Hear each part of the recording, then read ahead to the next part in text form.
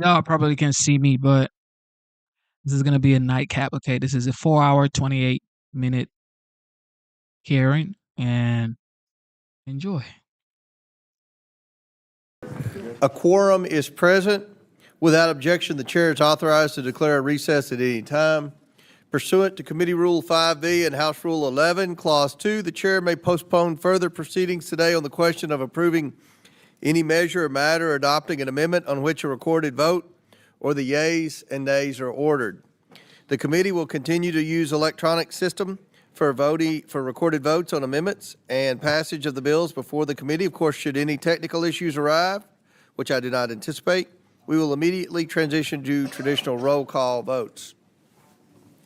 Any procedural or motion-related votes during today's markup will be dispensed with by a traditional roll call vote. Before we begin, I'd like to let our departing ranking member, Jerry Conley, know that everyone here is praying for him. Our thoughts are with him and his family. It's been a pleasure to work with Jerry Conley. We don't always agree, but I will tell you, I think he is a tremendous legislator. I think he is sincere about governing. He is sincere about trying to identify waste, fraud, abuse, and mismanagement in the federal government, which is what this committee is all about. And I think that Ranking Member Conley is a role model for what a good member of Congress should be. He fights for what he believes in. He's honest, and he tries to do what he thinks is best. And we all on the Republican side of the aisle appreciate and respect Ranking Member Conley and wish him a speedy recovery. Mr. Chairman, over here. Yes, yes. Would it be all right if I led us in a word of prayer, Jerry? Yes, please. Well, I'll yield to Mr. Burchett for a word of prayer for Mr. Conley. Bow our heads, please. Dear Lord, we ask blessings on our dear brother Jerry, and we ask that your healing hand is upon him and his family, and we ask that you give wisdom to his physicians, and we just ask for his healing. And thank you, Lord, for bringing him into our lives. We don't agree on anything, but I love him like a brother, and I do, Lord. You know that. You know my heart, and I ask all these things in Jesus' name. Amen. Amen. Thank you. Now I'll yield to Mr. Lynch for comments. Thank you, Mr. Chairman. Mr. Burchett, thank you for your prayers. I want to thank all the members, both sides of the aisle, for your kindness and remembrance and prayers on behalf of Jerry Conley. Jerry Conley is still involved here, though. So he is whispering in my ear. He is, while I am in an interim position in his absence, he is very much engaged on the reconciliation process and thereafter. His presence is still here, and I think he would have fully endorsed the part of Mr. Burchett's prayer that called upon God to give wisdom to Republicans. You know, ironically, we are here today on a hearing on federal employees. Mr. Conley has more federal employees in his district than any other member of Congress. So I know it pains him greatly not to be part of this process. But I hope that his presence and his love and his long-time advocacy on behalf of federal employees has an impact on this hearing and on the votes that we will take during the course of this day. Jerry Conley was not only an advocate for federal employees, he was someone who nurtured federal employees. You can see that in his own staff. He has many staff members that the committee staff included that came from various parts of government that Jerry had worked with over 20 years. Jerry, as the chairman said, Jerry was a legitimate and is a legitimate legislator in every aspect of that word. I've been working with Jerry Conley for almost 25 years. Jerry and I have done codels to Iraq, and countless codels to Iraq, Afghanistan. We've done investigations on the Army Hospital, Walter Reed Hospital, back in the day when we were fearful that they were not providing adequate care to our wounded military and veterans. He has been a real example, hopefully, to both sides of the aisle. And I just ask that his presence and his priorities and his spirit, imbue all of us during this process. And again, I want to thank you, Mr. Chairman, and especially Mr. Burchett for his kind prayers on my friend's behalf. Thank you. I yield back. Gentleman yields back. Our next item for consideration is the Oversight Committee's fiscal year 2025 Budget Reconciliation Committee print, providing for reconciliation pursuant to House Continuing Resolution 14. The clerk will please designate the committee print. Oversight Committee Fiscal Year 2025 Budget Reconciliation Committee print, providing for reconciliation pursuant to House Concurrent Resolution 14. Without objection, the committee print shall be considered as read and open for amendment at any point. Without objection, so ordered. The chair recognizes himself to offer an amendment in the nature of a substitute. The clerk will please designate the amendment. An amendment in the nature of a substitute to the committee print offered by Mr. Comer of Kentucky. Without objection, the amendment is considered as read, and the substitute will be considered as original text for the purposes of further amendment. I now recognize myself for 5 minutes for a statement on the committee print and the amendment. Today, this committee has a generational opportunity to fulfill its part of the House-mandated charge to enact reforms to benefit the American people. This work is part of a larger effort led by President Trump to fundamentally change how the federal government operates. Last November, Democrats offered to provide, quote, more of the same, but the American people rejected that and elected President Trump to a historic second term. President Trump promised to change Washington, D.C., and he has delivered on that promise during his first 100 days in office. House Republicans' budget takes action to further deliver on President Trump's America First agenda. It provides the resources needed to secure our border, enforce our immigration laws, and deport criminal illegal aliens. It grows our economy by reducing taxes for American families and small businesses. It encourages investment in the United States to create good-paying jobs right here in the United States. It restores America's energy dominance by dismantling the radical left's Green New Deal scam and empowering American energy producers. Republicans' budget restores peace through strength to provide our military with the resources it needs to protect our freedom. And our budget will make the government more efficient and more accountable. Today, we are considering reforms within the Oversight Committee's jurisdiction that reduce federal deficits by at least $50 billion in 10 years. The cost reduction changes to the federal government the committee will consider are part of the president's vision for enacting his legislative agenda and pass significant taxpayer savings into law. Congressional procedure, precedent, and tradition too often contribute to an ever-expanding federal government, while too little is done to shrink the administrative state or make the federal bureaucracy more efficient. The budget reconciliation process, while imposing requirements and some limitations on cost-saving measures this committee is considering, provides a rare opportunity to reverse that trajectory. The Oversight and Government Reform Committee has very limited jurisdiction to help reduce the federal budget deficit. Specifically, the Oversight Committee is empowered to pursue civil service reforms, including federal employee benefits and reining in the influence of partisan and unaccountable government employee unions. Such federal employee retirement benefits far outpace the retirement benefits that most Americans enjoy in the private sector. The Congressional Budget Office issued an April 2024 report indicating that, and I quote, benefits for federal workers cost 43% more per hour worked on average than benefits for private sector workers, $43 an hour more. Furthermore, the CBO notes that, quote, benefits are also constituted a larger share of total compensation for federal workers, 40%, than for workers in the private sector, which was 30%, end quote.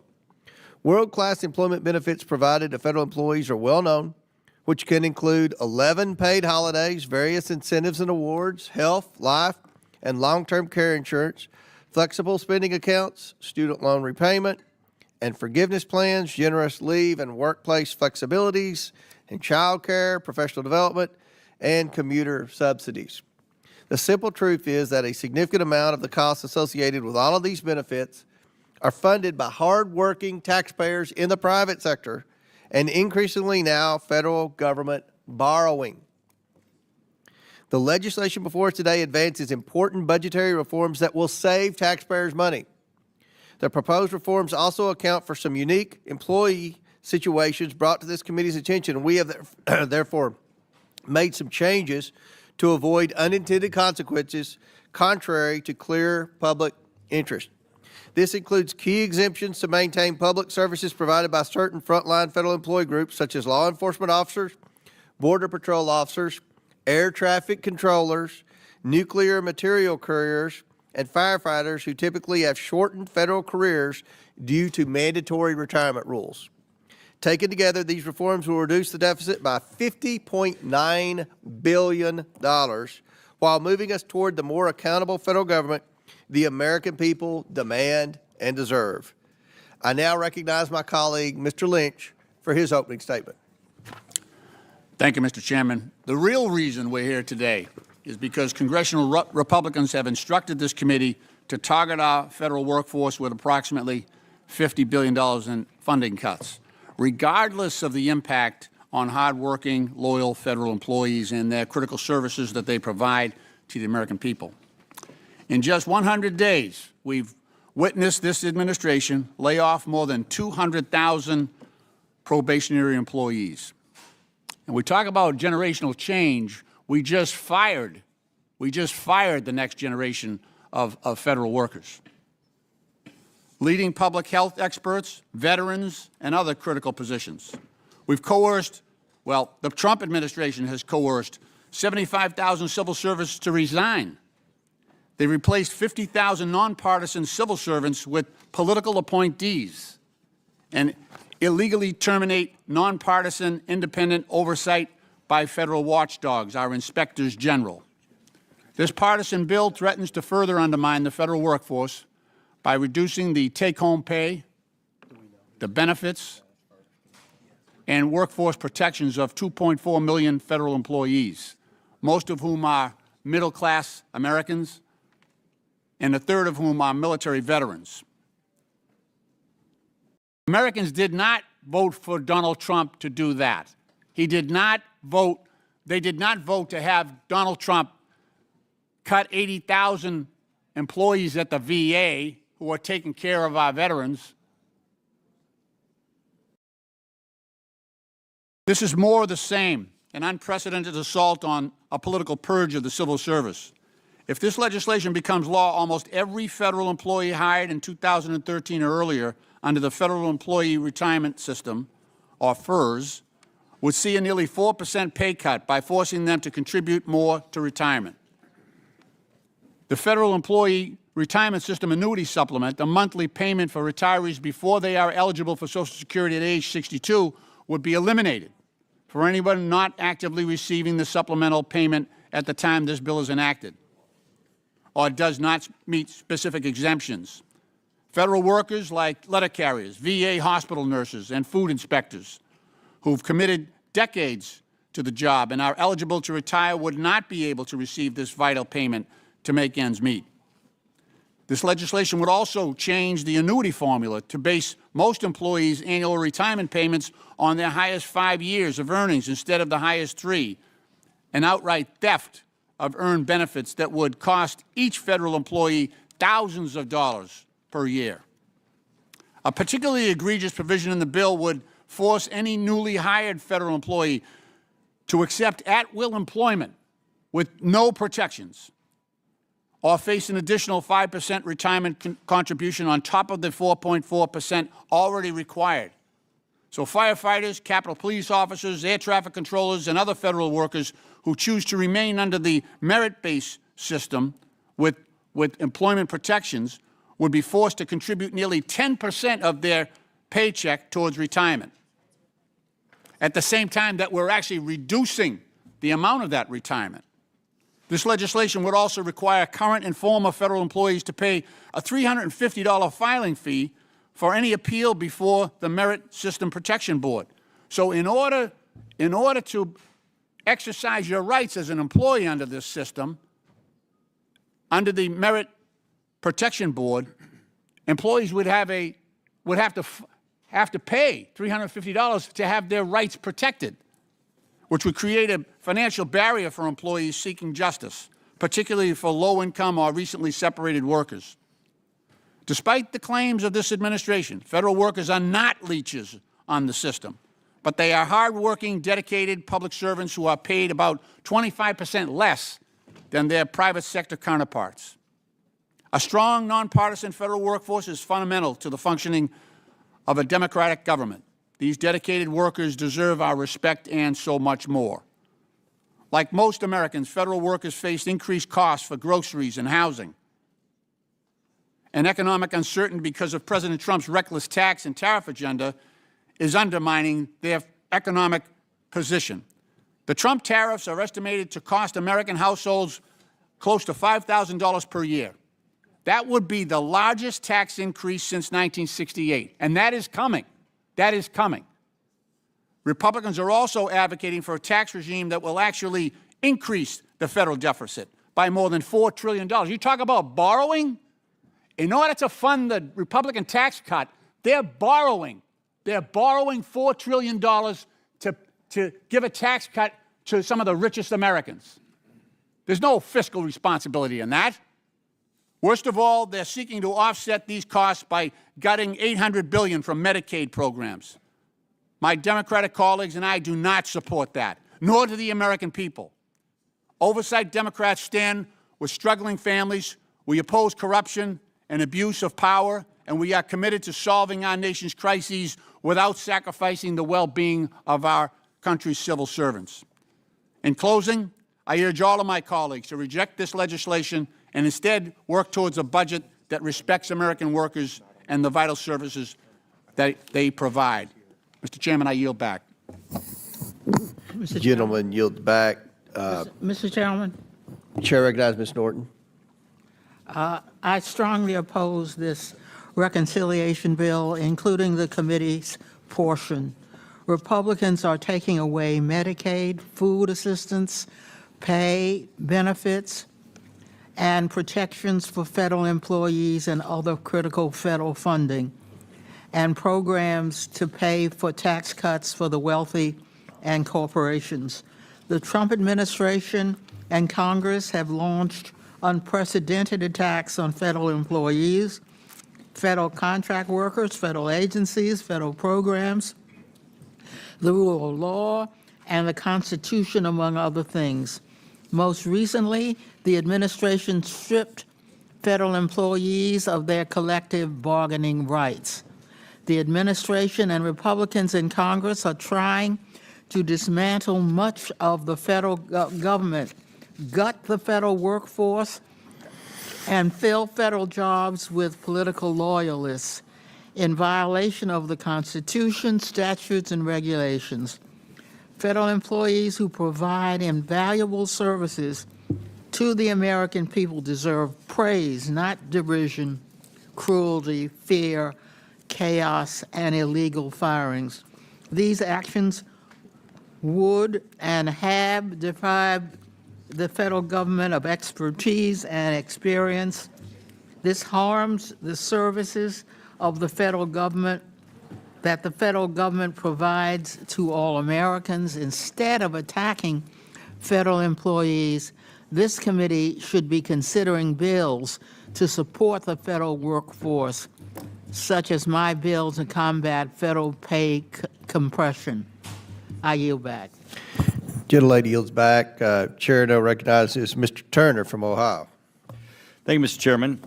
I strongly support President Trump's efforts and voted for the fiscal year 2025 budget reconciliation effort in the House. I will be opposing this committee's bill today. I gave this committee prior heads up prior to this markup of my opposition to this bill and sought changes to this bill. I do not believe that this bill represents Republican values, and I don't believe that it represents American values. I believe that making changes to pension retirement benefits in the middle of someone's employment is wrong. Changing the rules, especially when someone has already been vested in their benefits, is wrong. Employee benefits are not a gift. They are earned. When someone goes to work every day, what they believe that they're earning includes the benefits, both that they earn in their wages, but also the benefits that they are told that they are receiving. I have fought to try to get the Delphi salary retirees pension benefits restored that were taken away from them during the Obama administration. And I'm not going to fight to have one group's pension benefits restored and then vote to take away another group's pension benefits. Now, I understand the need for reform, and certainly we can have changes that occur in benefits for new hires. We can certainly look prospectively, but I do think that for current employees to change the rules for people in the middle of the game is wrong. I have talked to enough people on the House floor that I do think that this will not be included in the final bill, and that this bill ultimately will have to be changed if it's going to be included in the ultimate budget reconciliation. So I will be voting no, and I certainly hope that that this process, as it goes through, will be changed, because I do not think that it is fair and it represents either Republican values or American values. I think that we as a party stand up for pensions, and I don't think that we should say to the American public that we will change someone's pension in the middle of the process of their employment. I yield back. Gentleman yields back. Chair recognizes okay, Ms. Crockett, then Ms. Luna's next. I actually just wanted to say that I agree. Something that I very rarely have an opportunity to do on this committee. And I actually want to applaud the Congressman Turner, for laying this out in a very plain way that is not about partisanship, that is simply about right versus wrong. And I think as we go through reconciliation as a whole, we should be looking at what is right, and it should not be about what somebody told us we had to do. It should be about listening to our constituents and doing what is fair and just. I think that that is who we are supposed to be in the House. We are supposed to look after the people that elected us and just do right by Americans. So honestly, because I very rarely get an opportunity to agree with someone from across the aisle in this committee, I just wanted to say that I absolutely agree. And it's not just agreeing, I agree for the same reasons.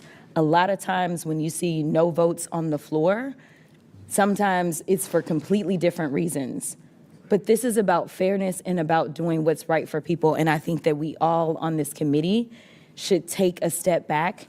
And as we go through this budget process, we should absolutely think about what is right to do for the people. So thank you so much, Congressman Turner, for eloquently laying this out. And I will yield. Would the gentlelady yield to Mr. Garcia? Yes, I will. Okay. Thank you. Thank you. Thank you. And Mr. Chairman, I just wanted to make some opening comments as well. Thank you. Mr. Chairman, thank you. I also just want to start today, and I want to thank both our ranking member, our interim ranking member, and our chairman for the remarks on our ranking member, Jerry Connolly. I also just want to add and send love and appreciation to ranking member Connolly. He's a mentor, I think, to all on this committee, and I know we all wish him a strong recovery and are sending his family a lot of love. Ranking member Connolly, of course, cares about how government works and has been one of the most effective lawmakers in supporting our federal workers here in Congress, and I just want to wish him and his family the absolute best. Now, I also want to start out today by laying out what's happening here today. It's clear that the majority on this committee, most of them, are part of a massive effort to rig the economy against the American people. And I want to spell this out as clearly as we can. Here's the actual deal the majority is offering. $7 trillion in deficit-based finance tax cuts for the wealthiest in this country, huge giveaways to Elon Musk and his friends, and in exchange, of course, working people will get hit with $880 billion in cuts that will decimate Medicaid. 80 million Americans could lose their health care, low-income people, the disabled, long-term care for the elderly, substance abuse treatment are all on the chopping block. We also know that Medicaid covers 41% of all births in this country. Millions of women would lose coverage. And that's not a deal anyone should support. We should be a country where we take care of each other. Now, my Democratic colleagues and I actually believe in making billionaires and big corporations pay their fair share. We believe in making sure that hardworking people get health care and food and an affordable place to live, even if it means standing up to the powerful. But let's be clear, the ripoff isn't the only thing that this bill does. Here in the Oversight Committee, House Republicans are trying to continue Elon's war on our hardworking federal workers. They want to slash pay, they want to slash benefits, all for hardworking public servants. Before coming to Congress, I was mayor of my city for 8 years. We had over 6,000 employees. They were hardworking, they took care of their families, and I can tell you from experience, you can't build an effective organization without respecting your employees and providing them opportunities to grow. You can't also keep talent if you don't pay people what they're worth. This committee needs to stop supporting the DOGE agenda and the Trump agenda. We need to say no to Elon Musk and Trump's attempts to sabotage the programs and agencies that people rely on. This committee should be investigating powerful people, not enabling them. We should take on and stop the Trump agenda, not further it. We should be investigating the impact of tariffs. We should hold hearings on reducing the cost of living and issues that matter to all Americans. And we should stand up for the rule of law. We should be investigating the people who are profiting off our government, jeopardizing our national security, and harming our country. And we need to stand up for working people, inside or outside our government. We should defeat this bill and create a government that actually helps people. Thank you, and with that, I yield back. Gentleman yields back. I now recognize to speak on the ANS, Ms. Luna from Florida. Thank you, Chairman. First of all, I'm extremely proud to have this reconciliation package being marked up today, and I'd like to say that the language placed in Section 90004 of this package specifically is a provision that I contributed to in the reconciliation package, and it's not about ideology. It's about the budgetary responsibility of protecting American taxpayers from spiraling entitlement costs tied to the federal workforce. So first and foremost, for those of you who have maybe ever served, there was a point in time when the military had the option of, and new incoming troops had the option of actually adopting the new retirement program. So instead of just being 20 years automatic retirement, it shifted to something like a 401k. What this provision specifically allows is for new hires to either opt into a traditional FERS protections, where they have the option of increasing their personal contribution by 5%, or if they choose not to, having access to more cost-efficient personal track. That's important because a lot of people are saying that this is somehow going to impact the current retirement system, and that's simply not the case. This structure is going to incentivize and create actuary beneficial dynamic changes for the Treasury, allowing the CBO to reduce the deficit by over $4.5 billion over the next decade. So I understand everyone here is representing their districts, their constituents, and what I can tell you is, first and foremost, it's really important that the facts and the evidence is out there. We are not trying to attack people's retirements. In fact, we're doing quite the opposite, and if you have a runaway train of debt, ultimately understand that that can impact everything from Social Security to these retirement packages, so we have to be fiscally responsible.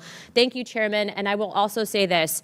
Unfortunately, right now, because of the amount of, I think, partisanship in regard to this topic, I think a lot of people are genuinely scared about DOGE. And the fact is that DOGE is actually doing right by all of the American people by ensuring that future programs, future generations are not left on the fiscal hook of debt, but also to have the opportunity and access to the American dream. So I understand what everyone's here is trying to do in regards to their constituencies, but it's very important that we have those facts out there. So thank you, Chairman. I yield this time, and I urge all of my colleagues not just to support this amendment, but also to support this reconciliation package. Thank you. And does any other member wish to speak on the A&S? Ms. Randall? Thank you, Mr. Chair.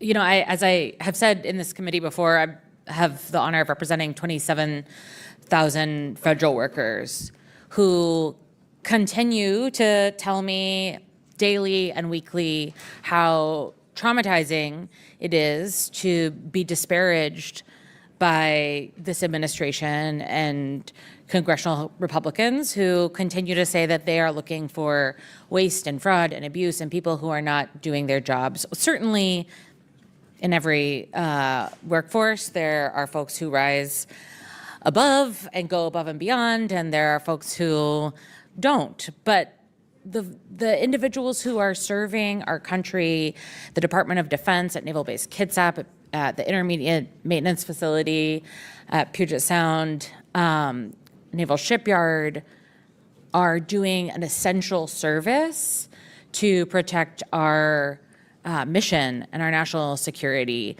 We also have, like everyone else, postal workers, and we have Forest Service, and we have folks who want to deliver results for the American people, but are feeling attacked regularly.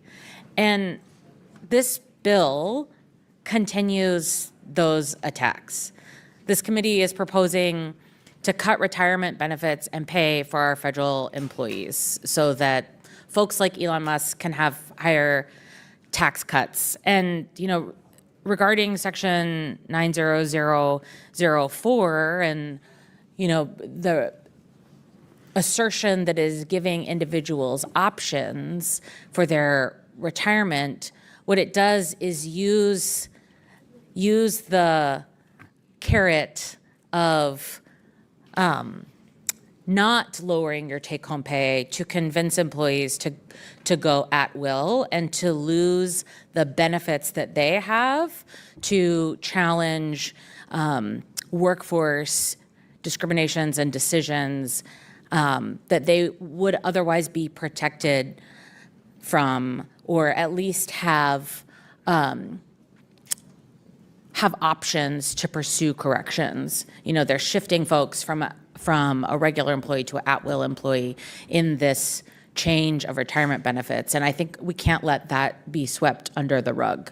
You know, the stories that I hear from my neighbors, like a federal Head Start employee for 23 years who got fired, she deserves the ability to pursue an appeal, to pursue being reinstated in her job when we know we have a child care crisis. Another of my neighbors in Shelton, a disabled veteran and the spouse of an active duty Air Force service member, lost her job with USDA. And the spouse told me, we are real people who are suffering, and we just want things to go back to normal.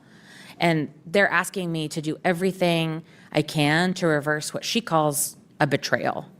I met with Forest Service workers yesterday. We're already having a hard time recruiting folks in to the Forest Service to be able to do the important thinning and maintenance of federal lands to prevent wildfires.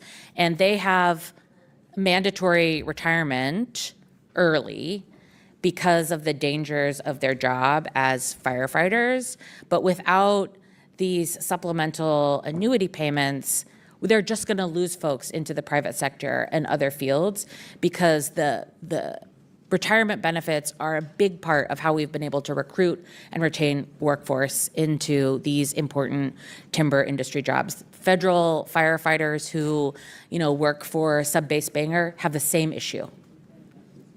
Under this administration's policies, we're already losing critical and talented workforce. And if my colleagues plow forward with the provisions of this amendment in the nature of a substitute, this bill, we are going to continue losing folks. But apparently, the majority doesn't care. And the cuts to federal workers are just one piece of a larger bill that they're working on, a larger reconciliation bill that would cut $880 billion from Medicaid that will impact folks like my sister born with complex disabilities. I know how important these federal programs are to my neighbors, to my constituents, to my family, and to people like them. And I will do everything that I can to fight this callous and cruel policymaking, and I urge my colleagues to vote against the amendment. I yield back. Gentlelady yields back. Chair recognizes Mr. Bell. Thank you, Mr. Chair and Ranking Member. This committee print advances proposals that would slash pay, eliminate benefits, and undermine longstanding protections for federal employees. I stand with working class families.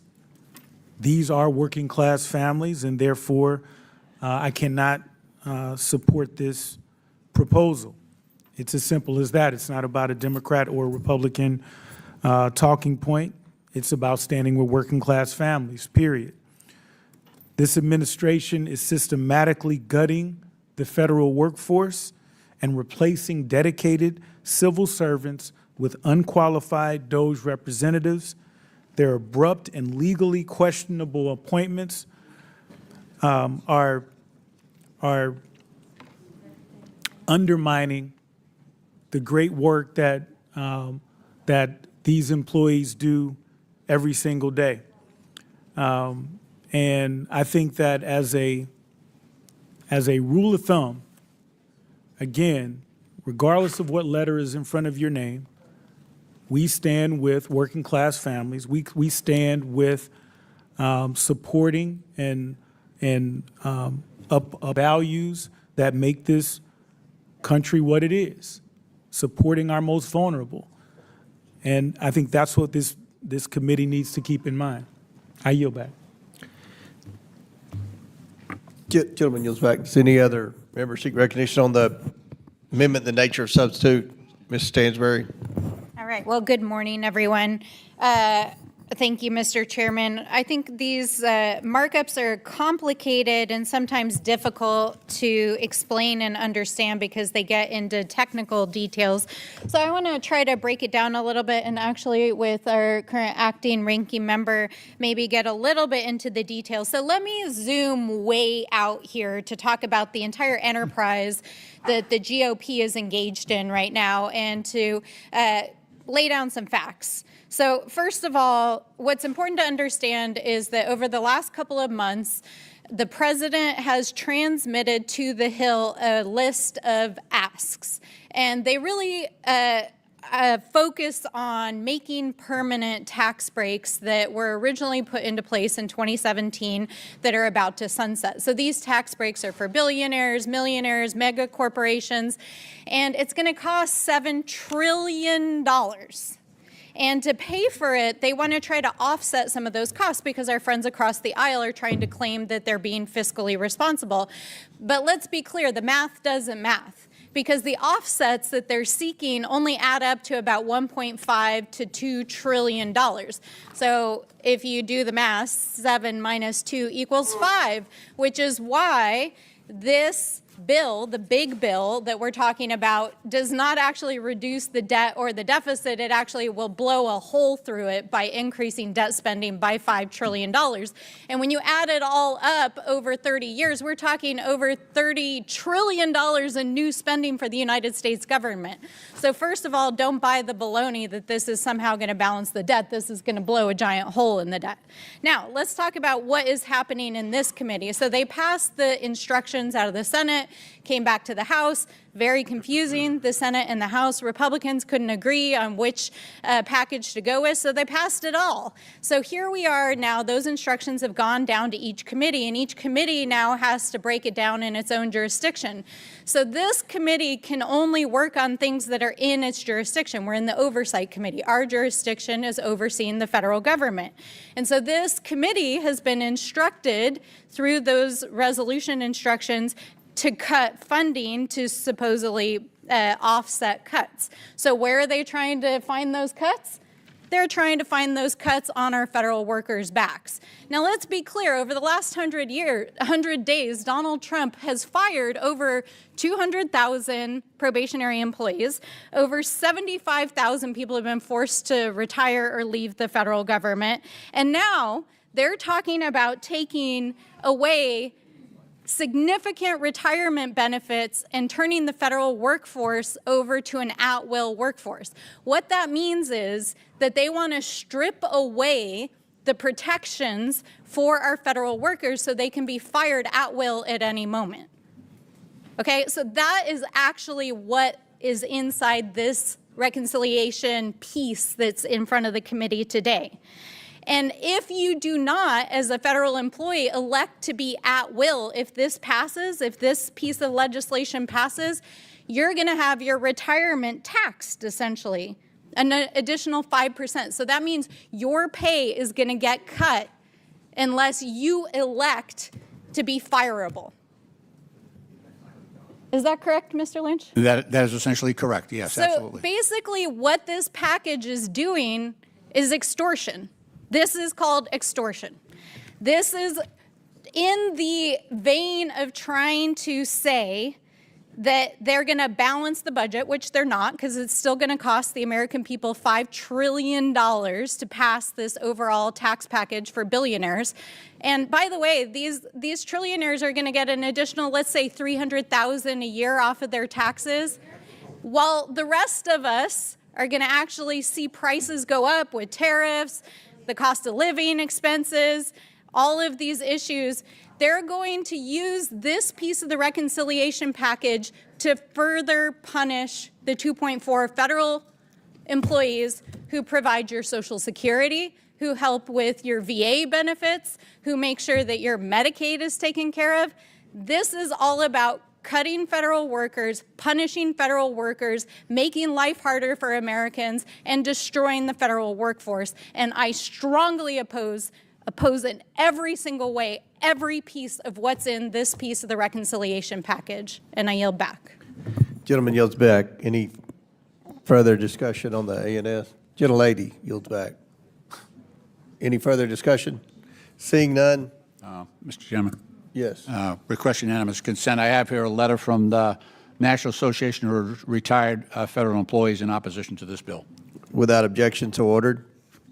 Now, I have an amendment. yeah, we're going to start with the amendments. So Chair recognizes Mr. Lynch. Okay.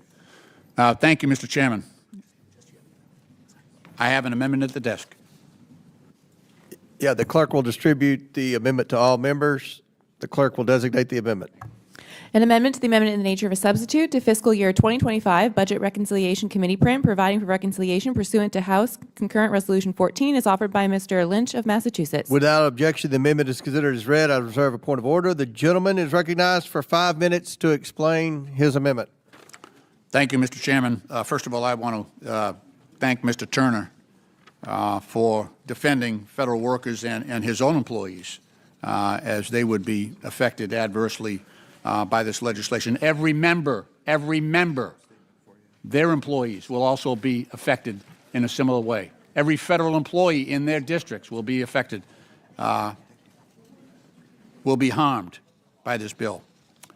In the interest of the federal workforce that remains free of partisan influence and political cronyism, my amendment would strike the section of the bill that seeks to force new federal workers to surrender their due process rights and their employee protections and accept a new job classification as, quote, at will employees, subject to termination for any reason. Now, as a former union president and as a labor attorney and an employment attorney, I just want to make sure people understand what at will means.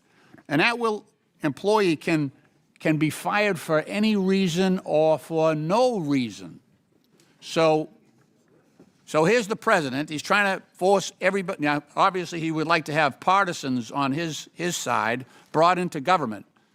The sad fact is that all those people can be fired for no reason, for any reason. So it'll create this massive turnover if people are even willing to come on to the federal payroll without the benefits that they're going to get and with the with the changes that are being made here today. The bill before us presents incoming federal employees with the Hobson's choice. You can elect to give away all your rights, all your basic job protections that prevent you from being arbitrarily fired, and have your retirement contribution rate go up by an additional 5% of your pay. That's on top of the 4.4% that's already coming out of your paycheck.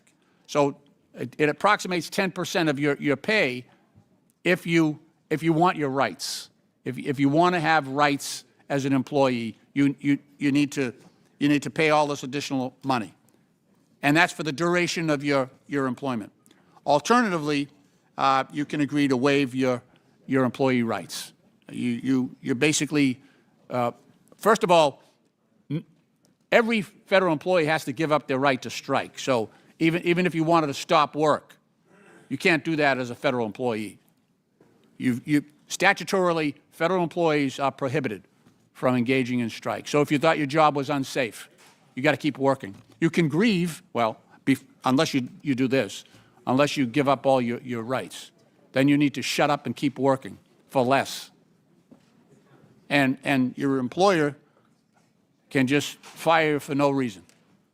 For any reason that comes into their head, you're gone.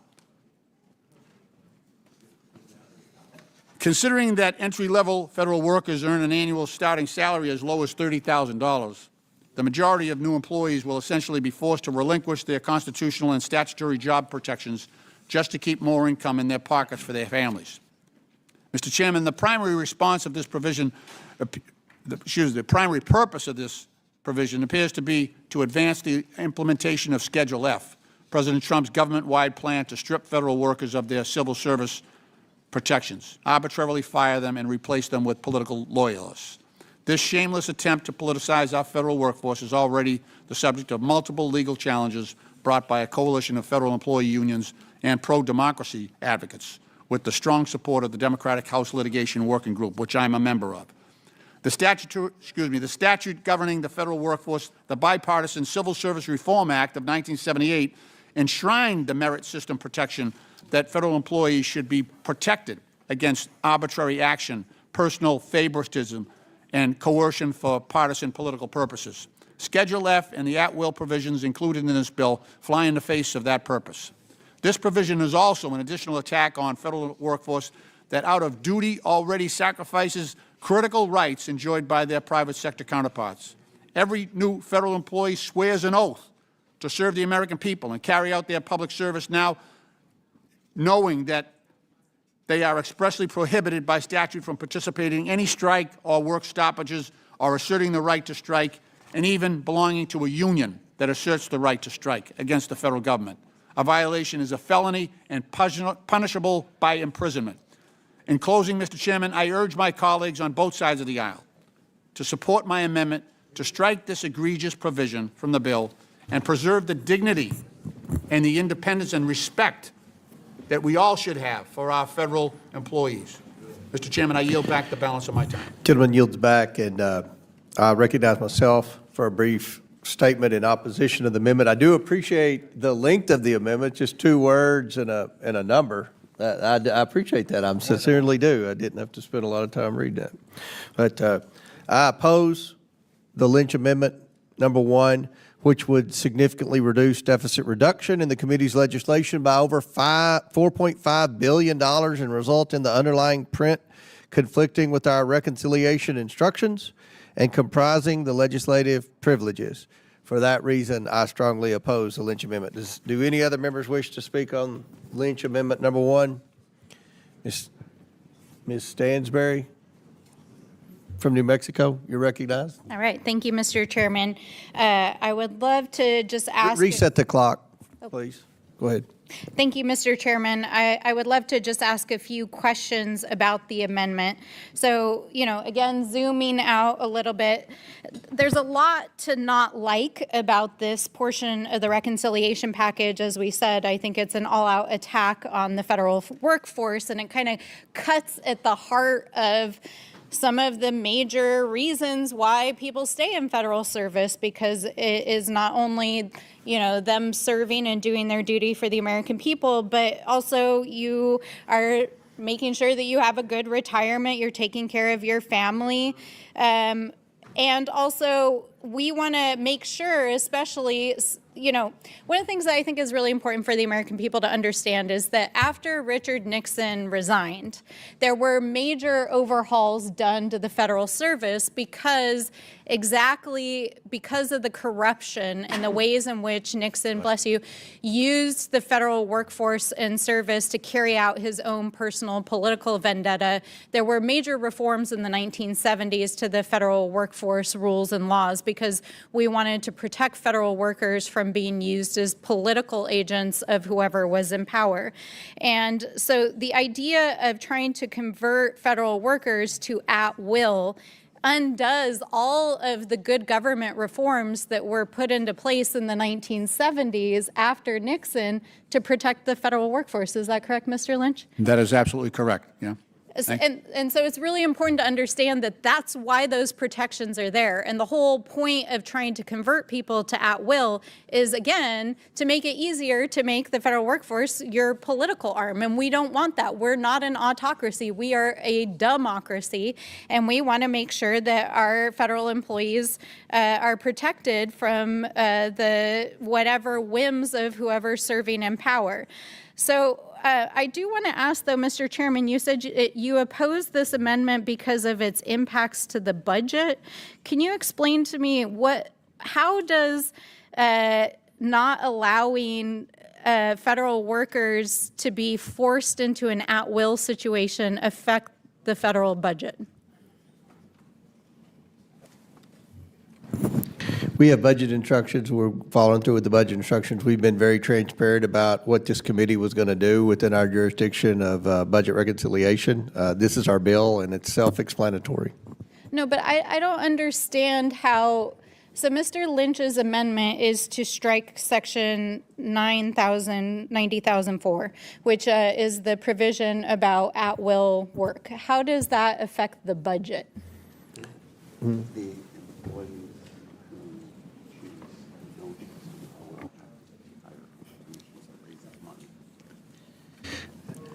The employees who choose to not be at will have to pay higher contribution rates. Say that again, please. The employees who choose not to be at will have to pay higher contribution rates. And how much money are you saying this will generate for the federal government? Or savings? The Congressional Budget Office says $4.5 billion. Over what period of time? A decade. A decade. 10 years. Okay. So the idea here is that you. Let me interrupt you.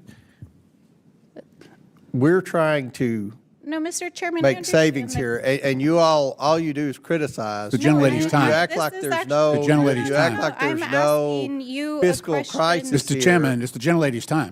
I'm just asking the question about the monetary offset of at-will employees.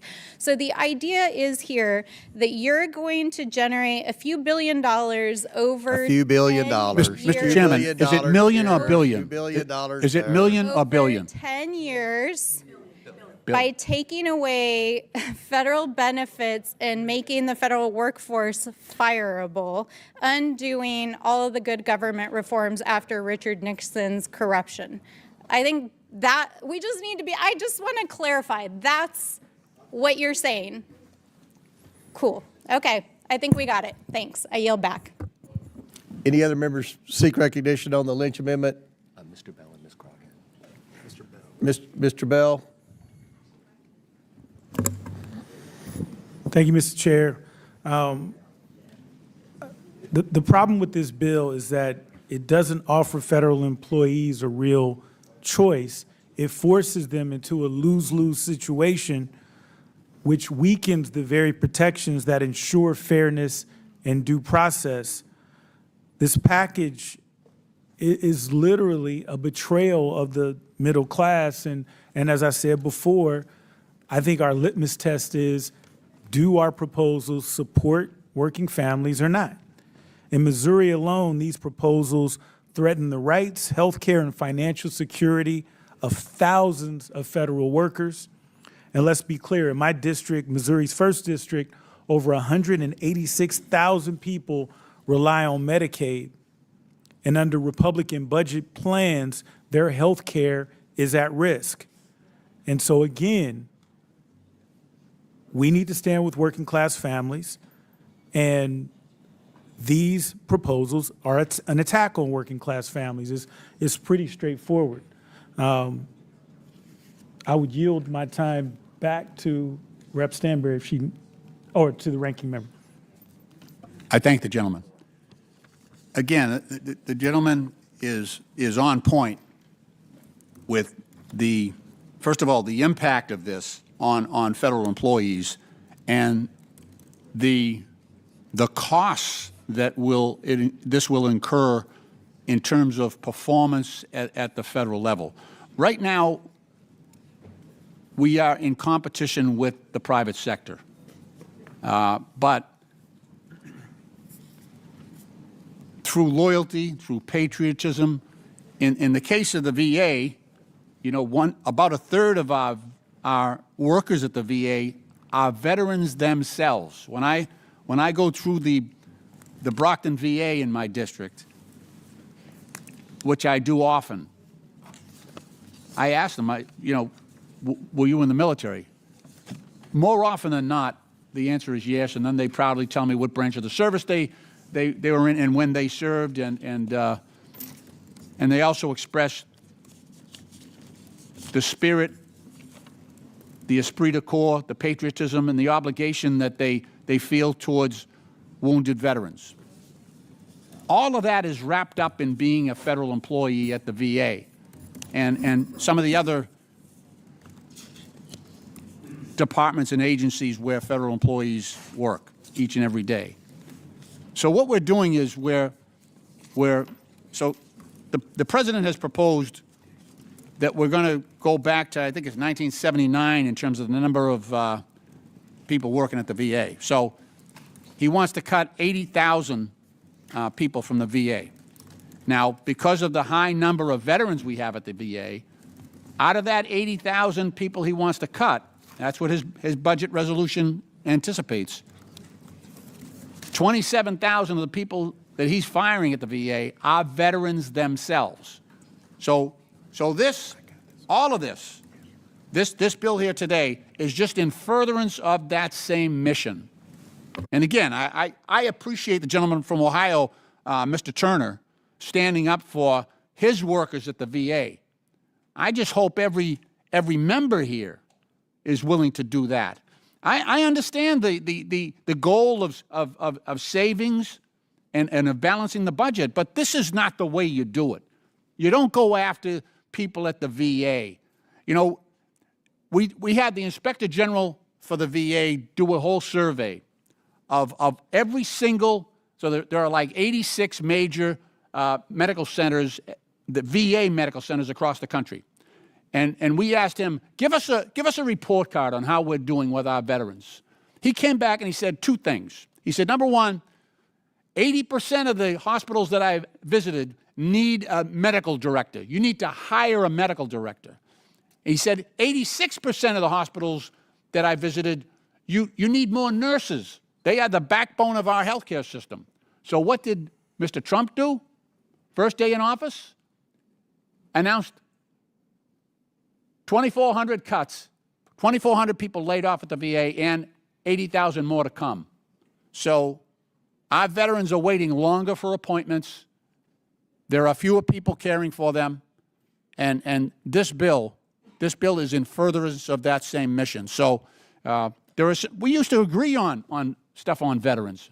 We don't anymore, and I miss the support that we used to have, bipartisanship for our veterans. And Mr. Chairman, I yield back. Gentleman yields back. Any other members seek recognition on Lynch Amendment Number 1? Ms. Crockett from Texas. Thank you so much, Mr. Chair.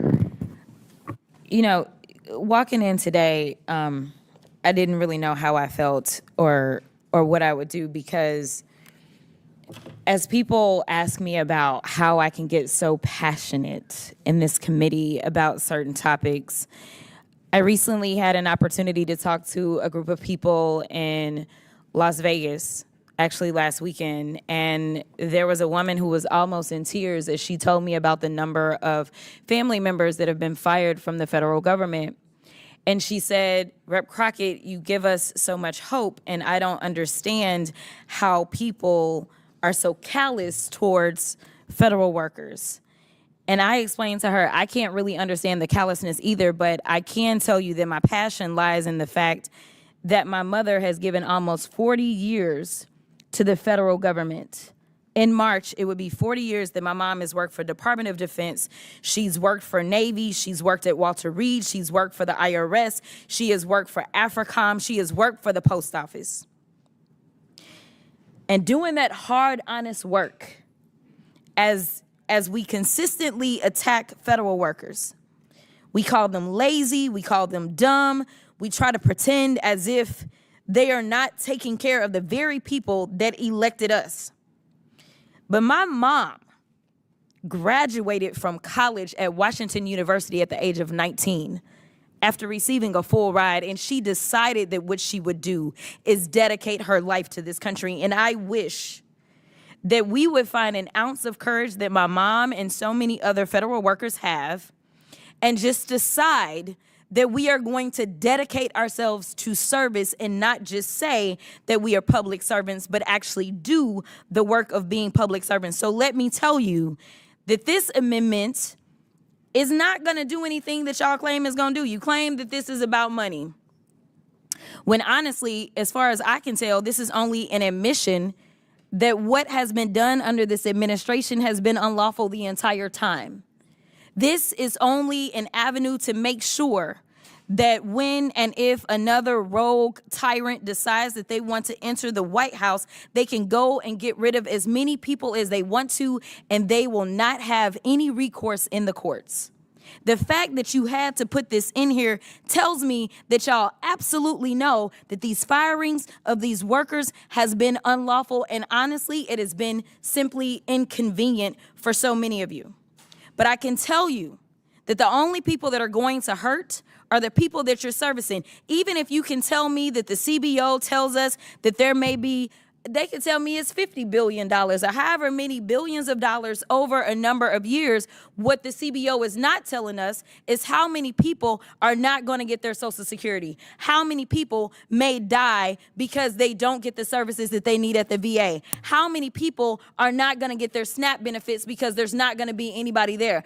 As we have had hearing after hearing about people complaining about the post office and not receiving their mail, which so many of our seniors rely on their checks to come through the mail to make sure that they can keep a roof over their head. That's the part of the story that the CBO numbers are not going to tell. And the last time that I checked, no matter if you're a Democrat or a Republican, you've got somebody in your district that is relying on these services. This is about hurting people. This is about getting rid of people that are too inconvenient for an administration that doesn't want to keep our food safe at the FDA as they are firing people. This is about an administration that doesn't want to have any oversight or anybody reporting back and telling you that our food is unsafe, telling you about the diseases that are coming through, and basically talking about the overall incompetence. If you don't have anybody that's at work, then yes, you don't have to worry about whether or not people who say are trying to go and get an education, whether or not they're going to actually be able to fill out their FAFSA and get that funding that they need.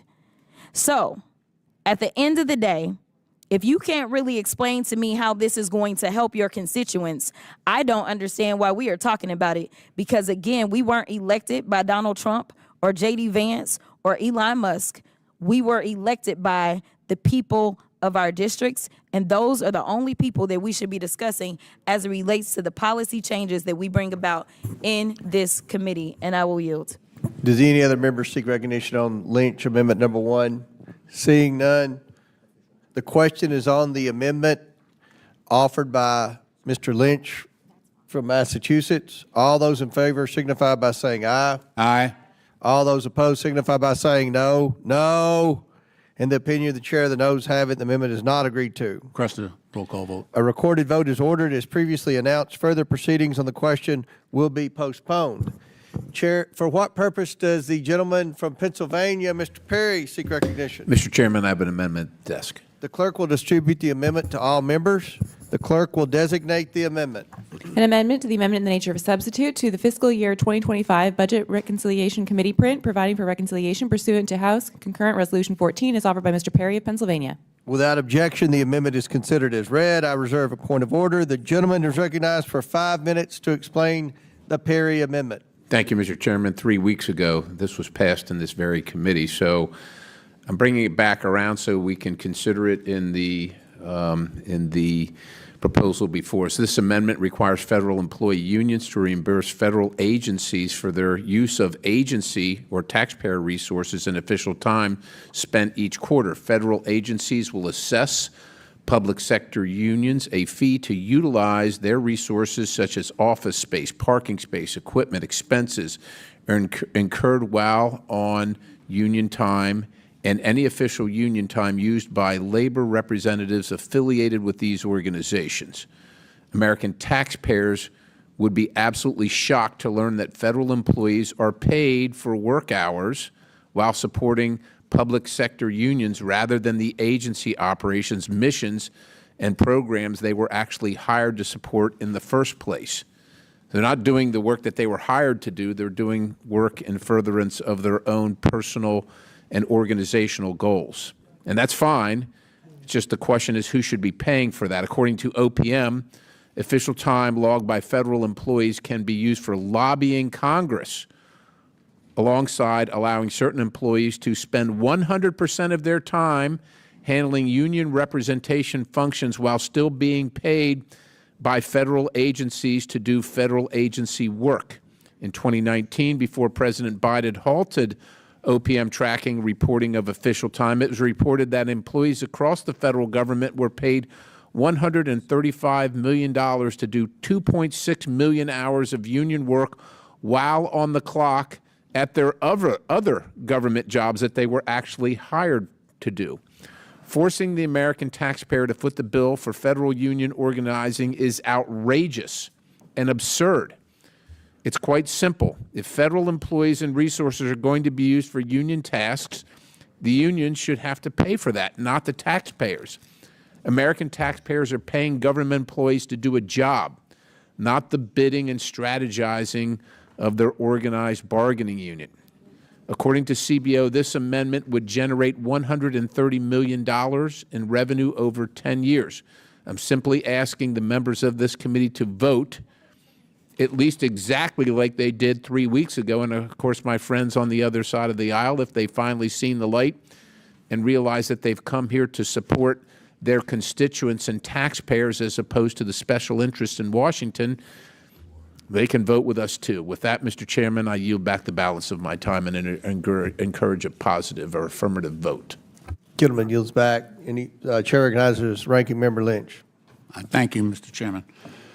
Mr. Perry's statement, his amendment rather, would require agencies to assess fees to public sector labor organizations for use of agency resources, including office space, parking spaces, equipment, and other expenses while performing non-agency business. This amendment would also require agencies to charge public sector labor organizations fees for any time an agency employee who is a labor representative spends performing union business while on the job. This section is substantially similar to Representative Perry's Protecting Taxpayers' Wallet Act, which the committee considered in late March, and which I believe every single Democratic member opposed. This also complements President Trump's March 27th executive order that even Republicans have admitted is too extreme, which ends collective bargaining across 18 federal agencies with national security missions, including the State Department and Department of Veterans Affairs, and even the Department of the Treasury and Department of Health and Human Services. This amendment is an attack on official time, which is critical for the efficient management of the federal workforce and a high priority for unions that represent federal employees. Official time reduces employee turnover, it improves customer service, It prevents costly litigation and grievances and leads to quicker and more efficient implementation of agency initiatives. I just want to give one example. So let's use the post office, United States Postal Service. So today we have 200,000 less postal employees than we did 20 years ago. And the reason that is the case is because the union, the postal unions, sat down with the Postmaster General and talked about automation. How do we make this process move faster with less people? How do we save the postal customer money? And yet, how do we do it without attrition, without a lot of layoffs, involuntary? So they worked out an agreement. They brought in high-speed sorting machines, all kinds of new technology into the Postal Service, and over 20 years, we've been able to reduce the number of postal employees by 200,000. That happened by sitting down and working things out on the job and in the workplace. That was done in a way that we reassigned people who used to sort that mail by hand. But it was sitting down and working it out, and that saved, the postal customer a huge amount of money.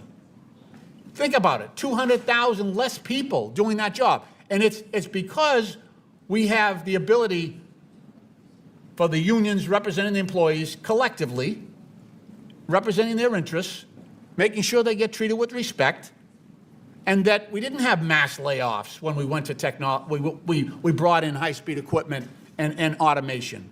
We worked it out. I'm a former union president.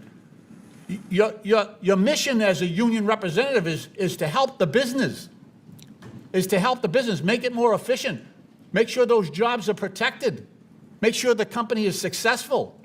And that's the job of the postal unions. I remember September 11th.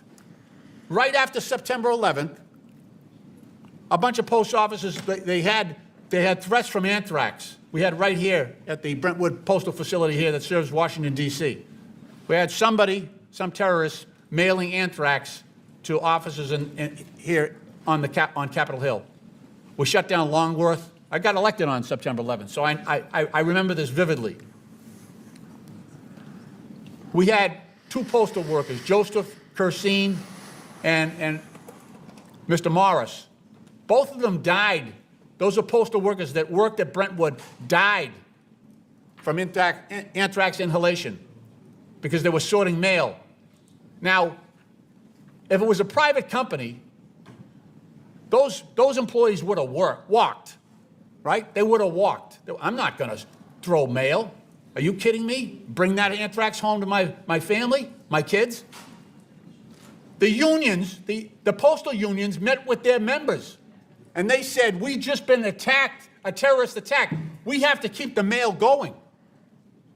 So because they took that oath and they served this country, they kept working. I had two sisters with small kids at the time. They went to work. They went to work with their union support. And that's what we're punishing today. That type of loyalty to our country. That's what you are punishing today. We should not be doing that. Mr. Chairman, I yield back. Thank you for your courtesy. I'll recognize myself. I want to thank Mr. Perry for his amendment. He and I have been working together for this policy goal, and I look forward to pursuing this legislation through regular order. However, for the purposes of this committee's reconciliation efforts, I must unfortunately oppose this amendment from my good friend. Do any other members seek recognition? Ms. Presley. I'm sorry, Ms. Crockett. Ms. Crockett.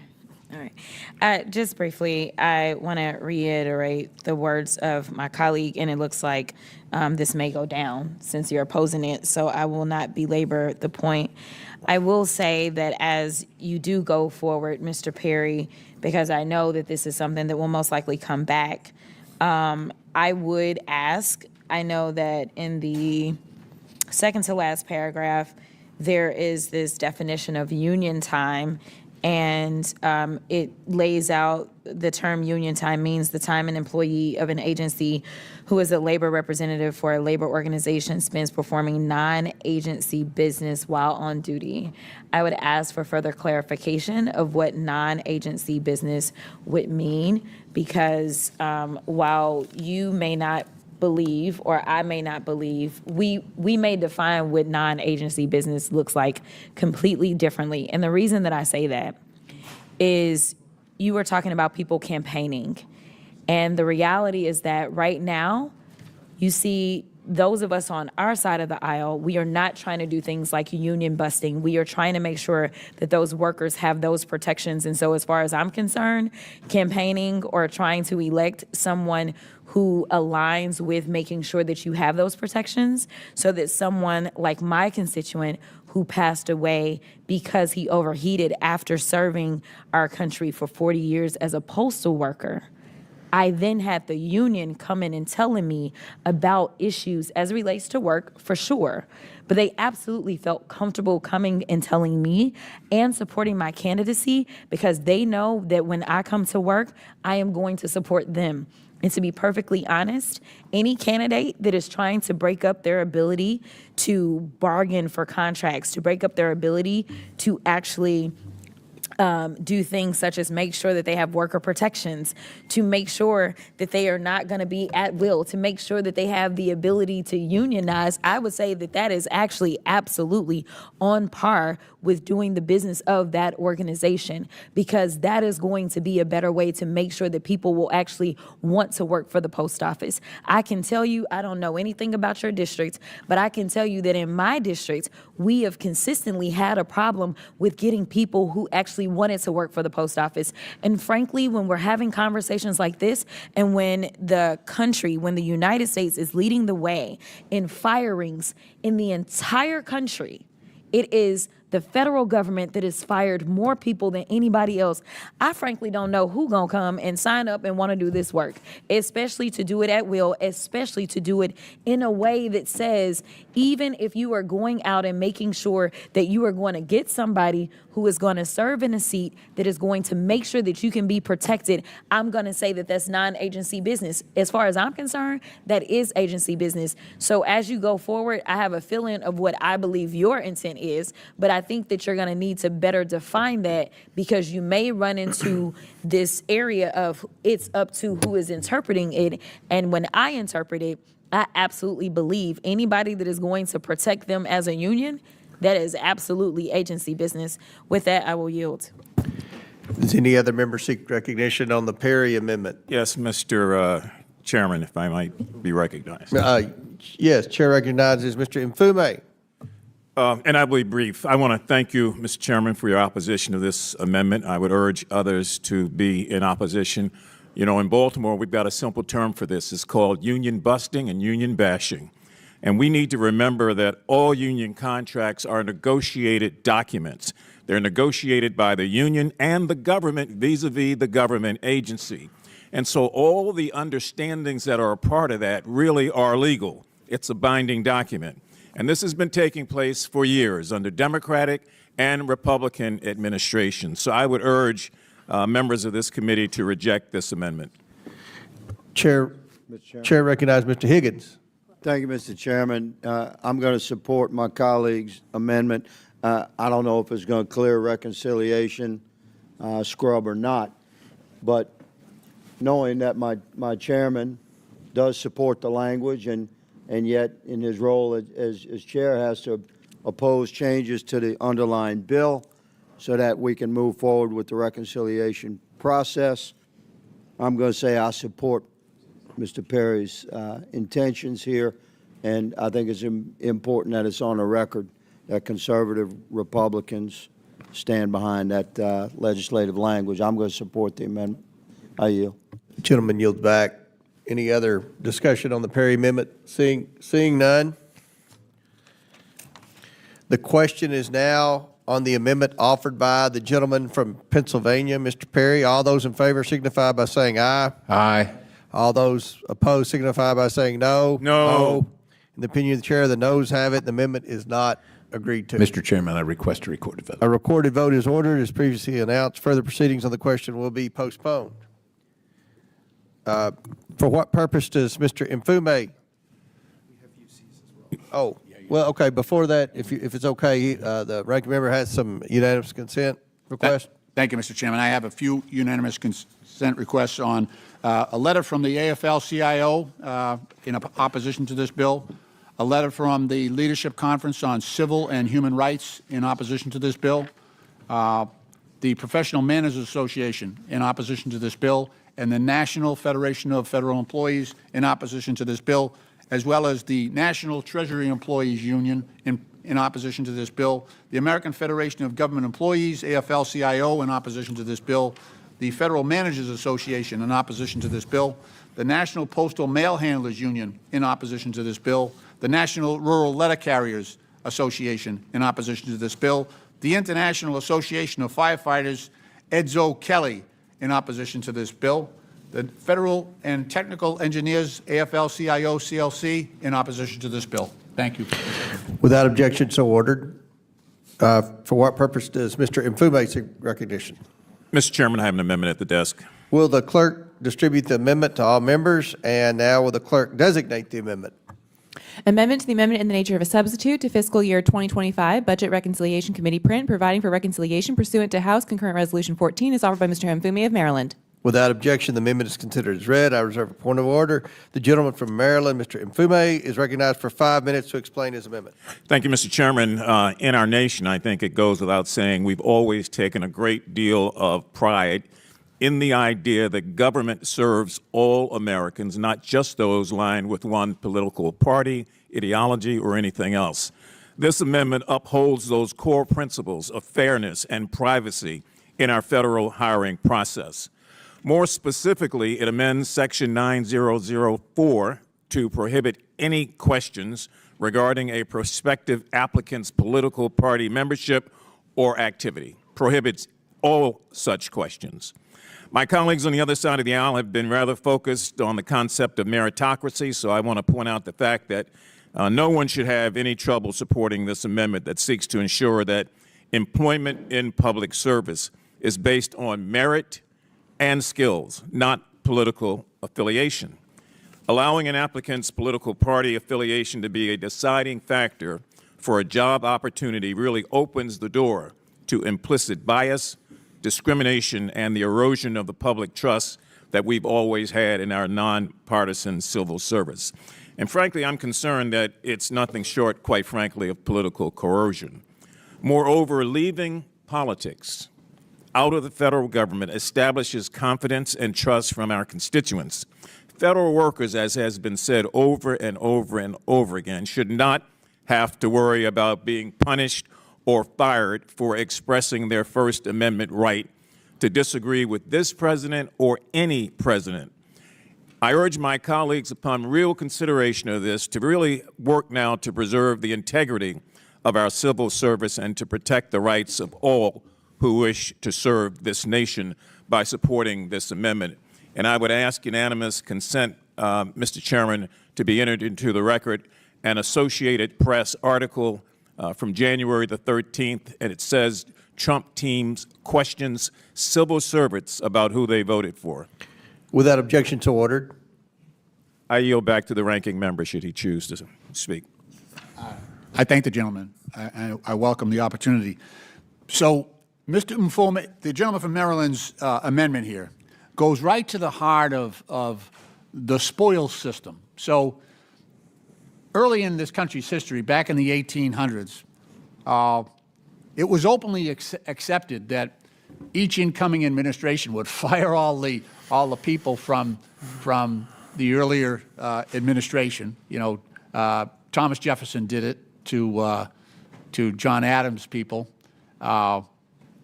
and that carried right through the 1800s until about 1880, and then there was a movement to get away from the spoils system, where, you know, whoever the incoming president was would wipe out all the federal employees and then bring in their own partisans. What drove that was in the 1880s, President Garfield was operating under the old spoils system, and one of his campaign workers, who had made a couple of small contributions and also handed out some leaflets for him, wanted to be appointed ambassador to France. And President Garfield wouldn't do it. So the gentleman shot him, killed him, because he had been rejected the job, and he felt because he had supported the president, he was owed that job. Now, you know, we've come a long way from that until today. And now President Trump would like to get rid of all the people that have been in government. And he doesn't care if they were appointed by Republicans or Democrats. He wants to get rid of them all and bring in his own people, you know? So he wants to go back to the spoils system. And, you know, Mr. Mfume's amendment goes right against that and requires that, you know, political interrogation not be part of the hiring process. And I think this amendment, you know, serves the American people, serves our government, so that we will have we won't be firing all the federal employees every 4 years, especially when a new president comes in. We won't be doing that. That's not good. You know, if you have, you know, federal researchers and, you know, nurses, you know, people in different agencies, you don't want a new employee coming in every 4 years. And that's what will happen if we don't accept Mr. Mfume's amendment. I yield back, Mr. Chairman. Gentleman yields back. I'll recognize myself. This amendment introduces policy changes into an otherwise budget-related matter and honestly should receive no further consideration. For the purposes of this committee's reconciliation efforts, I oppose the Mfume amendment. Do any other members seek recognition? Ms. Crockett? Mr. Chair, I just want to point out that we did have the first amendment that was brought forward that was seeking, by the ranking member, that was seeking to actually delete a portion of what's been proposed, which is section 9004, which is introducing a policy change to change the status of employees from their current status and make them all at will. So we should consider policy changes if that's what we're going to do. I want to say that if any of you stood against Project 2025, which so many of you said that you didn't know anything about Project 2025, y'all weren't introducing Project 2025, and acted as if it was this mythical boogeyman that the Democrats were making up, this is straight out of the playbook of Schedule F. This is a Schedule F issue in which we are trying to make sure that there are only loyalists within the federal government. And let me tell you why it is problematic. It is anti-American, it is anti-democratic to decide that you are going to do things like this, because what happens is systems start to fail. Not only do they fail us as the American people, because now we're losing skill sets, we're losing experience, we're losing all those things in name of somebody saying the only qualification that I probably need to have is to say that I love red hats. At the end of the day, if we really care about this country, the only way that we're going to survive is if there is actually a robust debate every once in a while when one needs to take place. Because right now, one of the reasons that some of y'all don't want to show up and attend a town hall is because there has been no resistance, because right now it is only about people who will say, I will do what my leader says, and that is not what America is. So why would we do this to our federal workforce? If they are doing their jobs, if they are going through reviews, which we do have a review process, and if there are no issues in their reviews, as we saw as it has come out, case after case, as y'all have sought to fire people, and they lied in the firings of half of them and told them they had performance issues when it was clear that they had just had performance evaluations and the performances were fine. And listen, I don't even know why we would make this a partisan issue, because I can guarantee you that my fight right now is going to save some Republican jobs as well as Democrat jobs. In fact, if you've seen any of the stuff on social media, there have been testimonies about people that never thought that their fearless leader that they were voting for would actually come for their job. And he did.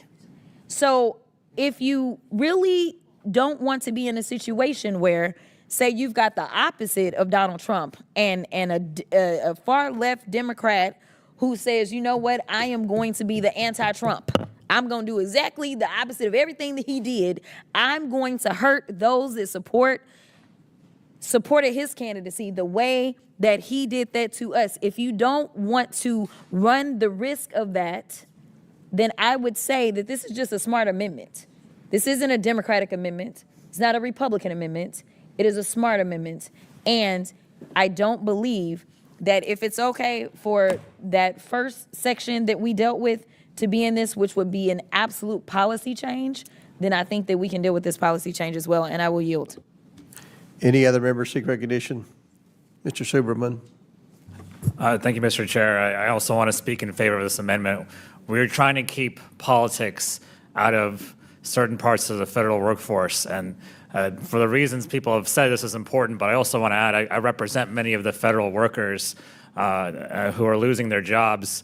And many of them feel like they're losing their jobs because their work or they themselves have been targeted for their political beliefs. But really, what's happening is we're deciding to choose loyalty over competence. And when you do that, you end up with really poor results, because in the end, in the theater of war, it doesn't matter who's fighting with you. It doesn't matter if they're a Democrat or Republican. They just want to do what's best for our country. When you're studying cancer research and trying to cure cancer, it doesn't matter if the cancer patient is a Democrat or Republican. What really matters is that we have the very best and brightest in our federal workforce. But instead, what's happening with these loyalty tests and with these questions about people's political leanings is we're ending up having a brain drain in our federal government. And that's hurting our country. It doesn't just hurt the federal workforce. It doesn't just hurt my district, although it does. It hurts every single American across this country who is served by the federal workforce. And we are losing the best and brightest now because of this. This amendment, all it says is that we want to take politics out of the federal workforce. We want to keep politics out of the federal workforce. And we do not want loyalty tests when we're trying to hire the best and brightest. And so I look at another sector, technology, and I've had many hearings recently on wanting to have the best technology for our national security apparatus and within our federal government to serve the people. We're losing technologists because they feel like they're being asked whether or not they're a good Democrat or a good Republican, and they're being told that it's not about their skills, it's about their loyalty to this president and loyalty to his party. And so that's going to hurt every single American. I yield back. Do any other members seek recognition? Seeing none, the question is now on the Mfume number 1 amendment. All those in favor signify by saying aye. Aye. All those opposed signify by saying no. No. In the opinion of the chair, the noes have it, and the amendment is not agreed to. Mr. Chairman, I would request a recorded vote. A recorded vote is ordered as previously announced. Further proceedings on the question will be postponed. For what purpose does Mr. Mfume again seek recognition? Mr. Chairman, I have an amendment at the desk. Will the clerk please distribute the amendment? The clerk will now designate the amendment. Amendment number 2 to the amendment in the nature of a substitute to fiscal year 2025 Budget Reconciliation Committee print, providing for reconciliation pursuant to House Concurrent Resolution 14, is offered by Mr. Mfume of Maryland. Without objection, the amendment is considered as read. I reserve a point of order. The gentleman from Maryland is recognized for 5 minutes to explain his amendment. Thank you again, Mr. Chairman. This amendment, in short order, would amend Section 90006 of the legislation by prohibiting the facilitation of action of purging federal employees from the workforce upon their political affiliation, particularly when they apply for federal employee health benefits. Those benefits have been embedded in the way we do business and what we guarantee our civil workforce and ought to be protected. Health benefits are not a privilege that's tied to political alignment. They are a fundamental part of the employment package offered, as I said, to federal employees who serve this nation, regardless of their personal or political beliefs. They are not just in one section of the country, they are in every state and indeed in everybody's congressional district. So this ought to be just a common sense approach. And many federal workers rely on the Federal Employee Health Benefit Program to receive their health care for themselves, obviously, but also their eligible family members. This benefit cannot, nor should it be weaponized as a mechanism to identify, to punish, to exclude because of a political party that one may or may not belong to. Not only that, it's really none of our business, quite frankly, what party someone belongs to if they are a federal worker. Doing that undermines the core values of our democracy, and obviously it starts to weaken and eventually destroy civil service as we know it. Elon Musk and his Doge employees have already fired over 200,000 employees and forced more than 75,000 more to take deferred determination agreements that would pay them throughout the fiscal year as they began to leave the jobs that, in my opinion, they were forced to quit. Gutting federal agencies is not saving the government money. It is not improving efficiency. In fact, in just the first 100 days of the current administration, we have seen more money spent on firing people than saving money, not to mention the money spent to rehire the people who weren't supposed to be fired in the first place. So this sort of continued attack on federal employees primarily harms the middle class of our country. It hurts people in all communities. In the state of Maryland, we've got 144,000 such employees that have gone about serving this country with distinction for many, many years. In my own district, that number is 19,000. Federal workers are the heartblood of the nation. If you just check with any of them in your own districts, you don't have to listen to me or believe what I'm saying is accurate. And so these mass firings are both un-American and illegal. I urge my colleagues to support this amendment, not just for the federal workers that it will protect and their health care, but also the democratic principles that it seeks to uphold. And with that, Mr. Chair, I would yield back. Gentleman yields back. I'll recognize myself. This amendment introduces policy changes into an otherwise budget-related matter and should receive no further consideration. Furthermore, this amendment does not contain a CBO score as required by reconciliation, so we don't know its impact on the committee's net savings budgetary instructions. For these reasons and the purposes of this committee's reconciliation efforts, I must oppose the Infume Amendment Number 2. Do any other members seek recognition? Seeing none, the question is now on the Infume Amendment Number 2. All those in favor signify by saying aye. Aye. All those opposed signify by saying no. No. In the opinion shared, the noes have it. The amendment is not agreed to. Mr. Chairman, I would request a recorded vote. A recorded vote is ordered. As previously announced, further proceedings on the question will be postponed. Okay, we're going to suspend for 1 second here.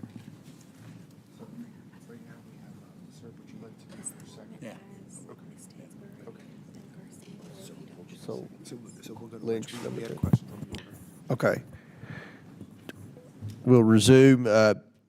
For what purpose does Mr. Lynch seek recognition? Mr. Chairman, I believe I have an amendment at the desk. The clerk will distribute the amendment to all members. The clerk will designate the amendment. Amendment number 2 to the amendment in the nature of a substitute to fiscal year 2025 Budget Reconciliation Committee print, providing for reconciliation pursuant to House Concurrent Resolution 14 is offered by Mr. Lynch of Massachusetts. Without objection, the amendment is considered as read. I reserve point of order to the gentleman from Massachusetts. Recognized for 5 minutes to explain his amendment. Thank you, Mr. Chairman. This amendment would ensure that retirement benefits for federal employees who are also military veterans are not reduced by the new retirement calculations mandated by this bill. So currently, the retirement benefits of federal workers under the Federal Employees Retirement System and the previous Civil Service Retirement System are calculated based on the average of the highest 3 consecutive years of salary during their federal careers.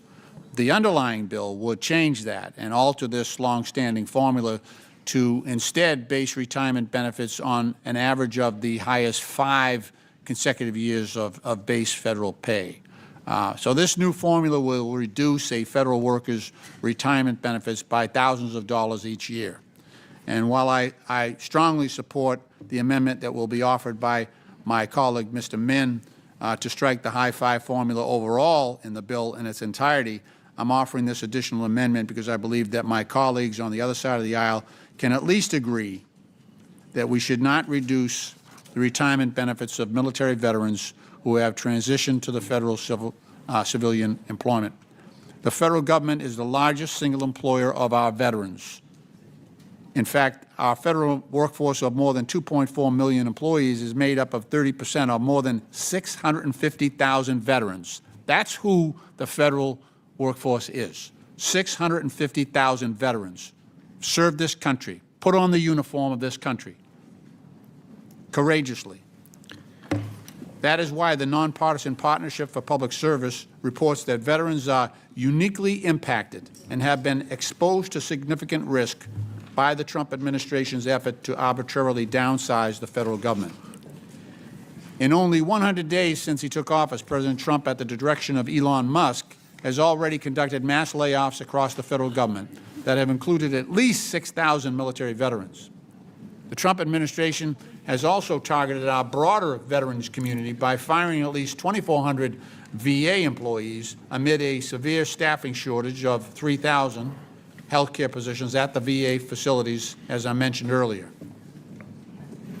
and a backlog of more than 250,000 veterans benefit claims. President Trump even fired workers at the Veterans Suicide Crisis Hotline during an epidemic of veteran suicide. He's also proceeding with plans to indiscriminately cut an additional 80,000 jobs at the VA at a time when the agency is seeing a 40% increase in veterans health care enrollment and a 30% spike in veteran toxic exposure claims since the enactment of our bipartisan, Republicans and Democrats, PAC Act in 2022. We don't need to make matters worse by reducing the retirement benefits of military veterans who proudly chose to extend their public service by working in the federal government. Let us remember that federal statutes such as the Veterans Preference Act of 1944 reflect our enduring bipartisan respect for the placement, protection, and retention of veterans in the federal workforce. I urge my colleagues to remember, look, I point back to the Brockton VA facility in my district in Brockton, Massachusetts. When I go through there, so many of the nurses and attendants there are veterans. It's uncanny how many of them have served our country in the military. And there's a great vibe there. They love caring for their fellow wounded veterans. And I think there's a holistic and actually a medical benefit by having veterans cared for at a VA hospital instead of in a regular hospital, because there's that camaraderie and support and love that is there, and I think it helps them heal. So what this bill would do is, especially with my nurses, a lot of those nurses at the VA are veterans. So there's already competition at the VA for nurses, right? So I got a bunch of private hospitals that are trying to hire the nurses away from the VA and offer them more money. So what you're doing here today by, cutting their retirement benefits, cutting their worker rights, cutting their pay, is just going to make it easier for those private hospitals to steal away our best nurses. We shouldn't be doing this. Thank you, Mr. Chairman. I yield back. I recognize myself for a brief statement. I want to thank Mr. Lynch for this amendment. Recognizing the tremendous work and value veterans provide in their continued service to our country and the federal workforce, I cannot support this amendment, which does not contain a score from the Congressional Budget Office to determine its budgetary impact on our committee's instruction to save $50 billion as required in this budget reconciliation process. Do any other members seek recognition? Seeing none. Seeing none, the question is now on the Lynch Amendment number 2. All those in favor signify by saying aye. Aye. All those opposed signify by saying no. No. In the opinion of the chair, the noes have it, and the amendment is not agreed to. Mr. Chairman, I ask for a recorded vote is ordered. As previously announced, further proceedings on the question will be postponed. For what purpose does Ms. Stansberry seek recognition? Mr. Chairman, I have an amendment at the desk. The clerk will please distribute. The clerk will please designate the amendment. Amendment to the amendment in the nature of a substitute to fiscal year 2025 Budget Reconciliation Committee print, providing for reconciliation pursuant to House Concurrent Resolution 14, is offered by Ms. Stansbury of New Mexico. Without objection, the amendment is considered as read. I reserve a point of order. The gentlelady from New Mexico is recognized for 5 minutes. Thank you, Mr. Chairman. I am offering an amendment this morning here to address the major concern that the vast majority of Americans and especially the constituents in my district have shared with me, which is the unfettered attacks that we've seen over the last 100 days on vital programs that support our communities, whether that's Social Security, Medicaid, food and housing assistance programs, or just the vital programs that people depend on every day. We were just talking about veterans benefits. And in fact, Mr. Chairman, I'm just coming off of a town hall tour across my district. We did 15 town halls across 10 counties in rural and urban New Mexico.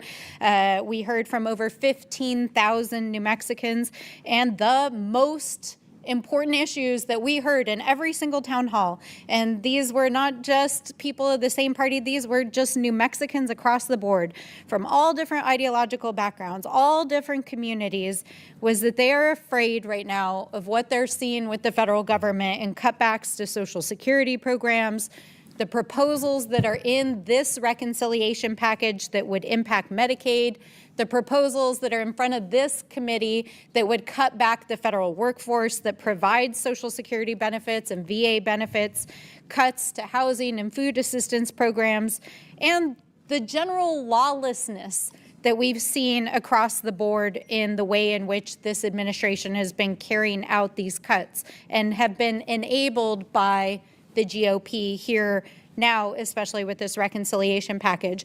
So I want to read my amendment. It's very straightforward. It says, the president or any member of the president's cabinet or any officer or employee of a federal agency may not take any action, including an action related to staffing, office realignments, budgetary, data, or operational changes that would impact the delivery or timing of vital services that Americans depend on, including Social Security, Medicaid, food assistance, housing, income supports, or other programs, or two, to attempt to privatize these services or programs. It's a very straightforward amendment. I would hope that my friends across the aisle, of course, I doubt they will, would support this amendment. I hear our friends go on TV daily and say that they have no intent to cut Medicaid, even though their instructions for this reconciliation package say that they're instructing the Committee of Jurisdiction to cut funding by $880 billion. We know that this would impact almost 250,000 New Mexicans and the healthcare system of our entire state. We know that millions of Americans will lose access to healthcare if these Medicaid benefits get cut. We know that over 150,000 New Mexicans, especially our elders, our seniors, and our low-income families, would lose access to food assistance, whether that's SNAP assistance to buy groceries or whether that's school lunches if these cuts go through. And we know that this will also impact our communities across the board in just the basic programs and services, whether it's the VA, Social Security, or any of these programs. So this amendment says that the administration has got to stop doing that because it's hurting the American people. And with that, I yield back. Now recognize myself. This amendment introduces policy changes into an otherwise budget-related matter and should receive no further consideration. Furthermore, this amendment does not contain a CBO score as required by reconciliation, so we don't know its impact on the committee's net savings budgetary instructions. For these reasons and the purposes of this committee's reconciliation efforts, I oppose the amendment. Does any other member seek recognition? Yes, Ms. Crockett. Thank you so much, Mr. Chair. It's interesting to hear you kind of use the form language of we don't understand the impact. The idea that Ms. Stansbury proposed an amendment that specifically talks about vital programs literally not extracurriculars, but literally what people depend upon to actually survive and live. And the idea that our retort to whether or not someone will be able to eat, to whether or not someone will have a roof over their head, to whether or not they will have the health care that they deserve, our answer is, well, we don't know what the cost is going to be. Well, I can tell you that for those people that may end up losing their lives, there is no cost that you can tell them that will make them feel better or make this feel like a more American bill, because they would have lost their life, or they would have lost their home, or they would have lost their health care. So I would ask that at least we engage in the conversation so that even if we are not moving forward on this in the moment, we evidence to all of our constituents that we actually care and believe in these vital government programs. I'll yield. The gentlelady yield to me? Yes, I'll yield to the ranking member. Thank you. Just in furtherance of, I fully support the comments just made by the gentlelady from Texas. And I also want to point out that Ms. Stansbury's amendment is one of preservation. So she's acting courageously to defend the benefits that she describes in her amendment, which would be the delivery and timing of services, and including Social Security, Medicaid, food, housing, income supports, and other existing federal programs. So she's defending the current level of benefits. That is known. That is not something that CBO needs to do a study on. It's what we are spending today. So the objection that we don't know the cost or the impact is not true. We know exactly to the penny what the costs of those benefits are to Social Security, to Medicaid, to food assistance and housing. Those are known quantities, and so I disagree with the assessment that part of a reason for denying the propriety of this amendment is because there are unknown questions on the budgetary side. And I would yield to the gentleman, Mr. Frost.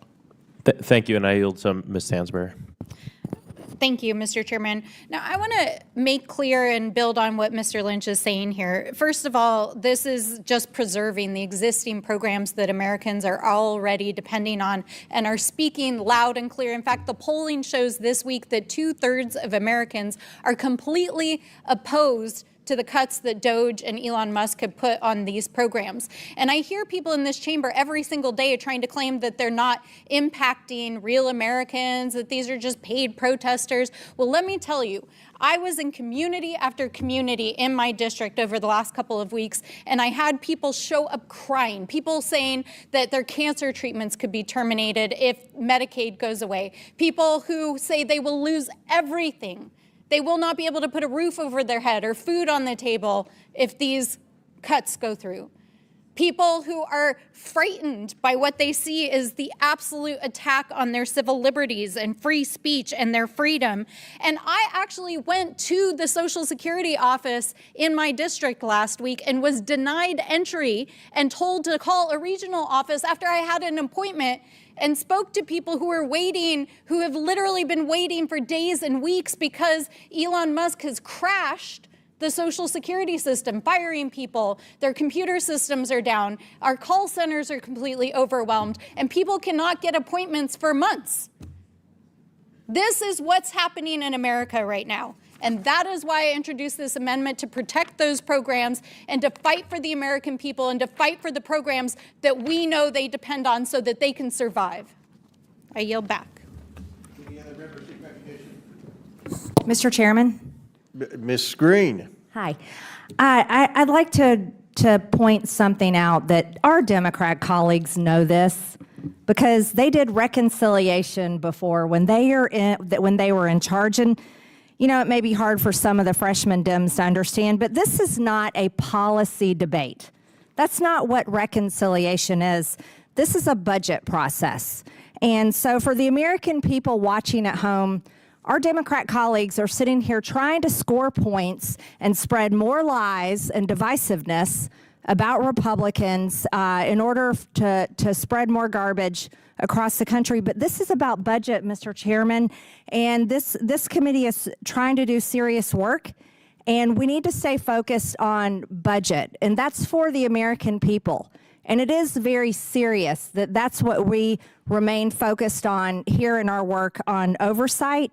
And the Democrats know that provisions must be carefully crafted because they did it before, and it has to be scored by CBO to be included in this budget bill. And that's what we're trying to do, Mr. Chairman, and I just wanted to point that out for the people watching at home so they are not swayed by this entertainment today. Thank you, Mr. Chairman. I yield back. Mr. Chairman.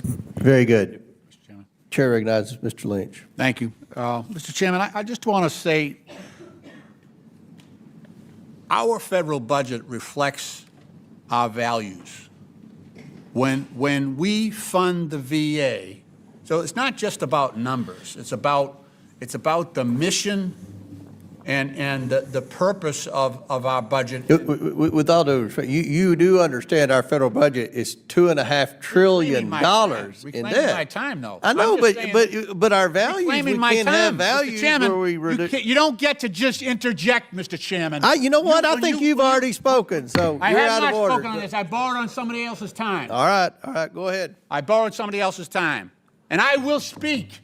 Well, speak. You all have budget put does you all reflect have put our values. country It in does- debt. does In debt. reflect Kids are values. graduating from You're college. about to put our with country in debt. $4 trillion more debt. I don't think you all could find $1 billion on. in savings. Come You don't on. care about the Come on. Congressional Budget Office scores because you Mr. don't care Chairman, what anything reclaiming my costs. You time. just want to spend Reclaiming my time. hard-working American taxpayers' money. I asked to Give restore him the 5 time. minutes. You can talk all you want. I want everyone in America to see how much opposition Chairman, you all have to. You're out of try to order. get the- You're out get of order. fiscal Your own here. Go chairman, ahead, and go you're ahead, out of go order. ahead, Go ahead. Okay. Go ahead. Now, without interruption,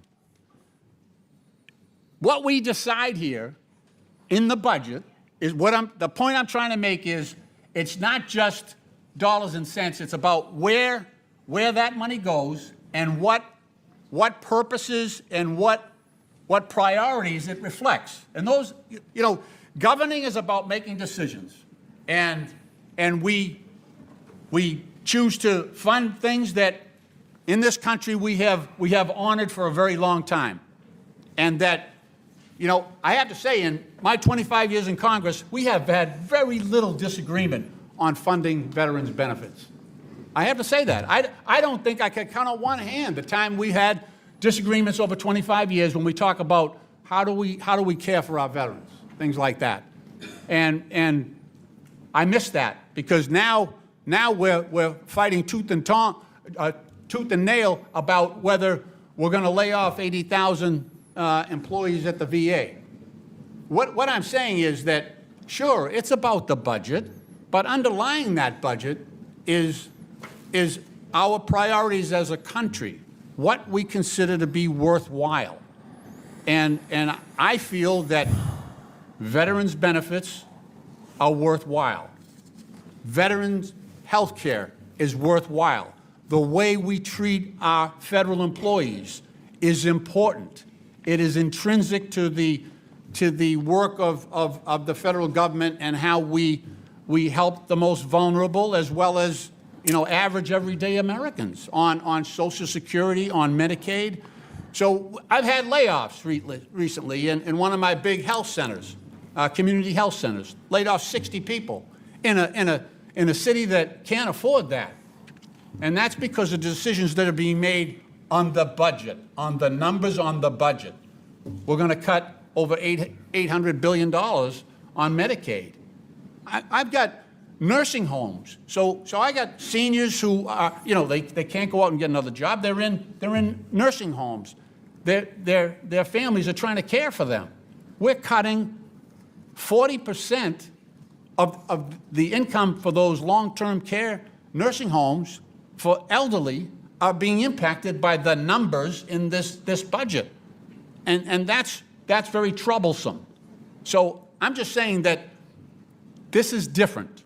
The gentlelady from Georgia is correct. I've been through reconciliation before. I know how this process works, and it is about numbers.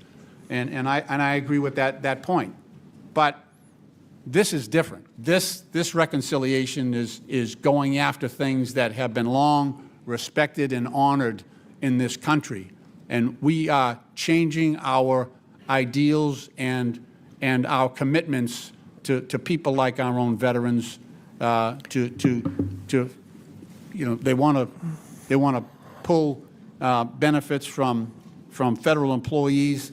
And again, the numbers behind this all, the general purpose here, as you know, Mr. Chairman, is to make a tax cut possible. So we're going to increase the debt. We are. That's the plan here. We're going to increase the debt by, I think, at least $4 trillion, based on what we're looking at right now. And to justify that, we're cutting all this. We're cutting people who, veterans' benefits are different. They're different. They're different and they're special because veterans' benefits are for courageous service previously rendered. We owe this. We owe those benefits. Those wounded veterans lying in VA hospitals all across this country, your state and mine, we owe them for their service. They have delivered. Every one of them, by definition, every veteran who's eligible for this has honorably served this country in uniform, put their life on the line for the benefit of us all. We made a commitment to them. We said, if you come back with wounds, visible or invisible, we will take care of you. We made that promise. Multiple generations of Americans have made that promise. And this budget, these numbers, breach that promise. We break that promise in this bill. First time ever, at least in the 25 years I've been here. Mr. Chairman, thank you for your courtesy, and I yield back. Any other members seek recognition? Mr. Chair. Mr. Frost. Thank you, Mr. Chairman. I mean, what we're hearing from the Republicans on this committee is laughable in its hypocrisy. They want to hide, they don't want to support the amendment from Ms. Stansberry, which I support, and they want to hide behind the CBO and process.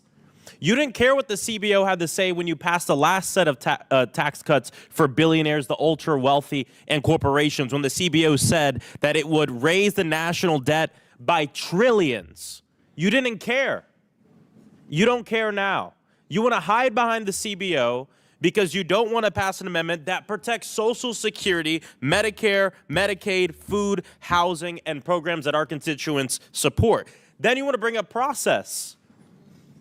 If we want to pass the amendment, we can pass the amendment. Don't hide behind process. If you believe that we need to protect Social Security, then vote yes. But don't come here and tell us that we can't pass it, like we don't have the power to simply press the button that says yes on here. It's hypocrisy. This is Republicans on this committee trying to cover up for Donald Trump and themselves from the fact that they want to rob our constituents of earned benefits and things we have fought for because they want to give a massive $7 trillion tax cut that will go to the richest people in this country and put more money in their pockets. And they want us and our constituents to pay for it. They're finding money by stripping for parts the essential services that middle and working class and the fastest growing class of Americans, the working poor, not just depend on, but have earned, and that we have put forward as part of our social construct that we will take care of each other and we will see this country through the eyes of the most vulnerable. It is despicable. So if you're going to be about cutting these things to help your billionaire donors and corrupt corporations, then just say it. But do not hide behind process in the CBO when you haven't cared about it before. I will yield my time to the ranking member. Thank you. Thank you, Mr. Frost. Mr. Kassar, did you desired time? Ms. Crockett? Yes, please, because Maxwell took us to church. Push the button. Push the button. That is the name of the sermon. Hallelujah. I appreciate that because, honestly, you know, the one thing that I hear in Maxwell, I appreciate that you have been traveling the country and actually listening to people. I appreciate Melanie talking about getting out, listening to people. I've had an opportunity to get out and listen to actual people. And the one thing that I hear is that they ain't following no rules. That's the only thing I hear, is that this administration has not been following any rules and been breaking everything. And so it is weird that we would hide behind process when we are talking about doing good, but to do bad, to fire workers, yes, let's do that. To decide that we are going to try to jerry rig and do this situation around birthright citizenship, to decide that we are going to try to just write out the Civil Rights Act in the form of an executive order. That I can go on for days about all the things that really have not been a part of the rules, that have only brought about harm. In fact, I still don't understand how or why Elon Musk was allowed to do anything that he was allowed to do. And honestly, I would argue that he was not allowed to do any of the things that he did. And no one argued for any procedures or rules then. So I applaud you, Ms. Stansberry, again, and thank you, Reverend Maxwell, for the sermon. And if you would today. yield back. I will yield it back to I you, want sir. to add on because you just brought something up, Rosanna Crockett, that reminds me that our colleagues are also saying that we can't vote on this because it doesn't have a CBO score and because the CBO has not told us the impacts of it. And as a representative in the United States Congress, if you need a CBO score to know the impact of Social Security in your district, if you need a CBO score to know the impact of Medicaid in your district, food in your district, housing in your district, Medicaid in your district, then you need to go back out and speak to the people in your district. I yield back. Any other members seek recognition? I yield to Representative Crockett. I just want to be clear, if anybody actually wants to know the impacts, we have it specifically in Georgia 14 as it relates to what's going to happen to Medicaid in Georgia 14. 111,000 children under the age of 19 and 20,000 seniors over the age of 65 will be impacted. As it relates to those that are dealing with food assistance, it will impact 99,000 people in that district. Oh, sorry, I was trying to help. Any other members seek recognition? Mr. Silberman? Thank you, Mr. Chair. I just want to speak in favor of the amendment because all we're trying to do here is say that don't reorganize or cut a department or agency to where you can't deliver the very services that department is created to give to the American people. And so, you know, I've heard from folks that work in my district office about how they're getting calls about OPM becoming even slower processing casework. The Social Security Administration is requiring people to come in person now because of policy changes, yet they cut half the people that worked at the Social Security Administration and closed many offices. So people's appointments are getting canceled, right? And I have story after story after story about people who used to call our office and be able to get in touch with an agency or get their agency problem solved. And now they can't because some of these cuts and some of these firings now make it so that the very agencies that were developed to provide services to the American people cannot do so anymore. That's throwing the baby out with the bathwater. That's another way of putting it. And all we're trying to say is don't do that. Stop the cuts if they don't make sense. If their very purpose is to undermine a program, then just say that. If you're trying to cut the Social Security Administration because you don't like Social Security and want to get rid of it, just say that, right? But don't cut half the workforce who's trying to administer that program. And, you know, this stuff about the, you know, cutting the debt and the deficit, I mean, this president is the one that increased the deficit by trillions and the debt by trillions. The last time he said that these tax cuts were actually going to pay down, we're going to start paying down the debt like it's water. That's what he said after the 2017 tax cut. What happened? The deficit and the debt both increased dramatically. We're at 36 trillion now. Then he said tariffs last time would pay down the debt, and that hasn't happened either. Next, he's going to say his golf trips pay down the debt. the reality is this is not about fiscal responsibility. This is about cutting services that help the American people. Also, we can give it to the largest and wealthiest corporations. I yield back. I yield to Ms. Stansberry.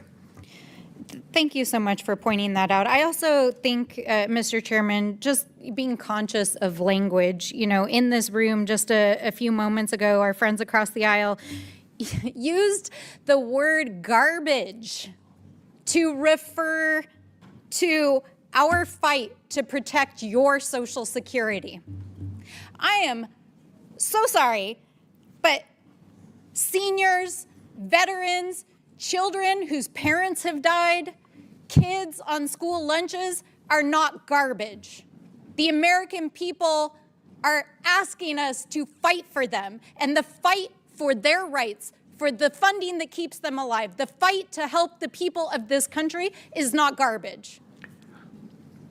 I think that, we're sitting here and the debate has taken this bizarre turn where it's being put forward that somehow we don't care about fiscal responsibility. I'm sorry, that's just baloney, okay? We're all about making the government more efficient. We are all about addressing the needs of the American people. This amendment is about defending the existing programs that keep Americans alive, and neither them or those programs or the federal workers who provide those programs are garbage. These are the American people. These are who we work for. We don't work for Donald Trump. We don't work for the billionaires. And the entire argument that's being put forward here today, that cutting a few little pieces here and there and decimating the federal workforce and these programs is somehow going to save the deficit, is literally a bold-faced lie. The CBO has scored your reconciliation bill. The CBO says it is going to raise the debt by $5 trillion. So if you're going to sit here and say it's not going to raise the debt, you're just lying. That is factually untrue. So if you want to play the CBO score game, let's talk about what this bill actually does. It's going to raise the debt by $5 trillion. It's going to increase deficit spending by $37 trillion over the next 30 years. And it's going to give your billionaire donors and all those guys out there that you're trying to help, including these guys serving in the cabinet, the largest tax break in American history. And how are you going to do it? By balancing the books on federal workers and the elders and seniors and children of this country. And that's why we're fighting. And it's not garbage. And the fight is not garbage. And we are here to defend the people who we work for, not the billionaires. I yield back. Does any other member seek recognition? Seeing none, the question is now on the Lynch Amendment number 2. Stansberry Amendment. The question is now on the Stansberry Amendment. All those in favor signify by saying aye. Aye. All those opposed signify by saying no. No. In the opinion of the chair, the noes have it. The amendment is not agreed to. Recorded vote requested. Recorded vote is ordered as previously announced. Further proceedings on the question will be postponed. For what purpose does Ms. Stansberry seek recognition again? Mr. Chairman, I have one more amendment. The clerk will distribute the amendment to all members. The clerk will designate the amendment.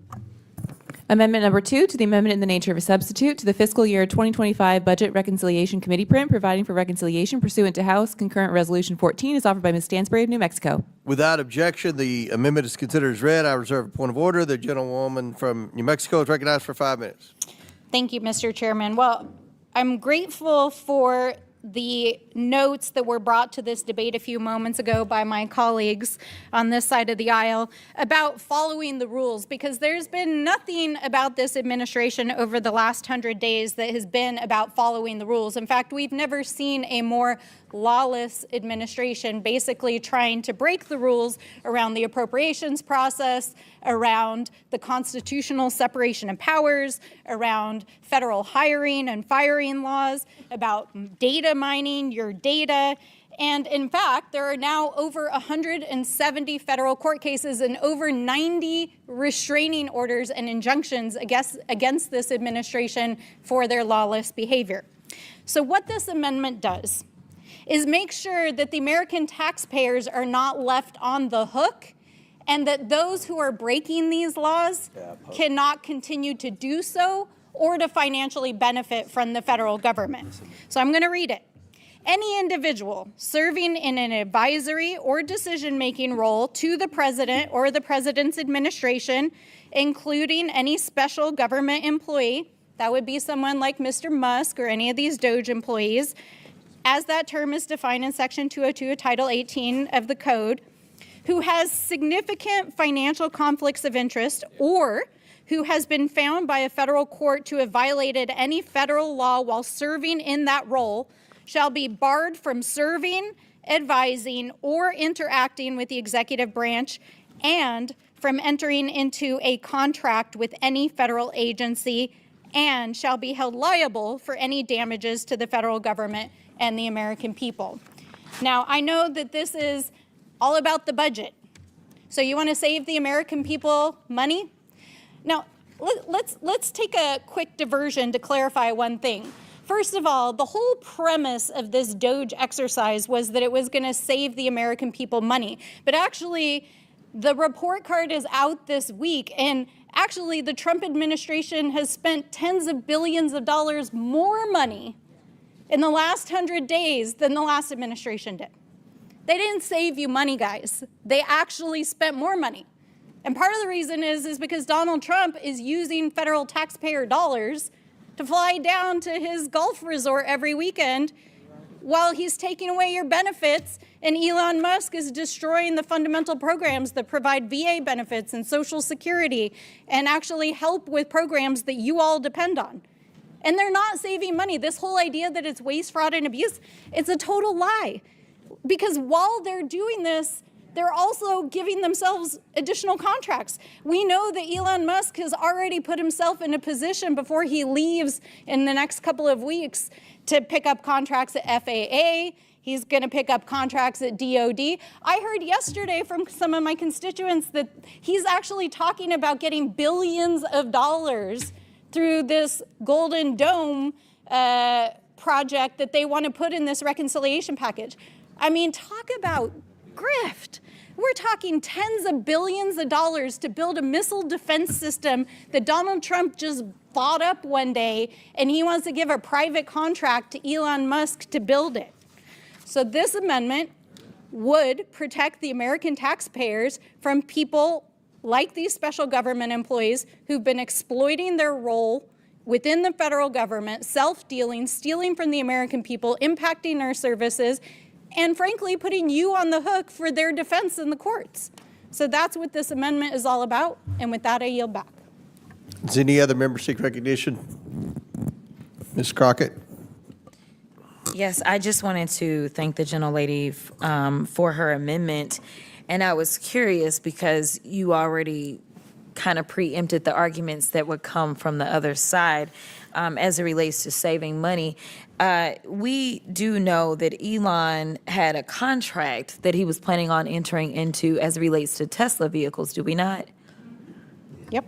And last time I checked, that contract was somewhere around $400 million. As I understand it, yes, with Department of Defense. Okay, and to be perfectly honest, I think that you were being kind of kind in this amendment because they are only prevented or precluded from service within the executive branch. But we still have other branches of government where they can still do stuff, huh? Oh, yep. So you actually left a lot of leeway for someone to even do more. So even if Elon wanted to go somewhere else, he could, just couldn't be here. In addition to that, there is this thing about liability, and this really excited me as a practitioner because I think people were wondering, why is it that Elon isn't being sued?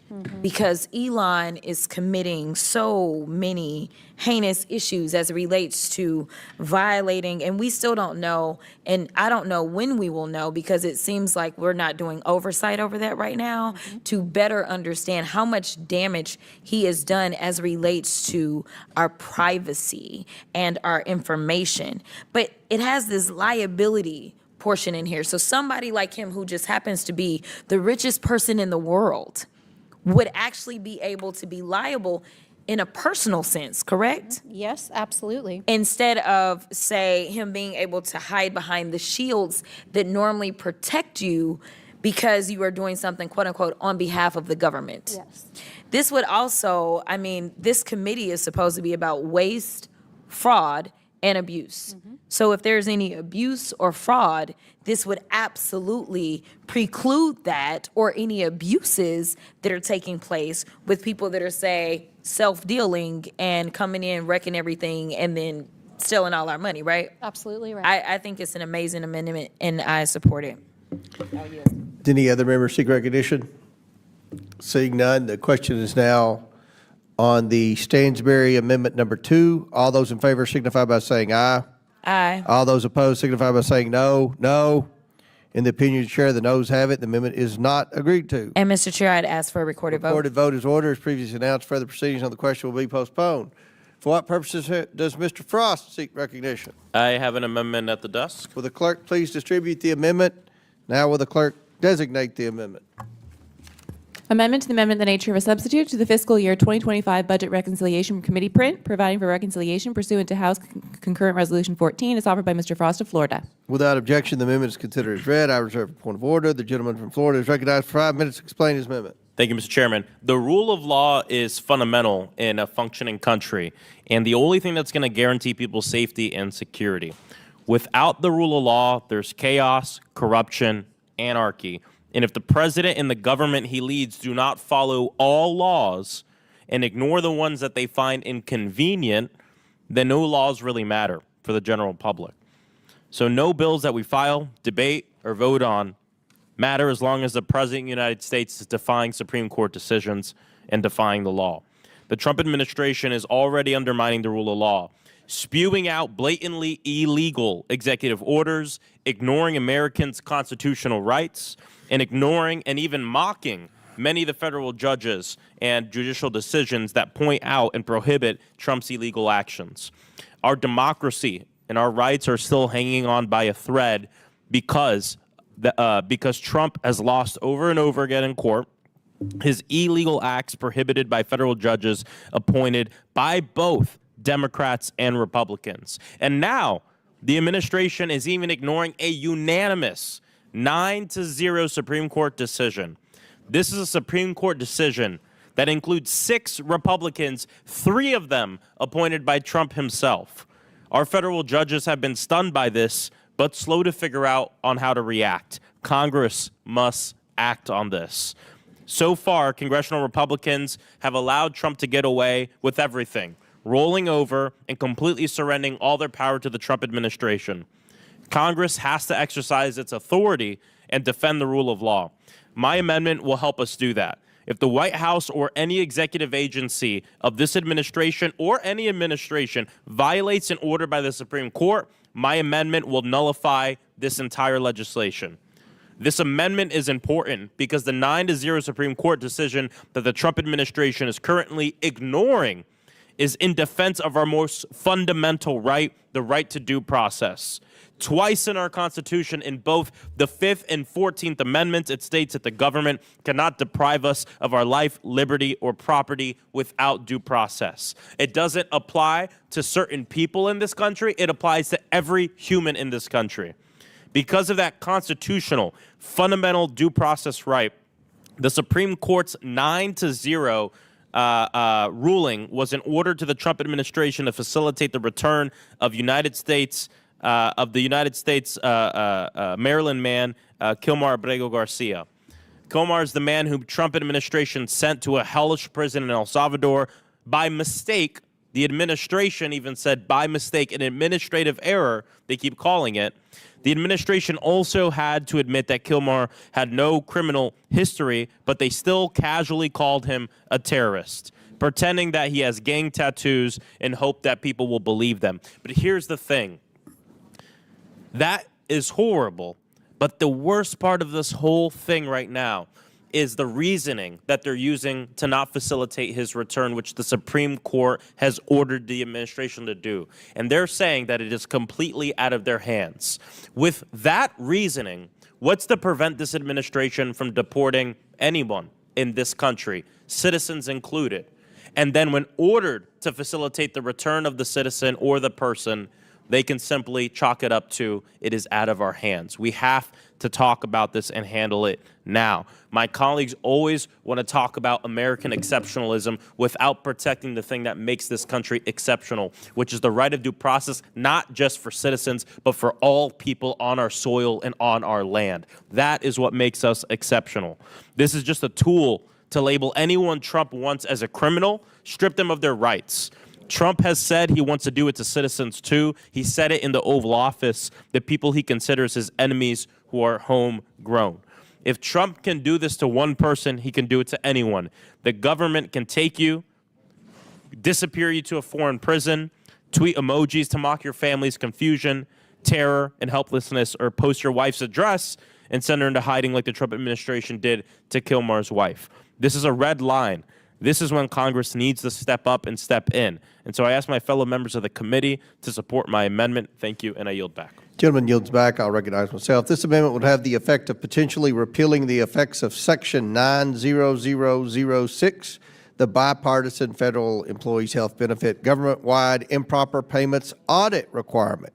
At any time over a 10-year budget window, we are working within the budget reconciliation process. We therefore have no idea how Congressional Budget Office would score the effects of this amendment, which would very likely impact our current savings and put our committee print under $50 billion net savings instruction.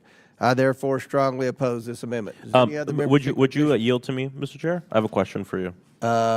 You've already been recognized, so no, right, my I'm talking about your time. I yielded back. Okay. Any member seek recognition? Chairman. Ms. Crockett? You can go to Kassar first. Or, okay, I can go. I'll yield my time to Mr. Frost. No, I think something's very interesting because in the chairman's explanation of why he doesn't support the bill, he says there's a possibility, or the amendment, he said there's a possibility that the amendment would nullify a bipartisan piece of the legislation in front of us. But all my amendment does is say that if the President of the United States defies a Supreme Court decision, then it nullifies the bill, which means the chairman is conceding right here in this committee that the President of the United States could, and I would say is right now, defying a Supreme Court decision, which is dangerous in this country. You should not have to worry about anything being nullified if you truly believe that the administration is following the law. But not even the chairman believes that the administration is following the law. I'll yield back to Representative Crockett. Yes, do you mind answering a few questions for me? Yes. Out of curiosity, you talk about them violating this law. And I'm curious if most Americans understand what you and I understand, is that in violating someone's civil rights, constitutional rights, we are actually costing this country a lot of money. Because whenever we get a break-o back, baby, they gonna get sued. Oh, 100%. So literally, your amendment would actually save us money in the form of, listen, you either get these savings that are already written in that are going to harm people to the tune of cutting down $1.8 billion in direct spending and $4.3 billion in discretionary spending over 10 years. But when we look at it, though, if we can hopefully hold a rogue administration in check, that will limit how much money we may be on the hook for going forward if you have an administration that continues to violate people's civil rights, their constitutional rights, and even now, so many of our workers' rights are being violated, and that is risking so much of our treasury, because when somebody gets a lawyer that decides that they won't bend the knee to this administration and instead will stand up and do what's right based on what's in the Constitution, that's going to cost us money in the long run anyway, ain't it? No, 100%. And it's that, and it's also the fact that this administration is paying foreign governments to imprison these people. And so, you know, I remember hearing on the campaign trail the president ranting about sending money overseas, sending money to other places. It looks like he has a problem with us expending resources to ensure that we stop the spread of preventable diseases so it doesn't reach America, but he doesn't have a problem with us sending money to imprison people whose constitutional rights have been violated. No, you're absolutely right. And honestly, we also need to make sure that we are conducting effective oversight over that. Because as we spend money, whether it is with a prison that we have right here on our soil, whether it's a prison that we contract with, we still are the ones that have to oversee and make sure that that people's rights are not being violated. And frankly, I want to say thank you to those of you that spent your own money and went to check up, because it doesn't seem like we're getting any reports. In fact, there were a lot of people, as we saw Senator Van Hollen, who also went over. There are a lot of people that didn't even know if Abrego was alive. And it's my understanding that when y'all went over, they didn't even want to let y'all in. So I don't know how it is that we send money. And you know, like I know, that as it relates to the money that we were sending to foreign countries for USAID, we would oftentimes take congressional delegation trips to see what is going on. How are you spending this money? Is this an effective use of our resources? But it seems like we don't want to conduct any oversight over what they're doing with these folks that have had their due process rights violated. Thank you so much for this amendment. I really do appreciate it, and I will yield. Does any other member seek recognition? Seeing none, the question is now on the amendment offered by Mr. Frost. All those in favor signify by saying aye. Aye. All those opposed signify by saying no. No. In the opinion of the chair, the noes have it, and the amendment is not agreed to. Mr. Chair, I'd ask for a recorded vote. Recorded vote is ordered. As previously announced, further proceedings on the question will be postponed. For what purpose does Mr. Kassar seek recognition? Mr. Chairman, I have an amendment at the desk, amendment number 3. The clerk will please distribute the Kassar amendment number 3. The clerk will now report. Amendment number 3 to the amendment in the nature of a substitute to the fiscal year 2025 Budget Reconciliation Committee print, providing for reconciliation pursuant to House Concurrent Resolution 14, offered by Mr. Kassar of Texas. Without objection, the amendment is considered as read. I reserve a point of order. The gentleman is now, Mr. Kassar is recognized for 5 minutes. Mr. Chairman, Trump lied when he said he was going to support the American worker. In his first 100 days in office, Trump has raised prices for families across America. He's done devastating damage to the economy, and he has stripped collective bargaining rights away for over 1 million American workers working here in the federal government. And in Congress, we can fix this right now, Republicans and Democrats alike, because these workers, they're not political pawns in somebody's game. They're all of our constituents.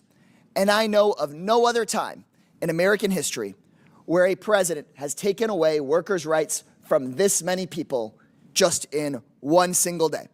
It's unprecedented. It's unacceptable. The courts aren't accepting it, and the Congress should not accept it. If we want the services our constituents rely on to be delivered effectively, we need to restore these collective bargaining rights right now. And in this bill, we're talking about stripping away the pensions of so many federal workers, while at the same time letting stand Trump's illegal order that takes away the bargaining rights of those very same workers. So if we allow this blow to labor rights to go unchallenged, Trump is going to be coming after private sector workers' collective bargaining rights next. So I encourage my colleagues to support my amendment and support the right of all workers to collectively bargain, rather than pass this bill, which strips away workers' pensions and will become part of a bigger bill that strips away workers' Medicaid, that strips away workers' education funds, that strips away all this money from the American people and the American worker, all to give it out to billionaires and to their corporate cronies. Chairman, I yield back. I'll now recognize myself for a statement. The amendment's budgetary effects are not clear. Furthermore, this amendment invokes policy reforms. The committee's directive under the budget reconciliation process is to achieve net budgetary savings of $50 billion. That's a foreign concept to some on this committee, but budget savings of $50 billion. I therefore oppose this amendment. Does any other member seek recognition? You want to talk? Okay. Seeing none, the question is now on the Kassar Amendment number 3. All those in favor signify by saying aye. Aye. All those opposed signify by saying no. No. In the opinion of the chair, the noes have it, and the amendment is not agreed to. Mr. Chair, we'd ask for a Recorded vote is ordered. As previously announced, further proceedings on the question will be postponed. For what purpose does Mr. Kassar seek recognition? Chairman, I have an amendment at the desk, amendment number 2. Will the clerk please distribute? Will the clerk please report? Amendment number 2 to the amendment in the nature of a substitute to the fiscal year 2025 Budget Reconciliation Committee print provided for reconciliation pursuant to House Concurrent Resolution 14 offered by Mr. Kansar of Texas. Without objection, the amendment is considered as read. I reserve a point of order. The gentleman from Texas is recognized for 5 minutes to explain the amendment. Mr. Chairman, we're now talking about ways we can save the American taxpayer money. And here's an idea. Why don't we say Elon Musk has to follow the law and leave the government at the end of his 130-day mandate? Otherwise, we cancel all of his sweetheart contracts. That would save us $3 billion a year, just alone, on saying Elon Musk needs to follow the law, or we could just save the American taxpayer $8 million a day, $3 billion a year. Already, we've heard that Mr. Musk is saying he wants to step back some from his role of robbing the federal government and the American taxpayer blind. But stepping back a little bit isn't what's required under the law. The law says that if you want to be one of these fat cats with billions of dollars in federal contracts and then be in the White House, look, I don't think you should be allowed to do that at all, but the law says you get to do it for 130 days. Those 130 days end on May 30th. So my amendment is simple. If Elon Musk follows the law and leaves the federal government at the end of 130 days, then that's it. He followed the law. But if he does what it sounds like he's saying he's going to do and stay involved in the federal government, keep on running cabinet meetings, keep on running the White House, keep on firing veterans and stealing their salaries to give his companies another big contract, then no. We cancel those contracts, and we know exactly what the impact to the budget is. We will save ourselves $3 billion a year. We'll save the American taxpayer $8 million every single day. But the choice would be up to Elon. And if the Republicans think that Elon Musk is going to follow the law and leave the government when he's supposed to at the end of May, then they should have no problem voting for my amendment. I yield back, Mr. Chairman. Any other members seek recognition? Seeing none, the question is now on the Kansar Amendment number 2. All those in favor signify by saying aye. Aye. All those opposed signify by saying no. No. In the opinion of the chair, the noes have it, and the amendment is not agreed to. And Mr. Chair, we'd ask for a Recorded vote is ordered. As previously announced, further proceedings on the question will be postponed. For what purpose does Mr. Kansar seek recognition again? I seek recognition on my amendment number 4 at the desk. Will the clerk please distribute? Will the clerk please report? Amendment to the amendment in the nature of a substitute to the fiscal year 2025 Budget Reconciliation Committee print provided for reconciliation pursuant to House Concurrent Resolution 14 offered by Mr. Kansar of Texas. Without objection, the amendment is considered as read. I reserve a point of order. The gentleman from Texas is recognized for 5 minutes to explain his amendment. Mr. Chairman, the Republicans on this committee just voted no on canceling Elon Musk's contracts if he violates the law and stays past 130 days. The Republicans on this committee just voted no on Mr. Frost's amendment that would require the President of the United States to follow U.S. Supreme Court orders. At some point, we've got to have some shame on this committee. So my amendment, I would hope my Republican colleagues would vote for it, is that if a court or the federal government finds that Mr. Musk abused his power to enrich himself here over the last few months, then we would cancel his contracts. If a court finds that the richest man on earth went in, used the federal books, scraped people's data, steered contracts to himself, then we should maybe stop sending him $8 million a day and save the American taxpayer $3 billion. That's the way that not just Democrats, but conservatives, progressives, independents, all across the country want to see us save some money by saying these corporate grifters that use the government to enrich themselves, they should get cut off. And look, there's a House Republican majority today, but there could be a Democratic majority tomorrow, or at least in under 2 years. And when we are sitting on this committee, and if we get a chance to have the subpoena power and look into this and find out that Elon Musk has used his power to enrich himself, the consequences could actually be much greater than just having his contracts cut off. So I ask my Republican colleagues, I know you voted no on Mr. Frost's amendments to say the president should follow the U.S. Supreme Court. I know you just voted no on my amendment that said if Mr. Musk stays over the 130 days, he should have his contracts canceled. At a minimum, I would ask that you vote for this amendment that says if Musk breaks the laws, if he says that if we find out from a court or from the federal government that he steered these contracts to himself, then we shouldn't keep on rewarding him with billions in taxpayer dollars. That's the way we should be saving the American taxpayer money, not by kicking kids off of Medicaid or pulling school meals or firing veterans. I yield back, Mr. Chairman, and I would hope that at least one Republican member of Congress would vote to say we will hold Mr. Musk accountable if he stays past the 130-day limit. We'll hold Mr. Musk accountable if a court finds that he's been funneling money to himself. The news is out that he's seeking this multi-billion-dollar contract for Trump's Golden Dome. The word is out that he's out there messing with the FAA, trying to get his Starlink contracts at the FAA. The word is out that he tried to get a $400 million contract just recently for Tesla at the State Department, and then he got caught doing it. So, look, you may not think it's going to come out today, but it will come out eventually, and it would have been better if you voted yes to say we're going to cut off Musk's contracts if he breaks the law, if he breaks the 130-day rule, if he breaks conflicts of interest, if he keeps on using his position to enrich himself. I yield back, Mr. Chairman. Any other members seek recognition? Ms. Crockett? Yeah, I would say that Mr. Kassar has laid this out really plainly.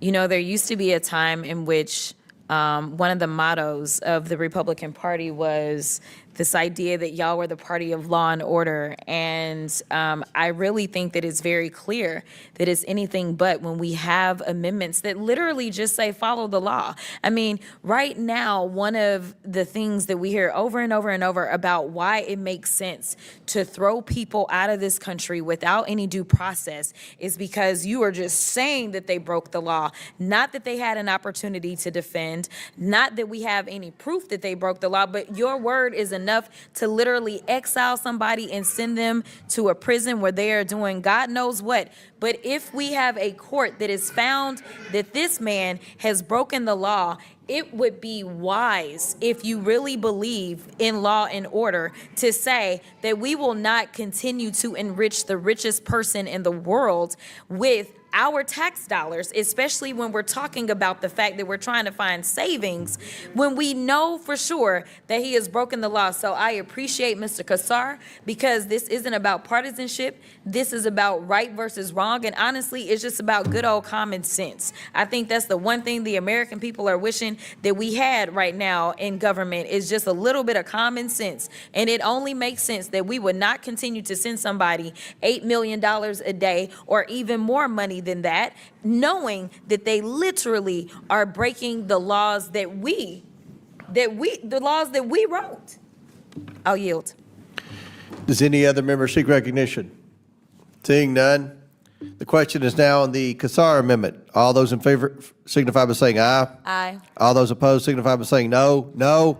In the opinion of the chair, the noes have it, and the amendment is not agreed to. I'd ask for a recorded vote. Recorded vote is ordered. As previously announced, further proceedings on the question will be postponed.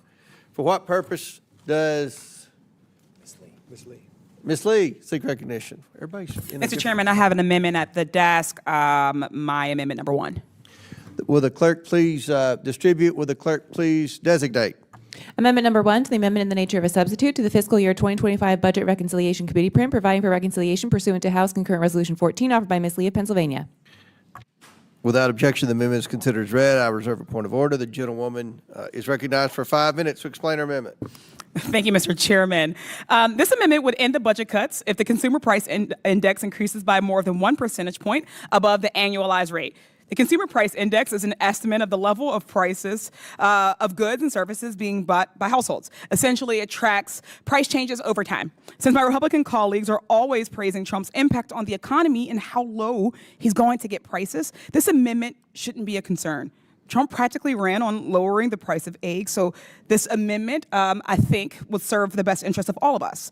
But the reality is that prices have gone up across the board. Combined, the price of meats, poultry, fish, and eggs saw a 1.3% monthly increase in March alone. Utility gas services increased 2.5%, and electricity prices increased 0.9%. In February, home prices were up 2.9% compared to last year. Medicare, care insurance, clothing prices all went up. This administration has so far failed to make any dent in the cost of living crisis. Instead, We've gotten erratic tariff policy removals, erratic tariff policies, removals of government watchdogs, gutting of federal staff, and cuts to critical federal programs like Medicaid and food assistance, which only exacerbate this crisis. This is not being caused by some mysterious outside force or immigrants or federal workers or whoever else Republicans feel like blaming on any given day. This is a Trump-made crisis entirely. We are gearing up for a recession based on his policies and his actions. So let's be clear, working class Americans will be hit hardest with all of these price hikes and job losses, while the wealthiest are being handed trillions in dollars worth of tax breaks. While home ownership remains a pipe dream for so many Americans, private equity firms are gobbling up those houses and setting rents at sky-high rates. While people are watching their retirement accounts plummet due to stock market volatility, Trump insiders, possibly even on this committee, are making out like bandits by selling at the right time. A recession will only shift more money and more resources to the top 1%. The wealth gap will only grow larger. It's a shame how much these reconciliation bills are punching down and putting the burden on those with the least means and power. In this bill alone, we have pieces that take away from the monthly paychecks of federal workers and reduce their pensions. And for what? Nothing in this bill will do anything to lower costs to make life better for folks. Its only goal is to pay for the trillions in tax breaks for the ultra-wealthy. So whether you live in an urban or rural area, or if you're a Republican or a Democrat, the cost of living is a universal concern, and being able to not live just day to day, but to thrive is a goal we can all get behind, and nothing in this bill or any of the other reconciliation bills will make that a reality. So I urge my colleagues to support this amendment, and with that, I yield back. Does any member seek recognition? Ms. Crockett? Briefly, thank you so much, Mr. Chairman. This is an amazing amendment brought by the brilliant, gentle lady out of Pennsylvania, because one of the things that we consistently hear every time we start one of these hearings is that the Republicans had a mandate, and that is why we ended up with Donald Trump.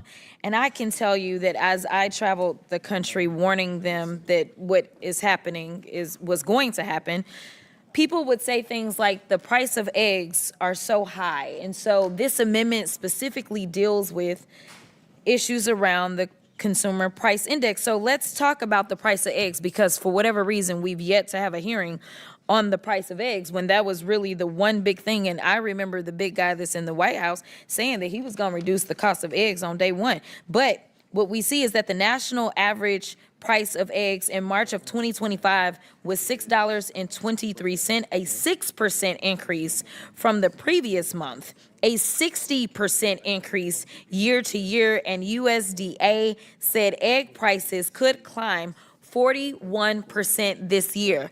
When we start to talk about things such as our energy, in March, natural gas prices increased 3.6% and electricity prices increased 9%. Fuel and oil prices increased 0.8%. Utility gas services increased 2.5%. The national average for a gallon of gas is currently $3.17, nowhere near the $1.98 that President Trump claimed last week. I just want to make sure we get the facts out there. And finally, the other area that we typically talk about that really impacts everyday working people is housing. When we look at shelter prices, which measure the cost of housing, rent, lodging away from home, and owner's equivalent rent, it rose 0.2% in March. In February of 2025, home prices were up 2.9% compared to last year, selling for a median of $424,000. The number of homes sold was down 5% year over year. Listen, we are in a crisis. And they are pretending that the solution is going to be cutting everything, that those of us that make this country actually go is the solution. Right now, we're cutting jobs as it relates to the federal government. Right now, because of the failed policies around tariffs, we know that we are looking at losing plants. They said that was going to bring plants. They just announced that we had 2 auto dealers that were going to shut down approximately 40,000 jobs. As they then go after NIH, we know that in the state of Alabama, the largest employer in the state of Alabama is the University of Alabama. They are looking at losing jobs because they won't have research dollars. The only thing that they are doing is hurting us. It is the reason, if we're going to talk about numbers and mandates, it is the reason that the only person in recent modern times to have the lowest approval ratings at their 100-day mark is the same person the first time they were in and now this time. It is time for us to get serious and talk about what will grow our economy, what will bring more money in, what will make sure that people can move up from working poor to middle class and maybe even reach this higher level that so many of y'all listen to, this upper echelon, this rich level, because that is what is supposed to set us apart in this country. We are supposed to live in a country where everyone has an opportunity to go from rags to literally riches. And so I am asking my colleagues to start looking out for the people that elected them. And this is one way that we can do it, by supporting this amendment of Ms. Lee. And with that, I will yield. The gentlelady yields. Do any other members wish to speak on this amendment?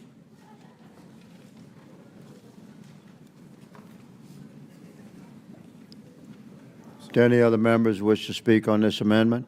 No, sir, we're all set. Hearing none, the question is on the amendment offered by the gentlelady. All those in favor signify by saying aye. Aye. All those opposed signify by saying no. No. In the opinion of the chair, the noes have it, and the amendment is not agreed to. And Mr. Chair, we'd ask for a recorded vote. Recorded vote is ordered. As previously announced, further proceedings on the question will be postponed.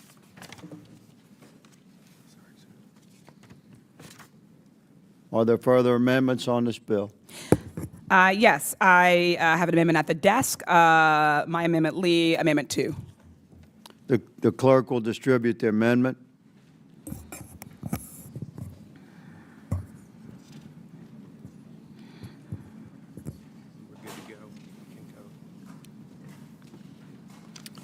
The clerk will designate the amendment. Amendment number 2 to the amendment in the nature of a substitute to the fiscal year 2025 Budget Reconciliation Committee print, providing for reconciliation pursuant to House Concurrent Resolution 14, offered by Ms. Lee of Pennsylvania. Without objection, the amendment is considered as read. I reserve a point of order. The gentlewoman, Ms. Lee, is recognized for 5 minutes to explain her amendment. Thank you, Mr. Chair. This amendment would end the budget cuts if the president or any executive agency deports any person in the United States without due process under the law. And I think that's incredibly important because we can all agree how important due process is in this country. This amendment is not just about immigration. It's about whether America will remain a nation governed by the laws and freedoms that we value. If due process becomes optional, it threatens all Americans, and we should all be sounding the alarm. We're seeing people straight up disappear to El Salvador. 288 men, including teens, have been taken from their homes and families with no notice, no due process, and no information about why, nor any opportunity to challenge it. We're seeing the Department of Justice greenlight warrantless searches of homes by ICE agents.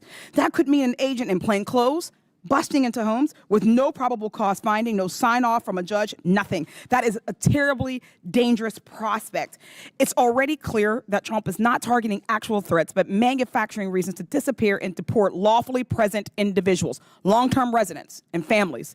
Report after report have indicated that most of the people being disappeared and deported have little to no criminal record. We just can't sit here and say it won't happen to me because we don't know that. Trump has already defined court orders, including those from the Supreme Court. We are beyond the slippery slope. This is a defining moment of who is on the right side or the wrong side of history. Due process is such a closely held core principle of this country that it's in the Constitution twice. First, in the Fifth Amendment, which says to the federal government that no one shall be deprived of life, liberty, or property without due process of law. And then later in the 14th Amendment, which is applied to the states. This shouldn't be a radical opinion. My Republican colleagues are always speaking about how much they and we love the Constitution, but I'm afraid that they only love it when it benefits them.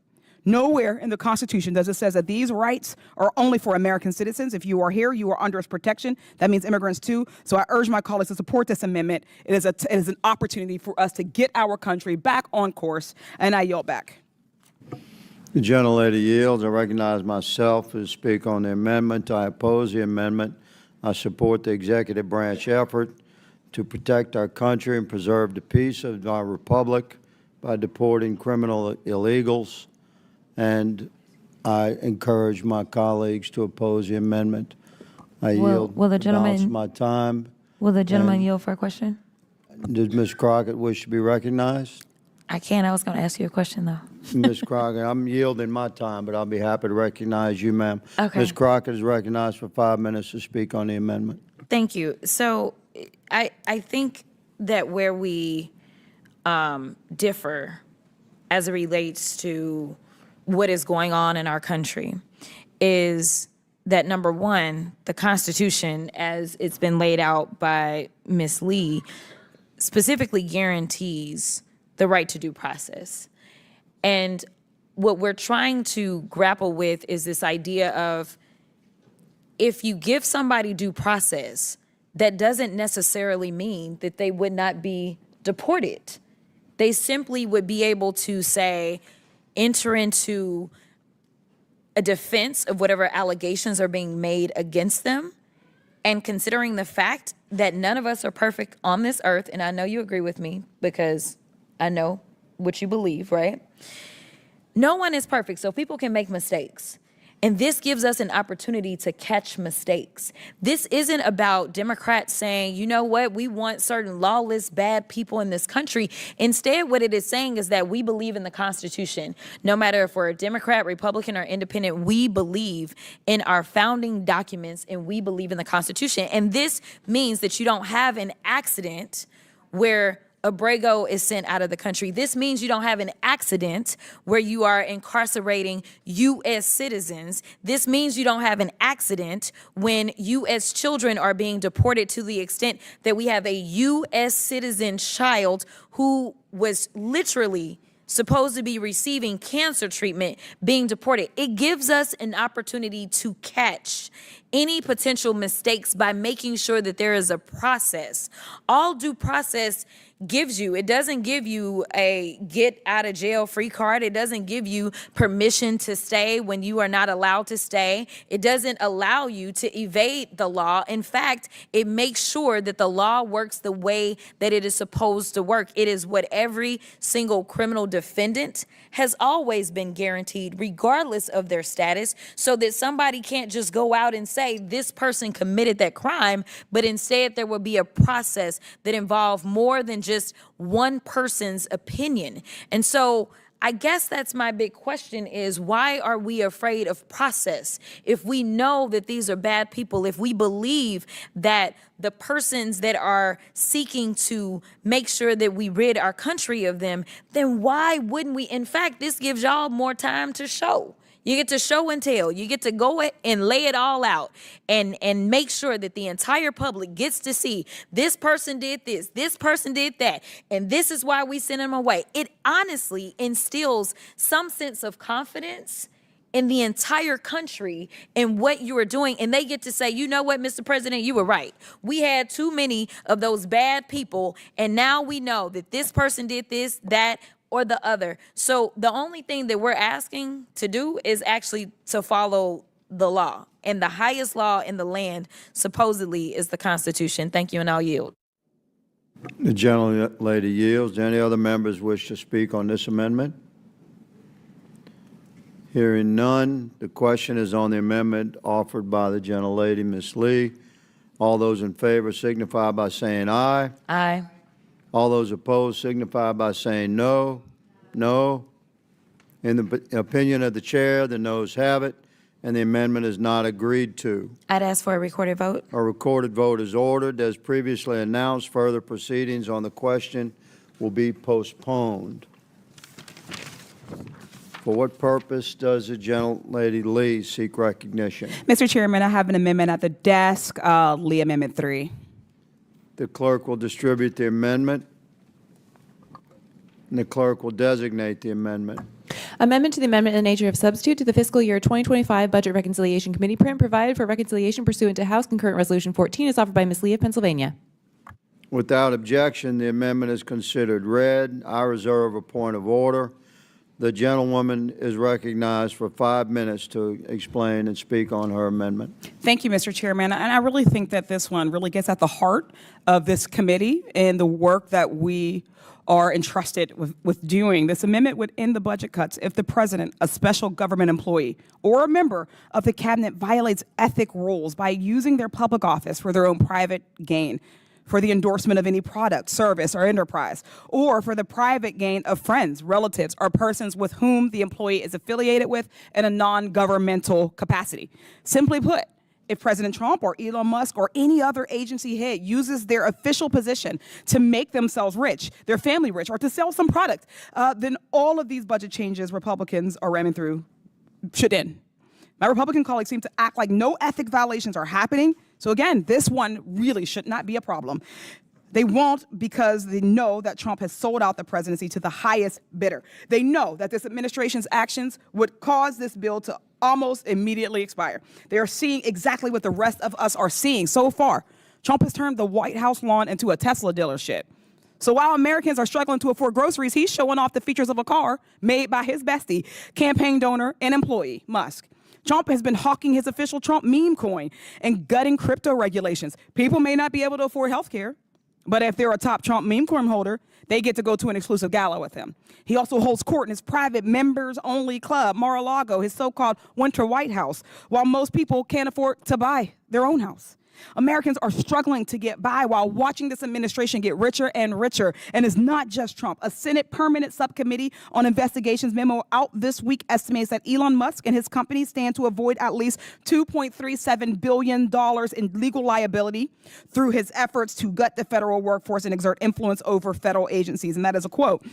He's also made billions in government contracts, none of which conveniently have been touched by DOJ or Republican funding cuts. Trump and Republicans are scapegoating and demonizing federal employees so that nobody is paying attention to the absolute grift that's happening in the executive branch. This is not a monarchy. We do not have to sit by idly while an old, out-of-touch billionaire enriches himself and his family. We have a duty as a co-equal branch of government to put a stop to these blatant ethic violations. Our government should be answering to the people, not to the highest bidder and not to the biggest check. We should be working to clean up the corruption that's been allowed to rot from the inside, and that rot is not coming from our dedicated federal workers. It's coming from Trump and his top officials. We deserve leaders who serve the people, not themselves. So I urge my colleagues to support this amendment, and with that, I yield back. The gentlelady yields. I recognize myself for 5 minutes to speak on the amendment. I oppose the amendment, and I encourage my colleagues to oppose the amendment. Republicans stand against Title V violation. Any violation of the Code of Federal Regulations is contrary to the core principles of our country, and Republicans stand united against that. There's sufficient laws and mechanisms for enforcement already in existence, replete throughout federal law and precedent within our judicial system to protect our country against violations of the Code of Federal Regulations. So I oppose the amendment, and I encourage my colleagues to oppose. I yield the balance of my time. Does anyone else seek recognition to speak on this amendment?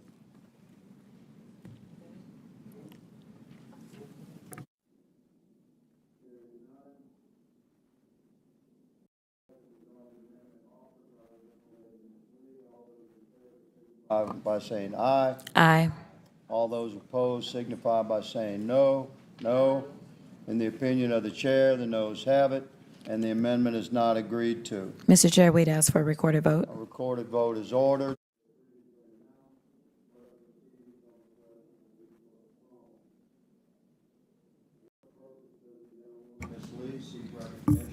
Mr. Chairman, I have an amendment at the desk, Lee, Amendment 4. The clerk will distribute the amendment to all members, and the clerk will designate the amendment.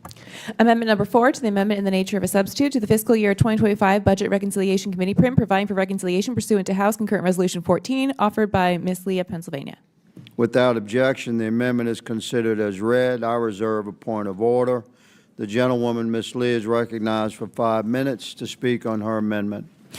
Thank you, Mr. Chair. I appealed, jumping ahead. We didn't have to do that. The amendment would add additional exemptions to avoid these egregious new filing fees for Merit System Protection Board appeals. Those exemptions would include suitability determinations of federal employment practices, reduction in forced actions, performance-based removals or terminations of probationary employees, and actions related to an employer's denial of reinstatement. The Merit System Protection Board was created to protect federal workers against partisan attacks and other prohibited practices. So the very things you're seeing in the news, like all of these purges of federal employees. When we talk about a system of checks and balances, this is one of those checks on executive branch power. When an employee is fired for, say, a Doge teenage minion randomly adding their name to a list, they can submit an appeal to the Merit System Protection Board. In that hearing, the agency will then have to prove that that action was warranted. But Republicans don't want those checks and balances. They seemingly want to revert back to a pre-Revolutionary War days when we were governed by an unfettered king. They're definitely not taking up their role as a co-equal branch of government and putting a stop to the illegal firings and funding cuts. And we can see from this bill that they're trying to make it easier for Trump and Musk to do what they want. Just look at the bill we're marking up today. In one section, they're trying to force new government employees to choose between having workplace protections, like being able to appeal their firing in the Merit System Protection Board, or having more money in their monthly paycheck by not having to pay an additional 5% into their retirement accounts. Then, in this section, they want to force a filing fee on those that still have those protections and want to appeal their dismissal. Republicans are telling a person who feels they were unlawfully fired that while they understand they may be stressed about no longer getting a paycheck and having to pay for an attorney to appeal the decision, but now they also have to pay about $350 in a filing fee. The entire point is to discourage appealing at all. $350 may not seem like a lot when we are talking about folks who have billions of dollars at their disposal, but to the average person, that might be a utility bill or their monthly grocery budget, or their children's prescription drug costs. It's a direct attack on low-income employees and a barrier to justice and due process. This bill is forcing the federal workforce to foot the bill for tax cuts for billionaires, while Trump and the Doge crew carry out a full-scale assault against them. It's a shameful tactic. I urge my colleagues to support this amendment, which expands exemptions to this harmful filing fee. It is incredibly simple, and with that, I yield back. The gentlelady yields. I recognize myself for 5 minutes to speak on the amendment. I'm going to oppose the amendment, although I appreciate the spirit of the language of the amendment, and I avail myself to the gentlelady and her colleagues in a future legislative endeavor to consider this type of language. I oppose because although I do acknowledge the intention and the spirit behind the gentlelady's amendment, the legislation we're considering today is carefully constructed to comply with congressional rules of reconciliation and budget considerations. Therefore, I encourage all my colleagues to oppose the amendment, and I yield the balance of my time. Do any other members wish to speak on this amendment? Hearing none, the question is on the amendment offered by the gentlelady, Ms. Lee. All those in favor signify by saying aye. Aye. All those opposed signify by saying no. No.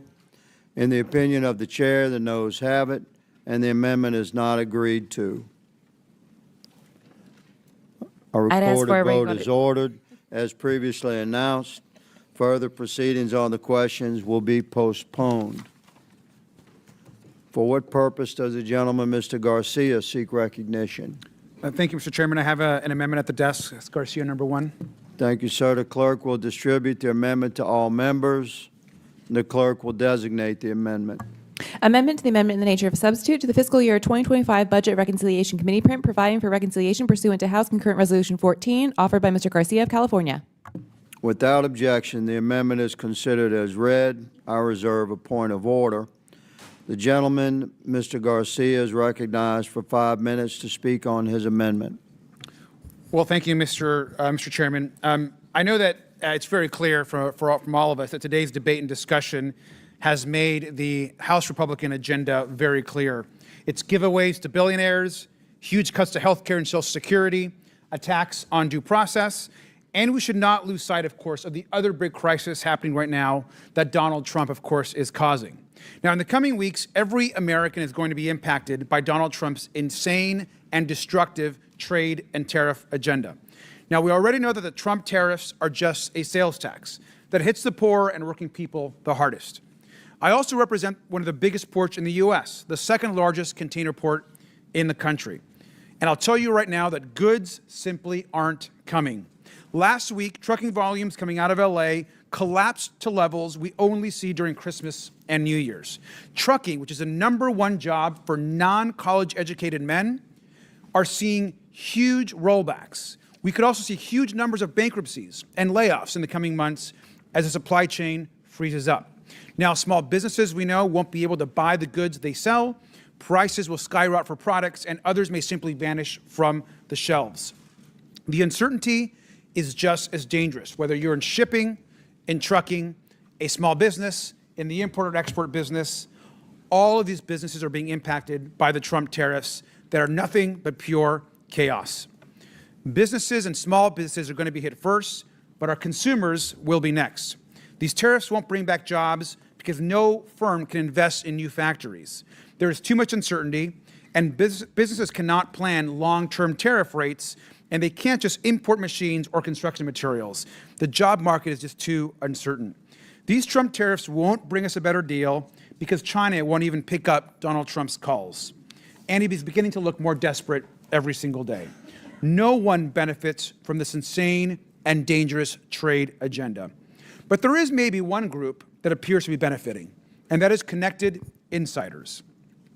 We know that prior to these Trump tariff announcements and in between, there have been people, including members of Congress, maybe some on this committee, that have purchased between tens and hundreds of thousands of dollars worth of stock.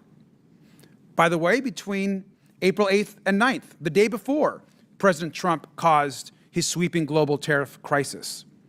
Now, we know that even the day before Trump's announcement, a certain member and maybe others dumped between $50,000 and $100,000 in Treasury bills, according to required public disclosures made to the House. Now, of course, there's no direct evidence today that anyone has been committed of doing any wrongdoing, and certainly we have no evidence that anyone had any advance notice of what Trump was doing and his decision to undo some of the tariffs. But we do know that the day before the announcement, Trump posted, and I quote, "This is a great time to buy," end quote. This should raise concerns to all of us. The public needs to trust us. Who knew about Trump's chaotic tariff announcements? Who invested in the stock market? And what insider information did they know? Now, we don't know specifics of the announcement, of course, and who was in the room and made these decisions and who purchased all the stock. We also don't know who's getting direct insider information on future announcements and future deals. So this amendment brings clarity, and it's quite simple. It will suspend the implementation of this toxic and dangerous legislation if we determine that the president or the head of any executive agency or any member or employee or contractor of DOJ is found to have committed insider trading related to the imposition of the tariffs. This is a common sense, good government measure to ensure trust and honesty and to bring a certainty to our tariff policy. It removes an incentive to fuel chaos in order to profit and will provide much needed certainty. I urge all members to support this amendment, and I yield back. The gentleman yields back. I recognize myself for 5 minutes to speak on the amendment. I will be in opposition to the amendment. I'm also in opposition, along with all my colleagues, one would hope on both sides of the aisle, to insider trading that results in personal benefit for any Republican or any Democrat.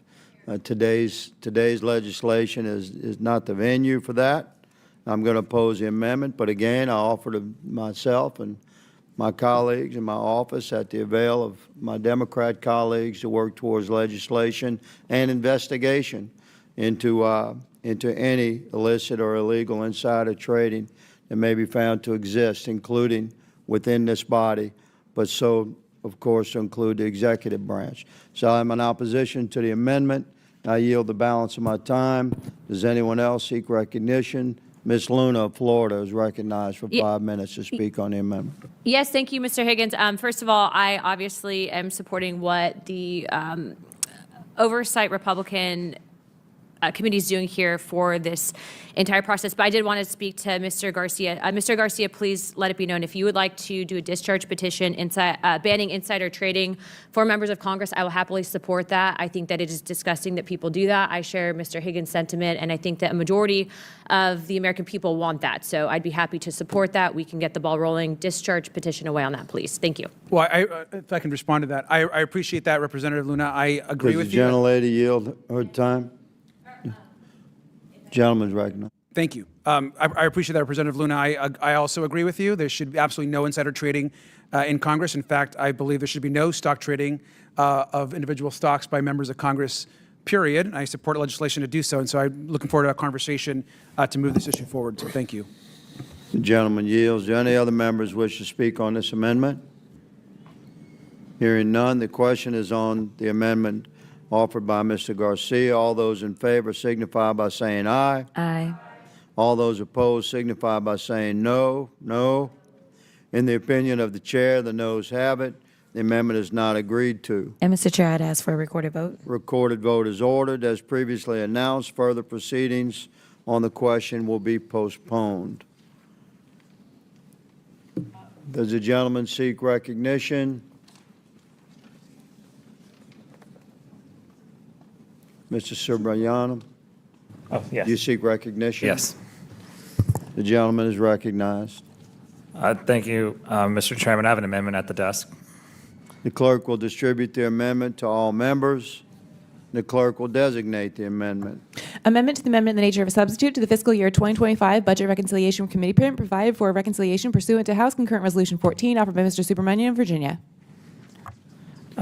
Thank you, Mr. Chairman. Without objection, the amendment is considered read. I reserve a point of order.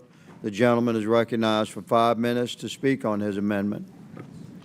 Thank you, Mr. Chairman. The amendment is simple. It would strike Section 90001, which would increase federal employees' contributions to their retirement benefits in its entirety. This provision is not savings. It is a pay cut for our longest-serving civil servants who have invaluable, irreplaceable knowledge and experience serving the American people. And this is just going to worsen the continued brain drain of the federal government and folks who serve. I've heard from constituents all around my district who have already left the federal workforce as a result of this administration's actions. There are physicists and technologists, people who keep us safe, people who develop cutting-edge research and technologies and make government more efficient and cost less. And many of them are also veterans who choose to continue serving their country after their time in uniform. And still others might make the choice to leave if these provisions are passed into law. I'll tell you the story of one federal employee in my district. He said that I have proudly served as a federal employee for over 20 years. Throughout my career, I've worked diligently, often for significantly less pay than my counterparts in the private sector. And to change or take away these promised benefits just a few years before I'm eligible to retire feels both unjust and deeply discouraging. And he and others have noted that a lot of people who the federal government has been trying to recruit for many years now don't want to come. And we're losing some of our top people. In fact, this amendment is trying to stop this brain drain by showing that some of the senior people who will be most affected by this, and some of the veterans and some of the experts that will be affected by this, they're going to leave. We're going to lose them, and we're going to lose their expertise. So what we're trying to do here today with this provision is to not punish the expertise and longevity of some of these federal employees by cutting the pay of those who have been here the longest. And while it might raise a little bit of revenue, the costs of this to our federal government and to the American people will be far higher. And there are better ways to make government more efficient without attacking the hard-earned retirement benefits federal employees have been paying into their entire careers. I would be more than happy to work across the aisle on bipartisan solutions, but sadly, this is not where we are at today. And so I urge my colleagues to support my amendment and oppose this provision. I yield back. The gentleman yields. I recognize myself to speak on the amendment. I'll oppose the amendment, which completely repeals Section 90001 of our committee print. This amendment would significantly reduce deficit reduction in the committee print by over $30 billion in revenue over the course of 10 years. This amendment further would result in the underlying committee print conflicting with our clear reconciliation instructions of $50 billion in net budget savings, a component of the larger reconciliation instructions that we are compelled to abide by. We have a nation that suffers from almost $37 trillion in debt. Making a minor adjustment in federal spending is not only an obligation of our Congress, but reflective of the oath that we've sworn to protect and preserve our republic. So I'm in opposition to the amendment, and I yield the balance of my time. Does any other member wish to be recognized? Ms. Crockett is recognized for 5 minutes to speak on the amendment. Thank you so much, Chair. And Mr. Chair, and I do support this amendment. You know, there's a theme that we keep hearing on this side of the aisle where it seems like we are constantly talking about real people, working people, the people that continue to make this country go. And the idea that we continue to violate people's trust, people that have dedicated years and years of service to us, whether it was in the form of being veterans or whether it was literally just in the form of being a dedicated government worker like my mom. The issue that we have is that we keep pretending in this committee and actually in this Congress that the only way that we can save money is if we go after the people that literally are at the bottom. When I say the bottom, one of the best things that I've seen on social media here recently said that the top 1% own more wealth than the bottom 90%. The bottom 90%. 1% own more than the bottom 90%. We are talking about this wealth gap that is just going to continue to widen at a time in which every single policy decision we're making is only making life more expensive and making it more difficult for those that are just trying to survive, especially those that work for our federal government. The fact is, we're saying, you know what, we're going to take away access to resources that you had because we want to save money, while at the same time, as it's been laid out by Ms. Lee and me and others about the fact that the cost to eat is going up. The cost to get to work is going up. The cost to put a roof over your head is going up. The cost to put clothes on the backs of your children is going up. All at the same time, we're saying, and we are going to give you less. We are going to take away from you. This is not what makes us America the Beautiful. And so I think that this is an opportunity to do what's right. And if we want to start talking about how we get out of debt, we can start with the top 1%ers and maybe let the 90%ers continue to at least just try to survive in this very difficult environment. With that, I will yield. I will yield back to the author of the amendment. Thank you. I want to add as well, again, if the goal here is to save money, the goal here is to pay down the debt. Why are you firing the very people who actually save us a lot of money when it comes to some of these programs? Why are you firing the people who will actually do cutting-edge research that will save us money on things like healthcare, on defense later on? I mean, you know, look at what's happening. We're having a brain drain in technologists at the Department of Defense now. We're having a brain drain in healthcare experts as well at HHS. And some of them have been fired, others have just left. And I've talked to many people who are managers, who are leaders in the agencies, who are being told to cut people, the very people that they're begging to try to keep. And so when you're trying to now look at cutting retirement benefits for federal workers, you're not going to be able to attract and retain the best talent. A lot of these federal workers actually could make a lot more money in the private sector, like the story that I told. But instead, they're being told that we don't care about them, that we don't want to protect their retirement, that now it depends on who's president, whether or not they're valued, right? And so what we're doing here could end up being irreversible damage and could put us in a position where we can no longer attract good people who actually save the government money. I mean, I heard someone say that this is going to save us $30 billion, but think of all the money some of these folks that we're losing save us long term, probably a lot more than $30 billion, right? If in a department in charge of making a $1 trillion program or a multi-billion-dollar program efficient, and you're fired, who's going to make that program efficient, right? So again, we're doing things that we think are saving money, but they're actually costing us a lot more money long term. So this is bad not just for the federal workers, this is bad for every American taxpayer. I yield back.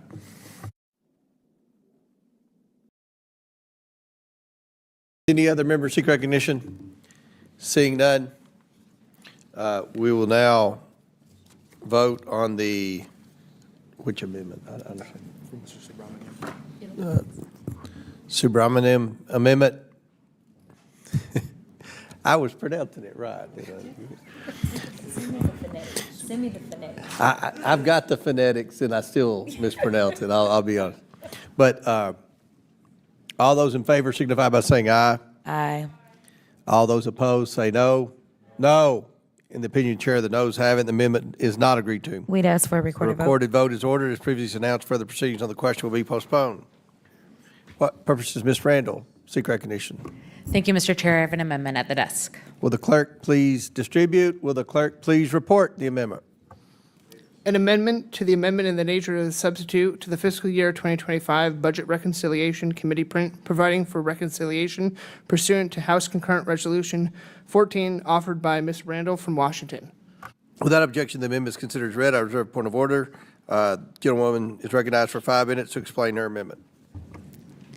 Thank you, Mr. Chair. You know, in my district, nearly a quarter of my constituents are enrolled in Medicaid. That's around 188,000 people. And I have 3 community health centers, 7 rural hospitals, and 90 rural health clinics. It takes, I don't know, about 5 hours to drive from one corner of my district to the other. And sometimes one of the roads is washed out because of storms. And having an option to choose another healthcare facility is not always available to people. And Medicaid, for not only the individuals who receive those benefits, but also for the health clinics and the hospitals, is a lifeline. Our rural hospitals are struggling to keep their doors open as it is, and with the potential cuts that might be included in the budget instructions for this reconciliation package, my rural health system threatens to flounder. And I'm not alone. It's not just my district or Democratic districts where we rely so strongly on Medicaid. You know, in Arizona, 263,276 people are on Medicaid. In North Carolina, 201,163 people are on Medicaid. In Louisiana, 265,604 people are on Medicaid. And though the rural health centers, the hospitals, the doctor's offices that serve those patients rely on Medicaid too. And, you know, our neighbors, our healthcare providers, our community members are telling me at the town halls we do in our districts and the emails they send to our office, in the meetings we have, that they are worried. They are worried that cutting $880 billion from the Energy and Commerce Subcommittee will mean cuts to Medicaid. In fact, the Congressional Budget Office has said that those level of cuts are not possible without significant programmatic changes and benefit cuts to Medicaid. I know we've talked in the Government Operations Subcommittee about improper payments and the efforts to root out waste, fraud, and abuse. And I'm speaking for myself, but I think also my Democratic colleagues, none of us want to see a wasteful and fraudulent system that takes away benefits from the people and the providers who depend on them. But in Washington State, we talked to our healthcare authority, and of the 2 million Medicaid payments, only 30 to 40% of the fraudulent or improper allegations were proven credible, which is a 0.0002% fraud rate. That's a pretty satisfying rate. And I've heard colleagues on the other side say that they're not actually trying to cut Medicaid, which I hope is the truth. And this simple amendment says that if the administration makes any cuts to Medicaid or Medicare, it requires the immediate expiration of the Republican budget cuts. And I ask for support. And I yield the balance of my time to Representative Simon. Ms. Randall, thank you so much. You know, at UCSF, Benioff Children's Hospital in my district that I just toured, 70% of the children who are being served by that hospital are reliant on these services. Heart transplants, stem cell transplants, cancer patients, all under the age of 18. You know, without us literally saying, yes, we will make sure that these families have medical support for their children in their worst, their most harshest times, really, who are we? So I want to thank you for the amendment. Families deserve our support, particularly families with sick children. Thank you, Ms. Randall. I'll yield my time. Does any other member seek recognition? You seek recognition? I do. Ms. Crockett. Thank you so much, Mr. Chair. And, you know, I really want to break this down so that people understand what the gentlelady is trying to do. She is not only fighting for her constituents, and I do appreciate the fact that she is so in tune and in touch with her constituents that she is listening to their very real stories, but she's honestly trying to save all of our constituents, including yours, Mr. Chair. When we look at your district, which is Kentucky 1, it says that in your district, approximately 235,000 people are on Medicaid, and they are at risk of losing their health care under this budget plan. And here's the deal. For those of you sitting at home and watching and wondering, what exactly is 253,000, I think is what I said. Yes, 253,000. That is approximately 1/3 the size of our districts. So just imagine, Mr. Chair, what you could do by supporting this amendment is make sure that you are protecting 1/3 of your own constituents, even if we're not looking at anyone else's district. This is a lifeline for so many people. And I just don't know why the theme has consistently been beat up on those that need it the most instead of going and finding the cuts where we know we can do it, which is basically by making sure that we increase the tax rate on certain people. Then we'll have all the money we need. We'll be just fine. But the idea that we are really solving anything, we're not, because we know that right now we are going to take resources away from people that literally may be the difference between life and death, while at the same time, we know that we still have to raise the debt ceiling because there's still so much debt. We know that the last time Mr. Trump was in office, that by the time he left, there was an additional $8 trillion that was added to the budget.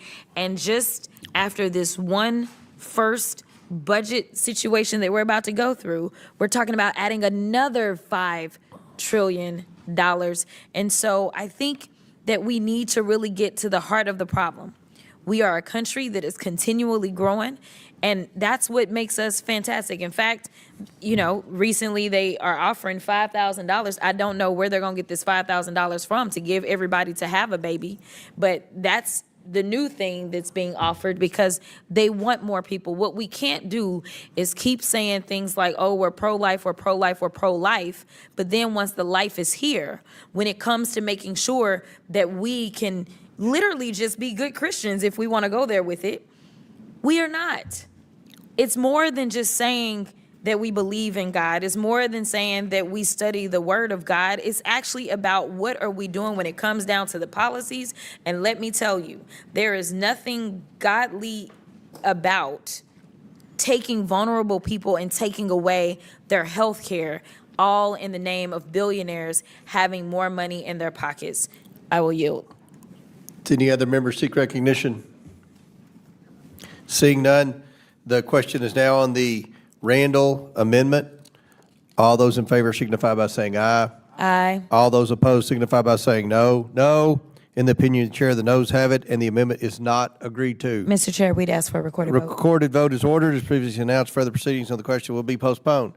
For what purpose, Ms. Randall, seek recognition? I have a second amendment at the desk, Mr. Chair. Will the clerk please distribute? Will the clerk please report?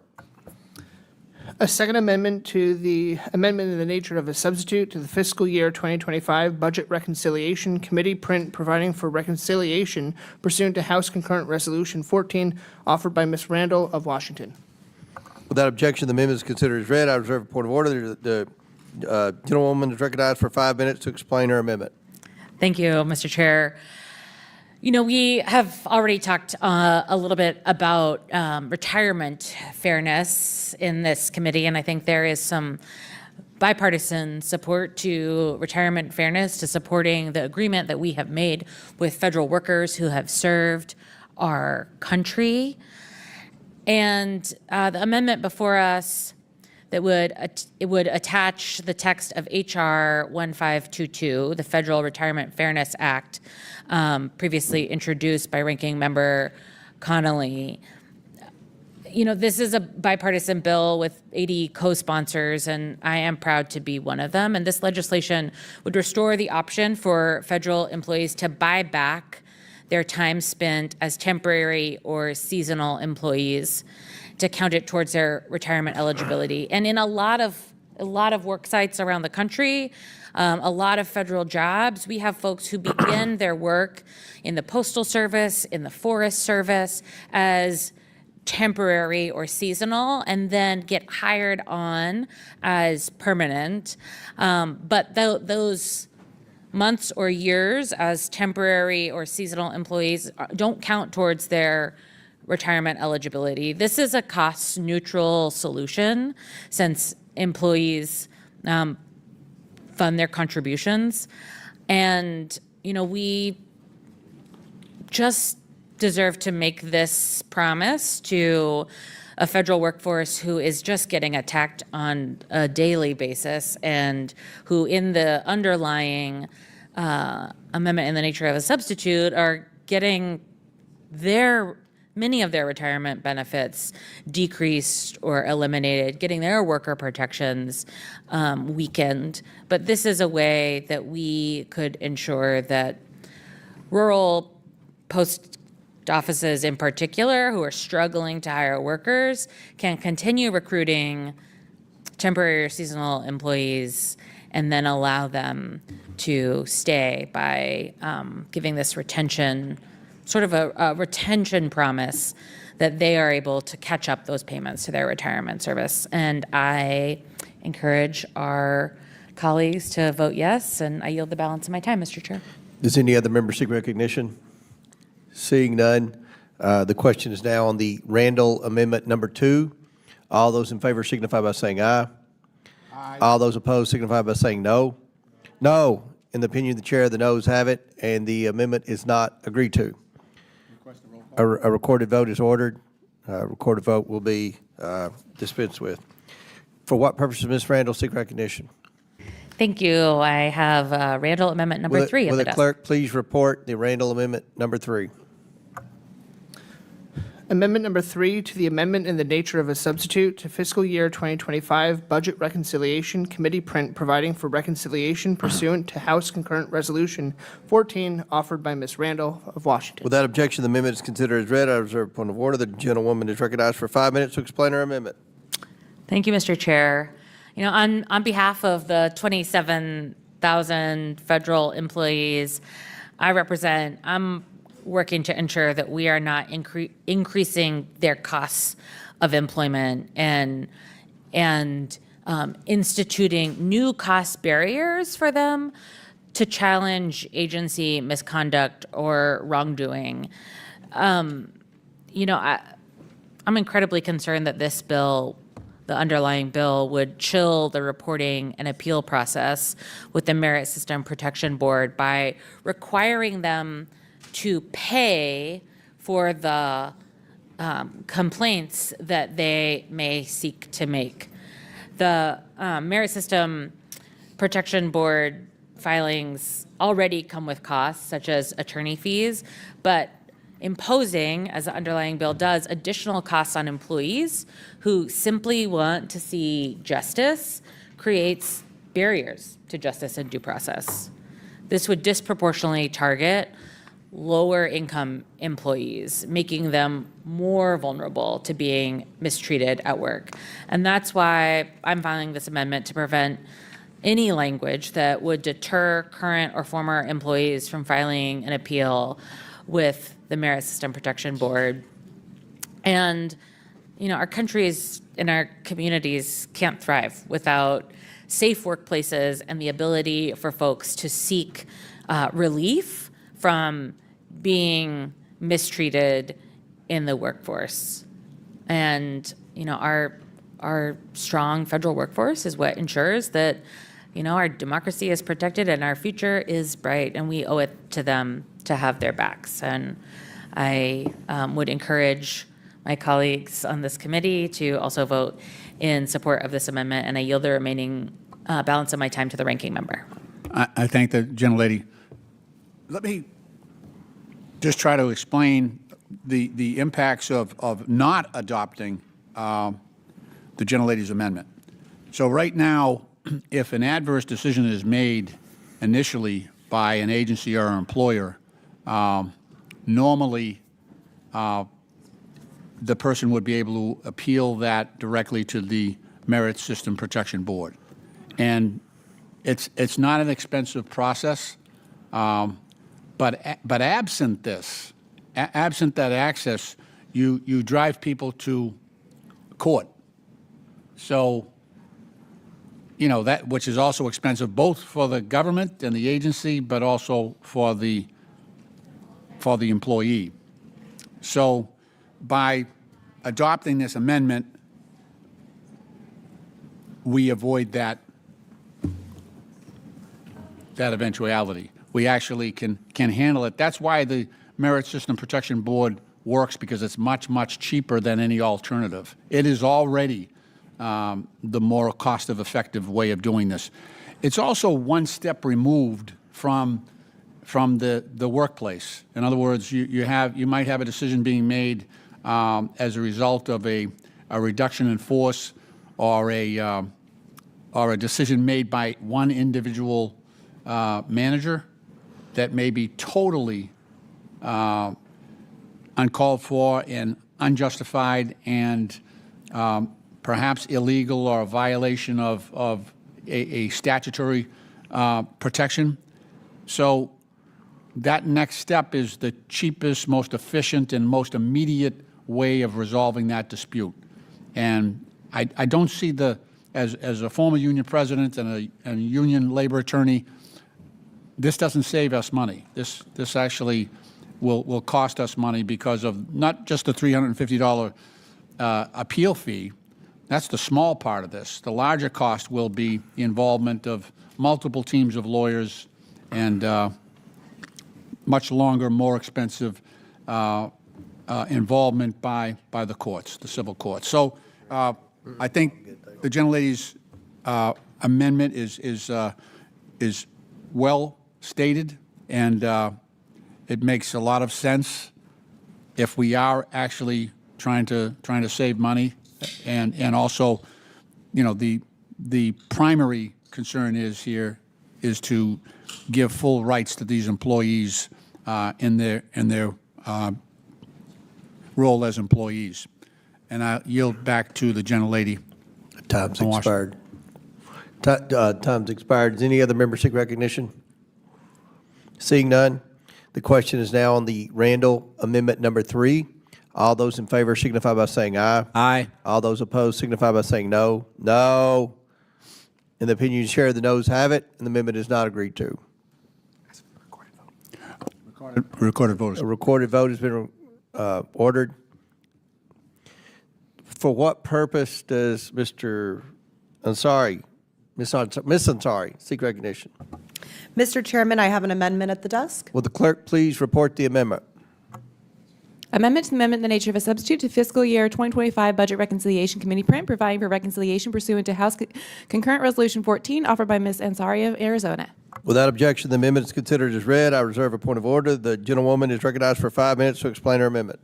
Thank you, Mr. Chairman. This amendment is to strike Section 90002, which would eliminate supplemental retirement payments for the majority of federal employees who retire before age 62, even if they have served the American people for 25 years or more.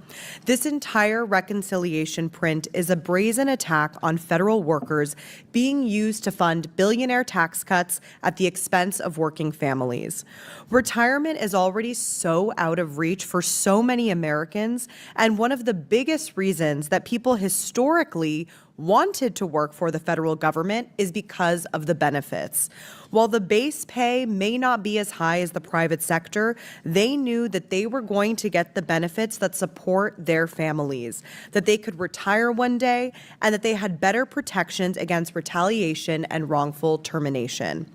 Now, Republicans are bowing down to President Trump and Elon Musk, who want to completely dismantle and privatize the essential services that the federal government provides. We already struggle to recruit postal workers to get American families their mail on time. We have a nurse and doctor shortage at the VA. And yet, Republicans are making it even harder to recruit these essential employees, cutting key benefits, slashing pay by increasing pension contributions, making it easier to fire employees for any reason, and making them pay a fee to appeal wrongful terminations. Making it less desirable to be a federal employee means that the most talented, hard-working Americans will seek employment elsewhere. It means we will no longer be competitive to hire the high-quality talent we need to modernize our IT systems to make them run better for Americans who use them, something that we just had a subcommittee hearing about yesterday. Most importantly, gutting the federal government and chasing away that talent pool will result in a poorer quality of services provided for our veterans, for our seniors, and for our families.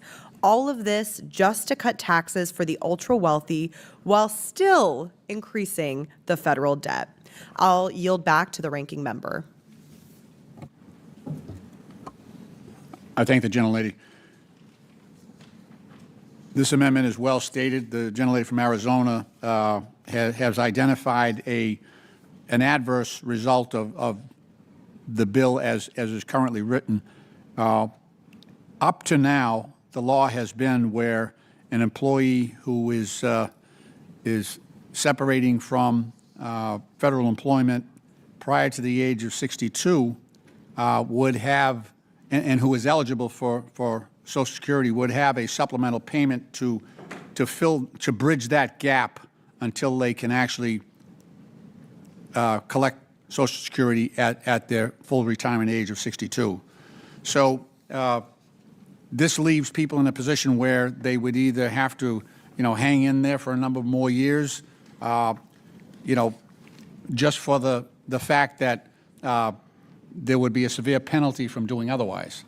And, that's not an ideal situation. These are employees who are in government service for 20 to 25 years that are in this situation.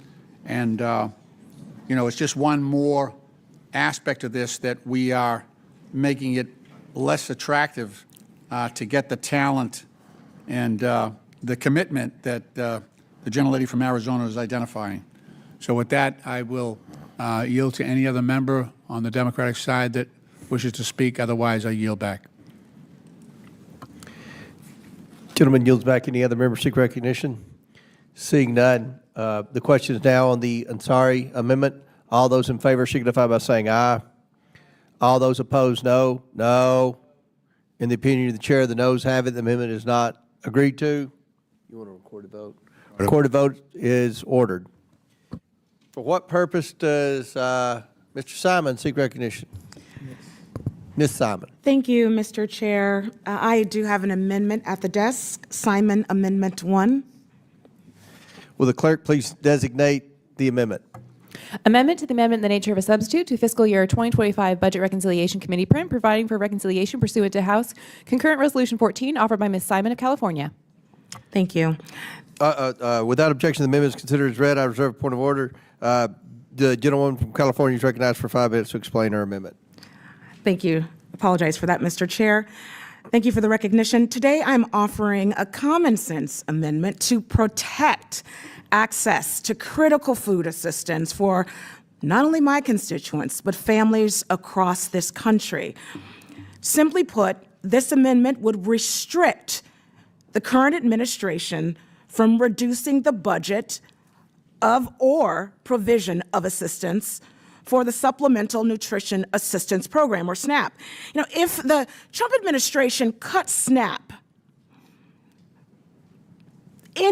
by any means, even at $1, this provision being considered by this committee to cut federal employees' salaries, pensions, and labor protections would immediately expire.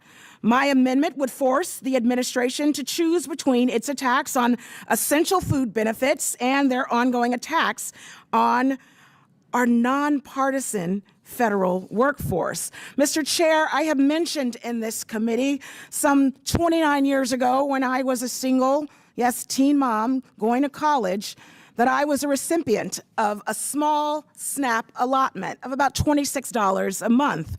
I consistently was at the grocery store every other week, and I had to put food back because I couldn't afford to feed my daughter and I, even with those benefits. So I know the critical nature of these benefits. I'm sitting before you today as somebody who not only finished college, finished graduate school, and my daughter is an attorney and passed the bar on her first attempt because we had a social safety net that got us out of poverty for once and for all.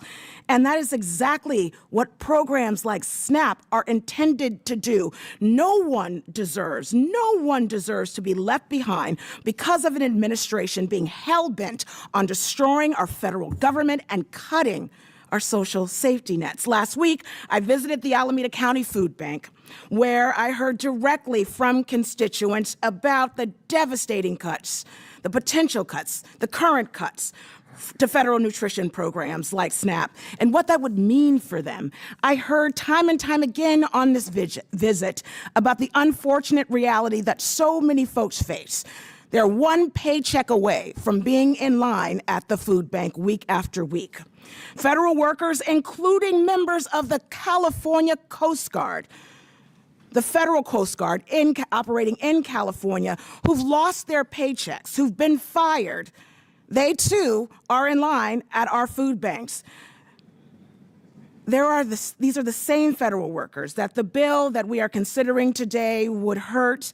This bill would make it harder for workers and their families to access food, to afford food, housing, and higher education by cutting their salaries and pension. Mr. Chair, I have made a promise to my constituents and all Americans that I would do everything possible in my power to protect our social safety net. My amendment today is about the belief that food is a basic human right, and that all human rights cannot just be stripped away with the stroke of a pen. This is a promise that no one will be hungry from losing their SNAP benefits, and any reduction in these benefits or services provided by SNAP would be the difference in being able to buy groceries, pay for rent and utilities, and afford health care that so many vulnerable Americans and families face every single day, including the working people that we're talking about today. According to the United States Department of Agriculture, 15% of the households in my district rely on SNAP benefits. In 2023, 44,000 households in California's 12th congressional district rely on SNAP benefits. Closing. It's hard to close this conversation because so many folks around the country are relying on us in this moment to save the social safety net. Mr. Chair, voting for my amendment is an easy way to demonstrate to our constituents collectively the full American public that the critical benefits that the working poor rely on to put food on their table are not on the chopping block. As my colleagues from the other side of the aisle have already pledged that we would not have cuts to SNAP, I urge my colleagues to vote yes on this amendment, and I yield back. Gentlelady yields back. Does any member seek recognition? Ms. Presley? We use the mic, please. Congresswoman Simon, I'm so glad that you're here. I always say the people closest to the pain should be closest to the power. You have been closest to the pain, and we're so glad that you are here. You never forget the plot, and the plot is the people. I appreciate the Congresswoman for introducing this amendment. SNAP is a true lifeline, and this is a matter of life and death. If Republicans have their way, this reconciliation bill will increase hunger and food insecurity. More than 42 million Americans, 42 million, participate in SNAP each month. This includes 16.9 million children, 4.5 million people with disabilities, and 1.2 million veterans. Over 1.1 million people in Massachusetts rely on SNAP. Let's talk about economic impact. For every $1 in SNAP benefits, generates $1.50 in economic activity. SNAP dollars help to pay the wages of grocery store clerks, of truckers who deliver food, manufacturers who make food packaging, and the farmer who grows food. There is nothing efficient about making people hungrier and sicker. Is there any single Republican who is willing to speak out to make sure that children, people with disabilities, and veterans do not go hungry? Anyone? Silence. This bill is a shame and a sham.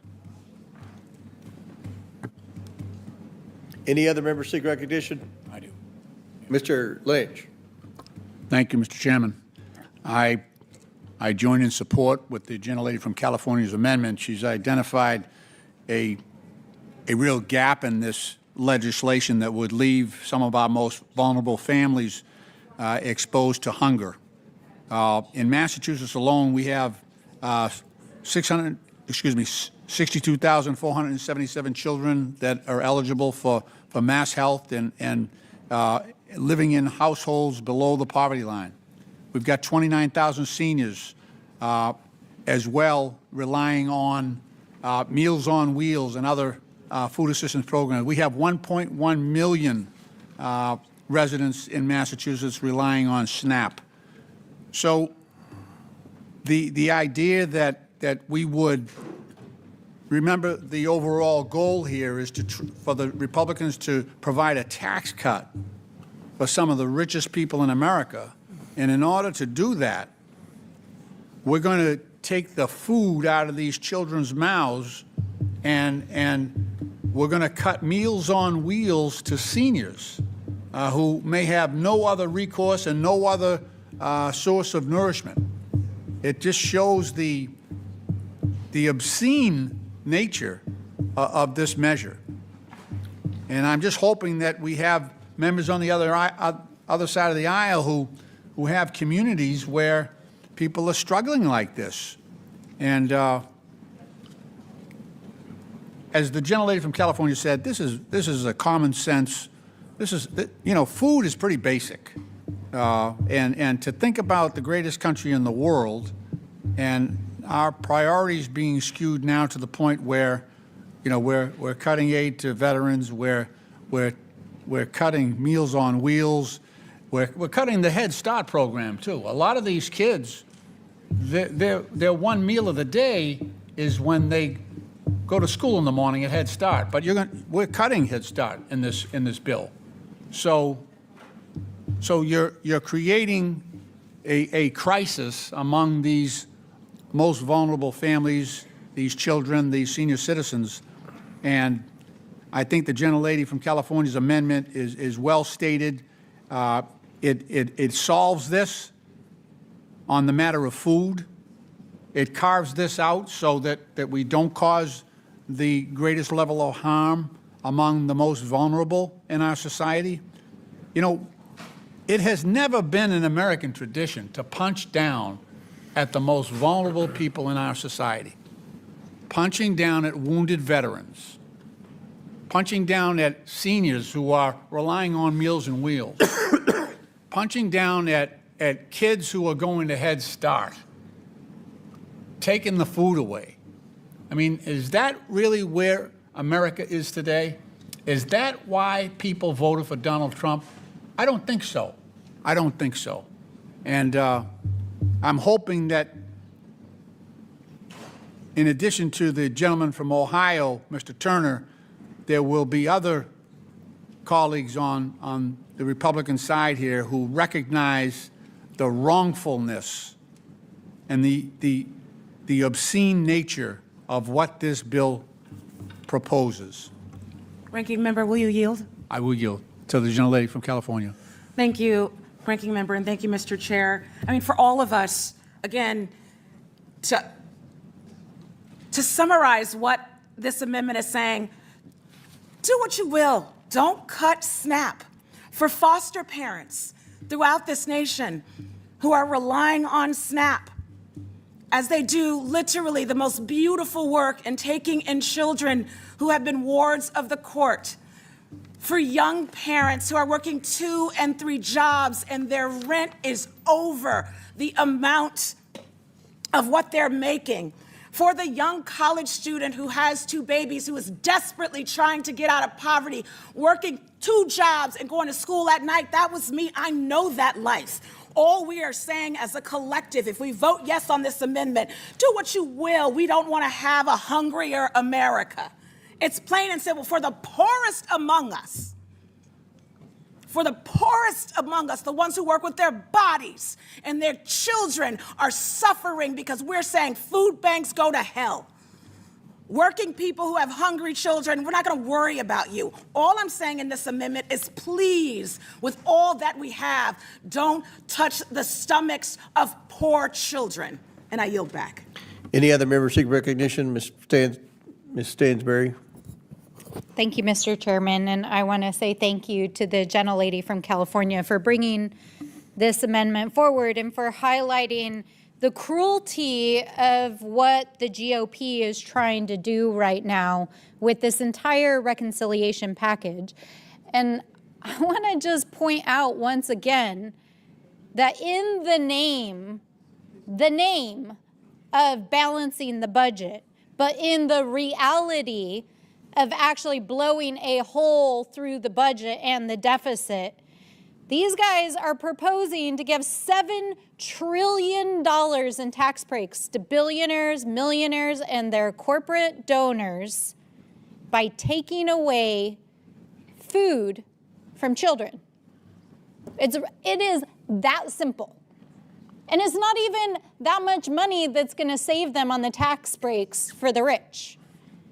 But it is literally going to take away food from children. Literally. Now, I've been back in my district meeting with our food banks and people who are advocates for our families who are struggling. And I think like others on this committee, I grew up in a household that struggled. I grew up in a household that when the worst did occur, when my mother did lose her job, we were on assistance. And I would not be sitting here as a congresswoman today if it was not for the grace of God and for those programs that are designed to catch people when they need it, to help people when they are their most vulnerable, to help moms who have kids, to help the elderly who are barely scratching by right now, to help people when they have disabilities, to help people when they end up with a medical emergency and there's nothing else to help them. That is what these programs exist for. That is why they are there. Now, I know that my friends across the aisle like to allege that there's some sort of widespread waste, fraud, and abuse happening. But let me just tell you this. If you've ever been on SNAP, you get an EBT card. This is like a credit card to go grocery shopping. You know how much money you get? $6. You can't even buy a single carton of eggs for $6 right now. Donald Trump's on television literally saying right now that the price of eggs is down. That dude has probably never been grocery shopping in his life, more or less in the last week. And these guys want to steal food from children. And that is what this amendment would prevent. Now, my food banks in New Mexico, the food banks that serve my population in New Mexico, are telling me that if these SNAP cuts go through this reconciliation package, there will not be enough funding or food in the supply chain to meet the need. It will be not only worse than it was at the height of the pandemic, it will be many times worse than it was during the pandemic. So I want all of you guys to remember what it was like at the height of 2020, when literally our shelves were empty because there was a supply chain crisis, and the cost of food went through the roof, and people couldn't leave their homes, and there was this huge financial crisis. Literally, that's what we're hurtling towards right now, between the tariffs, the cost of living, between what's happening to the cost of food, and now they want to cut the most basic program that helps to stretch the gap for our most vulnerable people in our community. If you think the lines that were long during the pandemic were difficult to see, if you cut these food assistance programs, that's what you're going to see all across America. How can we claim to be the wealthiest country on planet Earth, and we've got billionaires in the White House who are literally talking about taking money out of the mouths of children? It is not only unconscionable, it's disgusting. It's disgusting. How do we live in a society where we're even debating this? We are a country of plenty, and yet these guys want to give tax breaks to billionaires by starving children. It's ridiculous. In New Mexico, 1 in 5 children are on food assistance. That's who your bill's going to hurt. And we will vote no. I yield back. Does any other member seek recognition on the Simon Amendment? Seeing none, the question is now on the Simon Amendment. All those in favor signify by saying aye. Aye. All those opposed signify by saying no. No. In the opinion of the chair, the noes have it. The amendment is not agreed to. Recorded vote has been ordered. The vote will be postponed. For what purpose does Mr. Bell seek recognition? Mr. Chairman, I have an amendment at the desk. Will the clerk please report the amendment?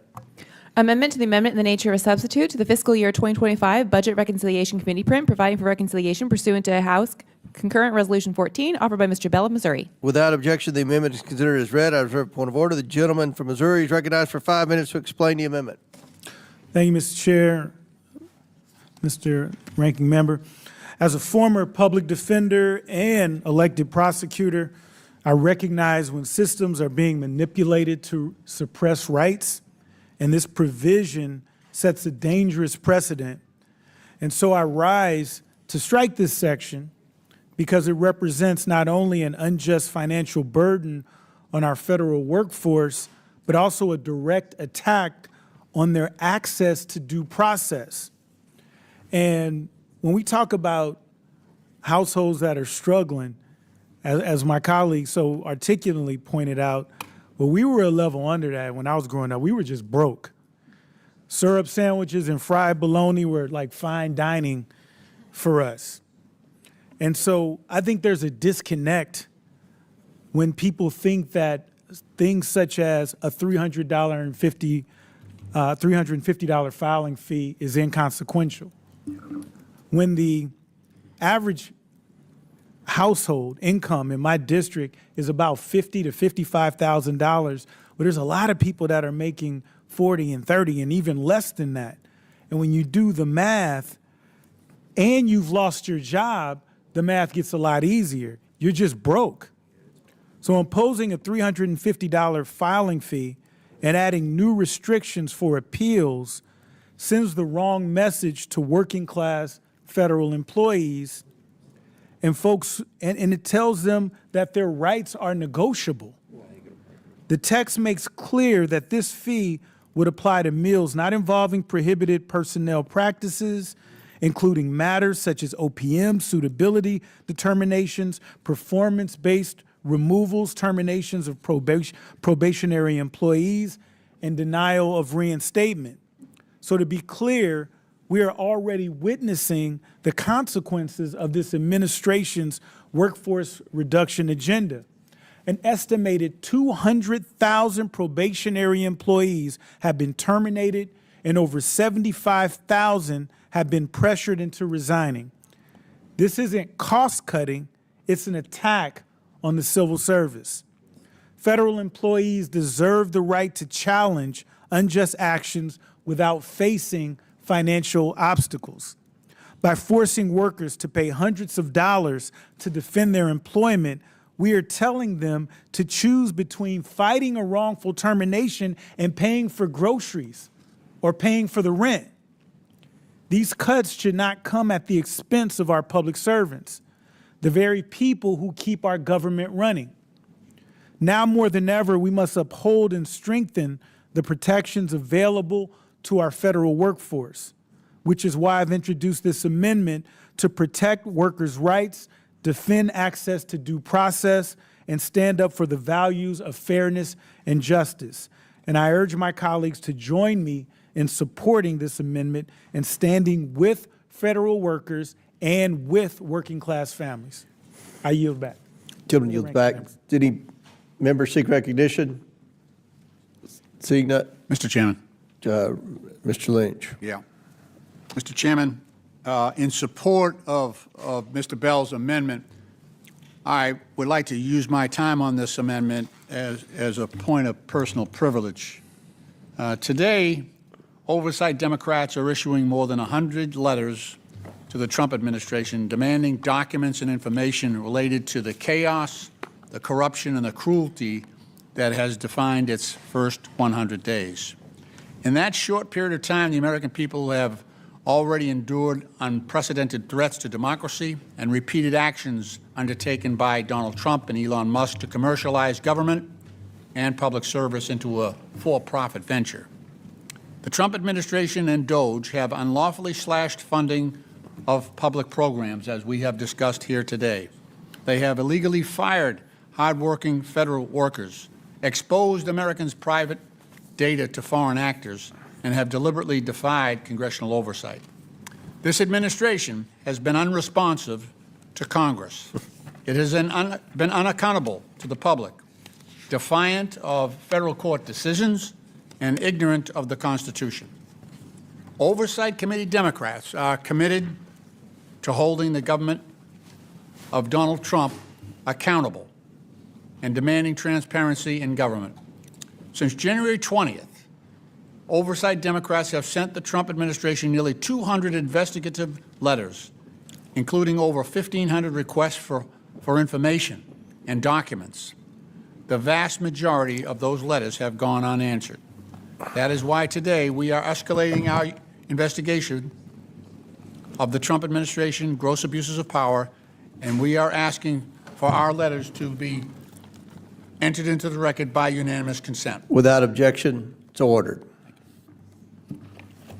Thank you, Mr. Chairman, and I yield my additional time to Ms. Ansari, gentlelady from Arizona.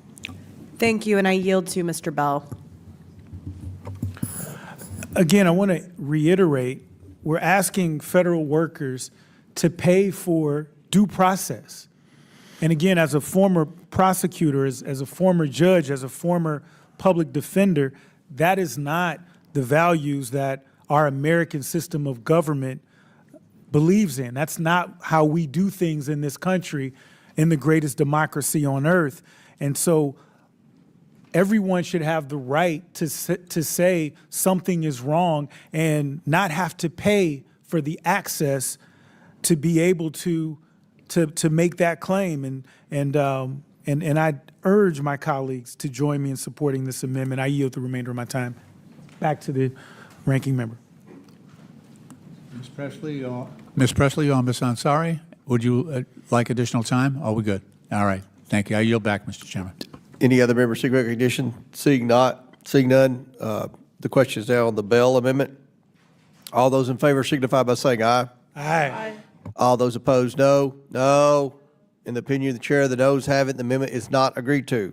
Request a roll call vote, Mr. Chairman. Roll call vote has been requested, and as previously announced, further proceedings on the question will be postponed. For what purpose does Ms. Presley seek recognition?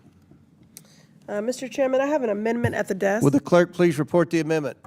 Amendment to the amendment in the nature of a substitute to the fiscal year 2025 Budget Reconciliation Committee print, providing for reconciliation pursuant to House Concurrent Resolution 14, is offered by Ms. Presley of Massachusetts. Without objection, the amendment is considered as read. I reserve a point of order. The gentlewoman from Massachusetts is recognized for 5 minutes to explain her amendment. This should be a simple and unanimous addition to this bill. It directs the Government Accountability Office, the GAO, to study how this bill will impact people across our federal workforce. It's about transparency. Specifically, we need data on who is impacted, how many women, how many older Americans, how many workers of color, veterans, workers with disabilities, and something I know my colleagues across the aisle will really appreciate, we need to know where they live. Because despite the myths, most federal workers don't live in Washington, D.C. They live in your districts. They live in your communities, doing essential work for your constituents.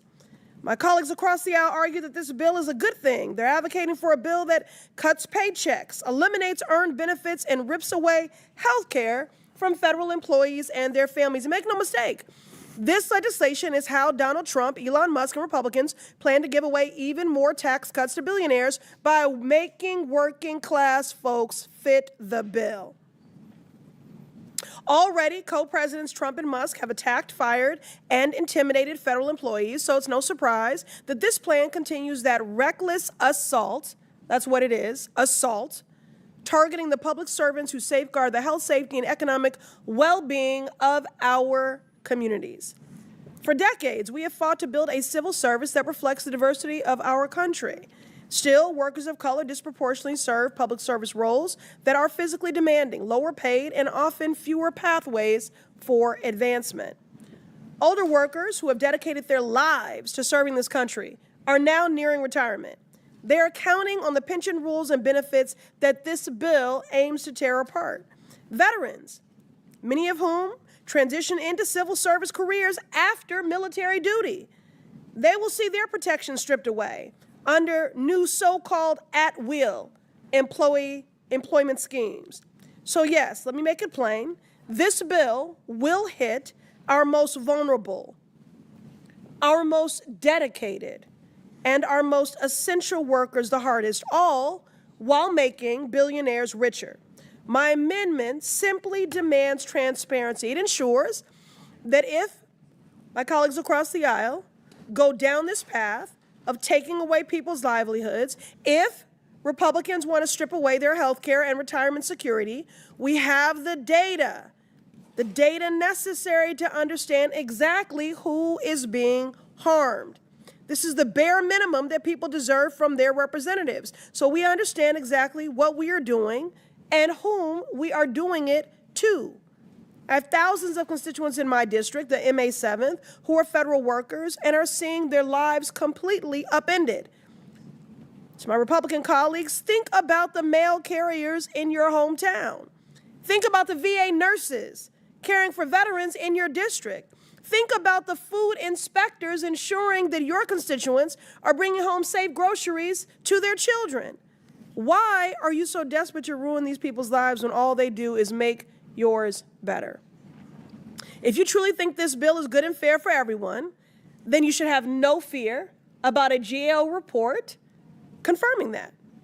But if you can't support even a simple report, if transparency is too much to ask, then maybe it's because you know exactly who you are hurting.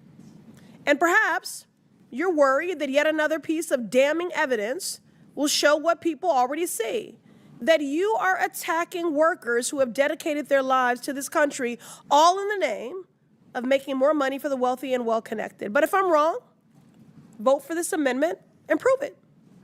I urge adoption and yield back. Gentlelady yields back. Does any other member seek recognition on the Presley Amendment? Mr. Lynch. I do. Mr. Chairman, I just want to support the gentlelady from Massachusetts amendment. We're always striving to make fact-based decisions here in government. And this amendment provides data that will guide us, hopefully. And also, since there is a disagreement about the measure of pain that this is going to visit upon the American people, this is one way that we can have usable data. As the gentlelady has suggested, it will identify location, it'll identify veterans, disabled, other classifications that it'll be actionable intelligence that we will be able to measure the negative impact on the families that we all represent. So I want to thank her for her wise amendment, and I ask members to support it as well. And I yield back. Gentleman yields back. Any other members seek recognition? Seeing none, the question is now on the Presley Amendment number 1. All those in favor signify by saying aye. Aye. All those opposed, no. No. In the opinion of the chair, the noes have it. Request And the amendment is not agreed to. A recorded vote has been requested. Please go on the That record. vote will be postponed. Thank you. For what purpose does Ms. Presley seek recognition? Thank you, Mr. Chairman. Yes, I have another amendment at the Will the desk. clerk please report the Presley Amendment number 2? Amendment number 2 to the amendment in the nature of a substitute to the fiscal year 2025 Budget Reconciliation Committee print, providing for reconciliation pursuant to House Concurrent Resolution 14, offered by Ms. Presley of Massachusetts. Without objection, the amendment is considered as read. I recognize myself for a point of order. The gentlewoman from Massachusetts is recognized. Thank you. My amendment adds a basic measure of decency to a bill that has none.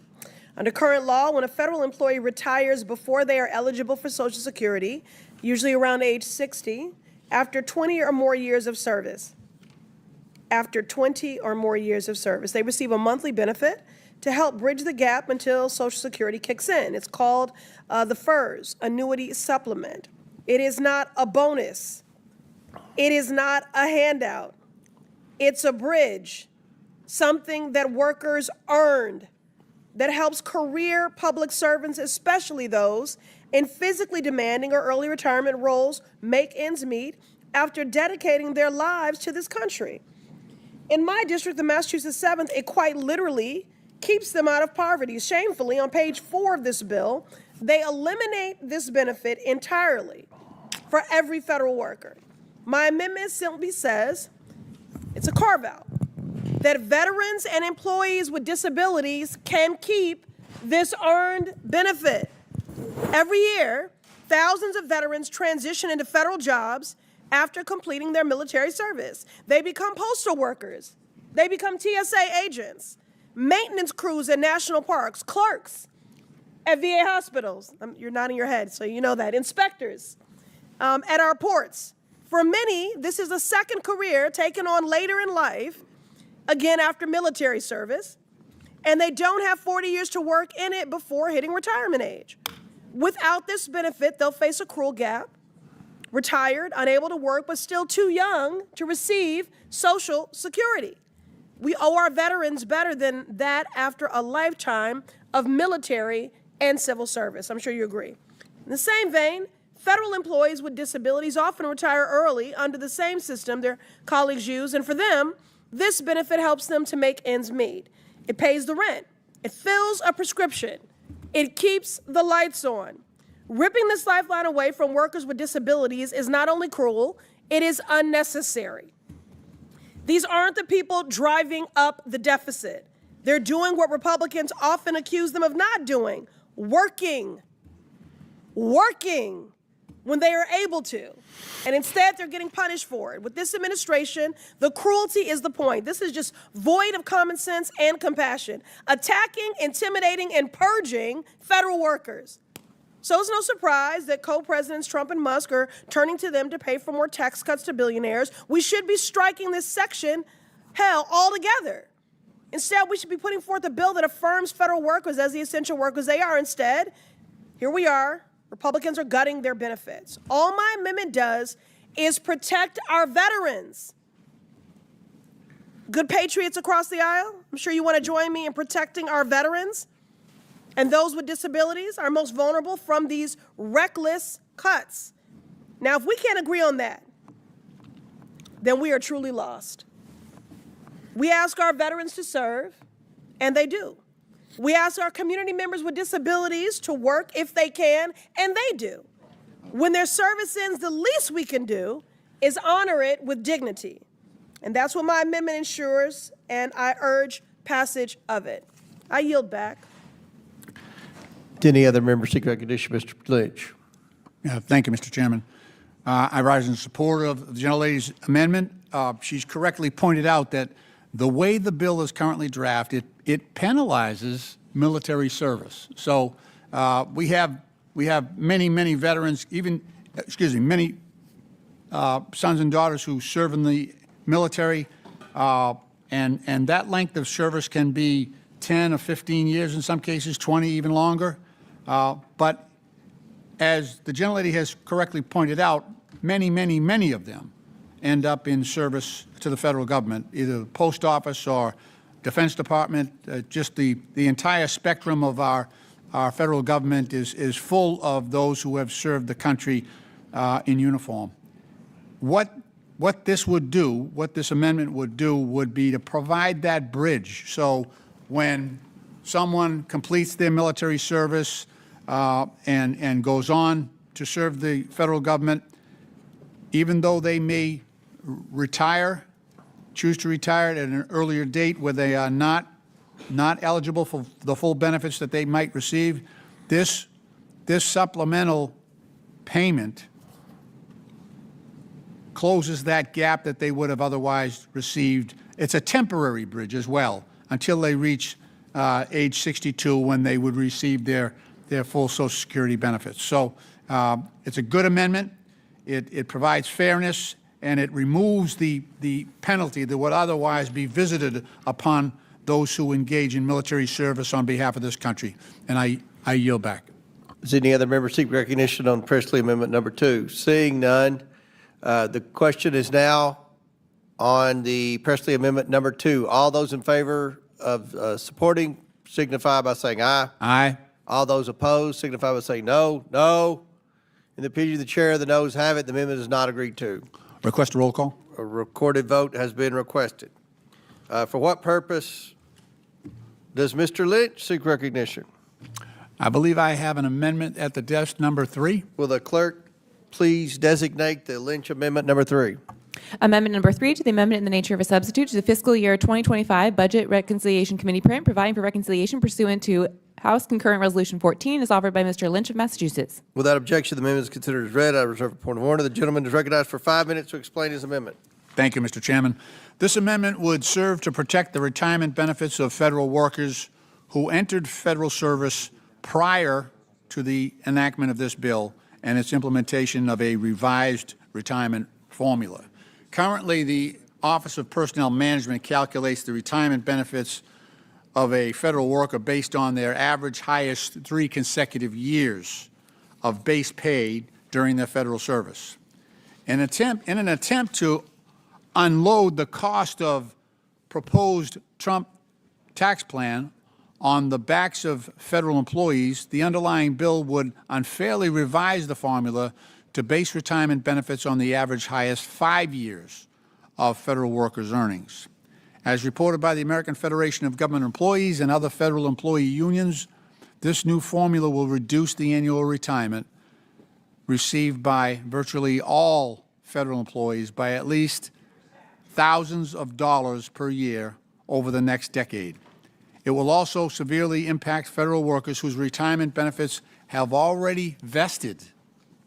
I offer this amendment with the expectation that if my Republican colleagues cannot agree to strike this unfair formula from the bill in its entirety, we can at least hold harmless our current employees and find common ground in a commitment to preserve the retirement benefits that federal employees have already earned.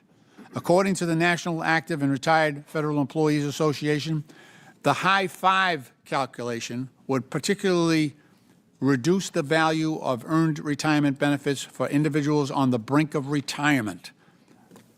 Such individuals have fulfilled their service to this country with the expectations that retirement would be based on the high 3. And now this committee is aiming to roll back that promise, renege on that promise, and take back a portion of the compensation that was promised to them in exchange for the services already rendered. Moreover, these pending retirees have already relied on these benefits in planning for their retirement. In the 100 days since President Trump took office, this administration is engaged in an unprecedented attack on the federal civil service in the form of mass layoffs, forced resignations, hiring freezes, and replacement of nonpartisan federal workers with political appointee loyalists. We simply cannot continue to target dedicated federal employees who have already sacrificed earned pay and earned benefits in consideration of their commitment to public service. In fact, since 2011, federal workers have contributed almost $300 billion to deficit reduction in the form of mandatory frozen pay, increased pension contributions, and higher health care premiums. And still, they are on the job providing critical services to the American people. Members on both sides of the aisle also have long-serving staff who are affected by this legislation. Think about the best of your staff, especially those who have long service. Staff who are approaching retirement and whose retirement benefits would be greatly reduced if this provision becomes law. Think about your own employees. And I urge my colleagues to support my amendment, and I yield back the balance of my time. Seek recognition. Seeing none. The question is now on the Lynch Amendment number 3. All those in favor signify by saying aye. Aye. All those opposed signify by saying no. No. In the opinion of the chair, the noes having, the amendment is not agreed to. Request a recorded vote. A recorded vote is ordered.